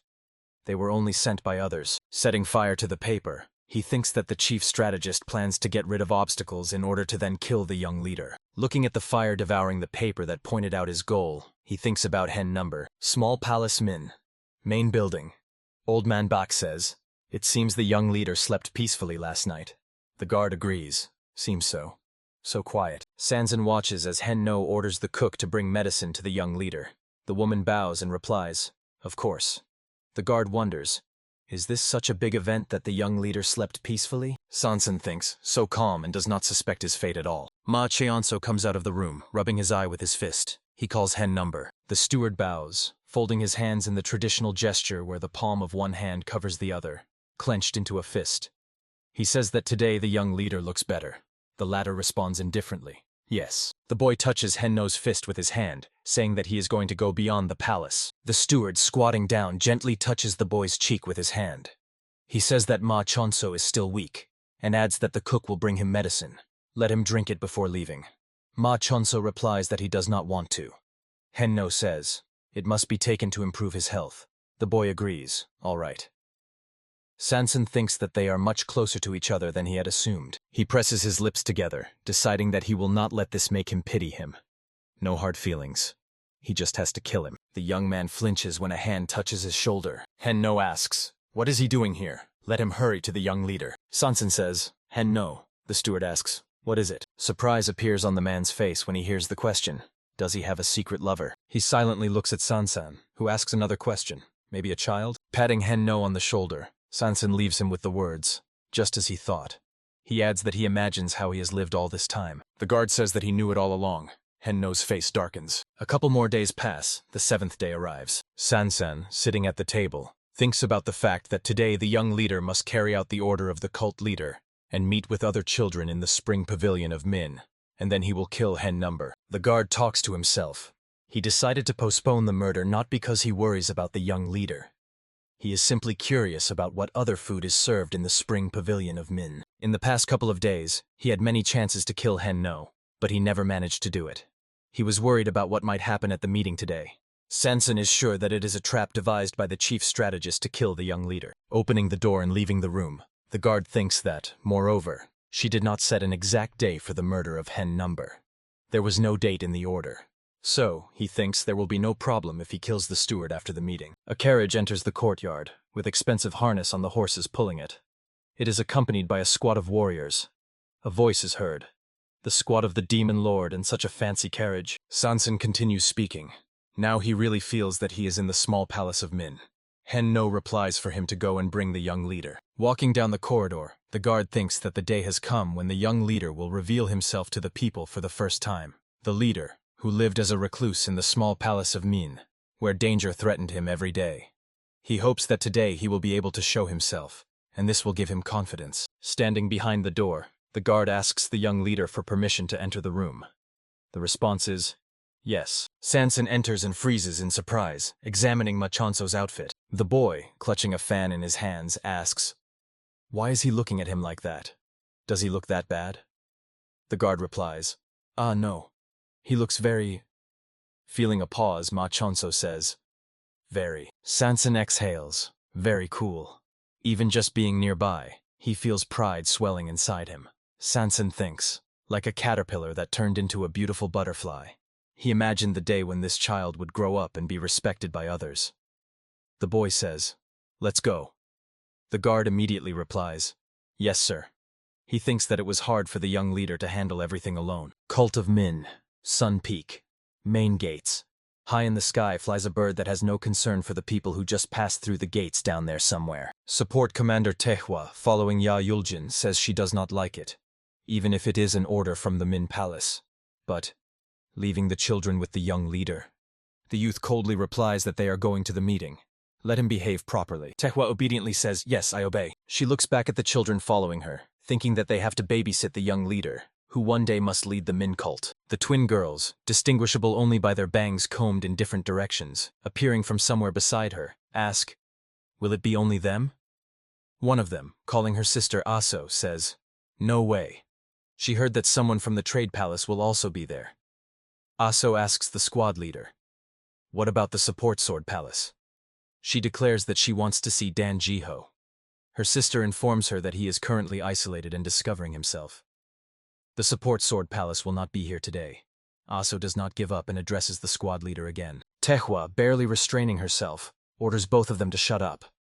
She thinks, at least that old man and Muten are not here. And Ha Ilchin too. From an excess of negative emotions, she even closes her eyes and twists her mouth. It would be better if he did not come here. One of the girls, pointing forward, exclaims, "Huh? They are here! The Spring Pavilion Min!" Ahead rises a luxurious multi-tiered mansion. On both sides of the road leading to it, people are crowding. One of the men standing by the roadside exclaims, "That's Yahyuljin! No way!" A shout sounds, rising stars of the Min cult. The sullen youth walks without looking around. A cry sounds, "Chunjae-san from the trade palace is also here. No way!" Some youth, pointing with his finger, shouts, "The Demon Lord's squad of the Min cult," and all heads turn in that direction. The squad escorts a luxurious carriage with intricately decorated horse harnesses. A shout sounds, "The young leader is here." The carriage stops and the warriors immediately drop to one knee. The door opens and the elegantly dressed Machonso steps out. An old woman standing in the crowd says, "What an incredible aura." A man standing nearby says, "Is this the young leader?" A girl standing next to them is so overwhelmed with admiration that she cannot utter a word. Only a cry of delight escapes her lips. Ma Chongso walks accompanied by a guard through the living corridor formed by the warriors. A shout is heard. "We welcome the young leader." The boy walks calmly, clutching a fan which he raises to his face. Shouts are heard. "Praise the heavenly demon." The young leader of the cult. Ma Chongso has appeared in public for the first time. On the first floor of the Spring Pavilion, Ming gathered many children. They are nervous, anticipating the meeting with their peers. Of course, they were not as excited as the crowd outside. Everyone sits properly at the tables, waiting for further developments. A rather plump youth says he thought only direct heirs were invited. The boy he is looking at clenches his fists angrily, hearing a teenager giggle and add, he didn't know that the children of concubines were also invited. The boy trembles with barely restrained rage. In his mind flashes, all this damn class division. Young Chihami, curling her lips in disdain, says, "That scoundrel started speaking again." Though these children were young, they already understood a lot. If they do not show their snarl to others, they themselves could become victims. A conversation takes place at the table. One of the kids says, "The second young master of the Palace of Bloody Art?" In response comes, "It seems his name is Yultak. His mother is from the Oirats, right?" One of the boys says, "A savage like him came to the meeting with the young leader?" The child of a concubine is not a direct heir, no reason to worry.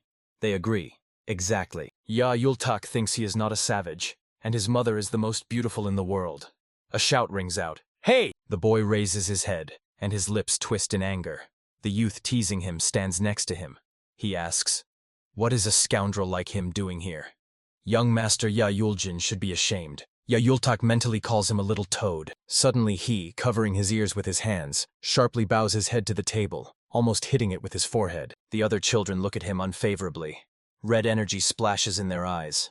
They are all united by one thought: the child of a concubine, a savage, a foundling, the shame of the Palace of Bloody Art. All these insults followed him like a shadow as soon as he first appeared on Heavenly Mountain. Yahello presses his palms harder to his ears. Tears appear in the corners of his tightly shut eyes. He thinks that if he had continued to live with the Oirats, if his father had not dragged him here, he does not want to be here. He wants to go back. Mentally, he begs to be left alone. The fat teenager laughs. Is he crying? Let him just look at himself. And let him go complain to his mother.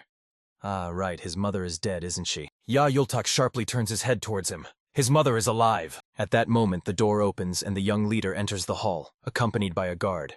Along with them, dazzling sunlight bursts into the room. Ma Changso, holding a closed fan near his face, calmly walks down the aisle between the tables. All the attention of those present is fixed on him. The young leader stops near the youth insulting Yahello. Looking at him, he thinks, is this the killer sent by Taeganjin? But he seems too stupid. Meanwhile, the youth hurries to greet him. Bowing, he says it is a great honor for him to meet the young leader. Then he introduces himself. He is the second son of the trading palace. But Ma Changso interrupts him. He orders him to come closer. The youth looks confused. The young leader grabs the dagger, intending to pull it out of the sheath. He thinks he knows who is behind this. A drop of sweat runs down Chunam's face. Stammering, he asks, why did he suddenly draw a weapon? Smiling broadly, Ma Changso, whose aura has turned red, extends his hand to him and reminds him. He has already ordered him to come closer. The young leader grabs him by the hair and slams his face onto the table. The youth's nose breaks. The onlookers look shocked. Grinning maliciously, Ma Changso also lifts Chunam's head by the hair, from whose nose blood flows and tears from his eyes. The young Chihami, who jumped up from her seat, looks frightened. The young leader again slams the youth's head onto the table, and his hand hangs limply. Glancing angrily at those present, Ma Changso asks, what are they staring at? Are they amused? Everyone, except the confused Chihami, looks away. He spits contemptuously. Idiots. The young leader calls out to Yahello, hey! He, no less shocked than the others, replies, stammering heavily. Me? Ma Changso, smiling, hands the boy a knife, saying, let him kill him. They will see what distinguishes a guy who has a mother. He places the knife in Yahello's hands. Seeing that he is not in a hurry to carry out his order, the young leader asks with ill intent, does he want to be the one who gets killed? Ma Changso throws Yongamu aside, and he falls on the floor on his back. Yahello, continuing to grip the knife, drops to his knees. His eyes fill with tears. From his mouth escapes, hic. The youth, having come to his senses, cries loudly. The young leader gloatingly thinks, is he crying? The guard thinks, just not that. Footsteps are heard on the stairs, then laughter. A voice addresses the young leader. Enough. Yahello, standing behind the cheerfully smiling youth, orders Taehui to remove the children. Ma Changso, assessing him with a glance, thinks that the real problems will start with them. A golden aura lights up around the youth, and a silvery one flashes around Yahello. The young leader realizes that the real problems are only beginning. Two youths stand before him, surrounded by shining auras. Near the road leading to the spring pavilion, many people are strolling. None of them pay attention to the woman intently looking at the building. Meanwhile, she thinks that she knew it all along. She believed that the young leader would come. He had never before attended public events. Even if it was an order from the cult leader, no one expected him to agree so easily. However, he came, hardly resisting, like some dog with its tail between its legs, or perhaps like a tiger stalking its prey. The woman thinks, others may not know, but she knows. All because he answered her questions, as always.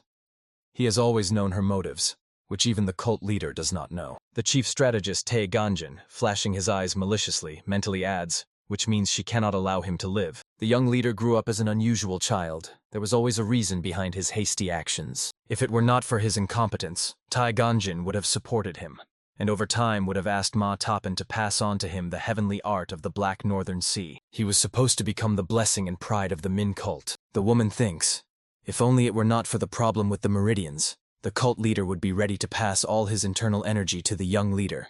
But that will not happen. She reflects on the fact that they still have much to do with the cult leader. Nearby, a squad appears, and Taeganjin calls So-on with the girl leading the small squad hurries to her. The leader of the Flying Butterflies squad, So-han, approaching, kneels before the chief strategist and asks, what should they do?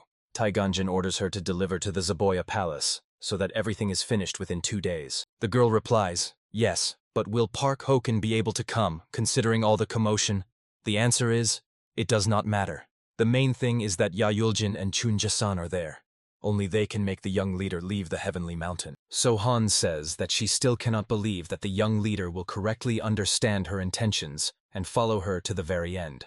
The woman replies that the young leader cannot be understood by an ordinary person. Yellow sparks flash in her eyes, and a smile appears on her lips. Tae-ganjin says, so he will come. Just as she wants him, he wants her. She cannot allow someone like him to destroy the cult. She adds, let So-han remember that their sacrifice will unite the heavenly mountain. Meanwhile, the young leader and two youths are separated only by a round table. The youth, possessing a golden aura, respectfully greets Macheonso and says that he wants to introduce himself once more. He is Chunjae-san from the Trade Palace. He adds that it was very kind of the young leader to invite them here, but his brother behaved too rudely. He asks for forgiveness for him. Macheonso is surprised. Why is he apologizing when his brother was the one who suffered? The youth laughs, saying, ah, so this is how things are arranged here? His brother is a bit rude, but he is sure that he has learned his lesson. The boy looks at him angrily and says that he didn't ask anything. The youth agrees, exactly. Looking at him, Macheonso thinks, no, not him. Tae-ganjin definitely wouldn't have sent someone like that. The same applies to the second one. His gaze shifts to Yahyuljin. Red sparks flare in the boy's eyes. He assumes that she won't try to get to him through San-san. He ponders. Maybe she wants to poison the food or something like that. Meanwhile, a servant appears and, placing dishes on the table, announces that the food is ready. All kinds of delicacies appear on the table. The man says that the food is top class, which they will never taste anywhere else, prepared with special care by their best chef. The servant bows and adds that the chief strategist personally developed the menu. He is sure that they will like the food. Chunjae-san, leaning over the dish and devouring it with his eyes, exclaims, oh, the chief strategist herself? An impudent you! Reaches the man. Smiling, he turns to the young leader. The boy's aura blazes red. Macheonso asks, did he say chief strategist? The worried man replies, yes, she visited recently. The young leader hurries to the window. He looks down, where a multitude of people bustle about. Looking around, he asks, why is she here? The disconcerted servant says, he heard that she was just passing by. She gave a few instructions and left, saying she did not want to interfere. The young leader bursts out with an unfriendly laugh. Red sparks burn in his eyes, and his aura blazes crimson. Chunjae-san and Yahyuljin look at the boy in surprise. What is wrong with him? Using thought speech, Chunjae-san calls out to his friend. Hey Whitey! Yahyuljin, who has two colored hair, replies. How many times has he told him not to call him that? He does not want to talk to him. Let him shut his mouth. The young man answers that, actually, he never opened his mouth. Macheonso takes his place at the table. He asks the young men. By their appearance, they are already about 20 years old. What have they forgotten here? Chunjae-san answers that they are nannies, but he does not even finish the last word when Yahyuljin's hand covers his mouth, and the friend himself says that they hang out here just in case. Macheonso says, so they are his squires. The reply is, apparently, yes. The boy asks, really? Then they can even leave Heavenly Mountain. Yahyuljin answers, the cult leader said, it does not matter what they will do, as long as they are with him, so, yes. The young leader then suggests testing their skills.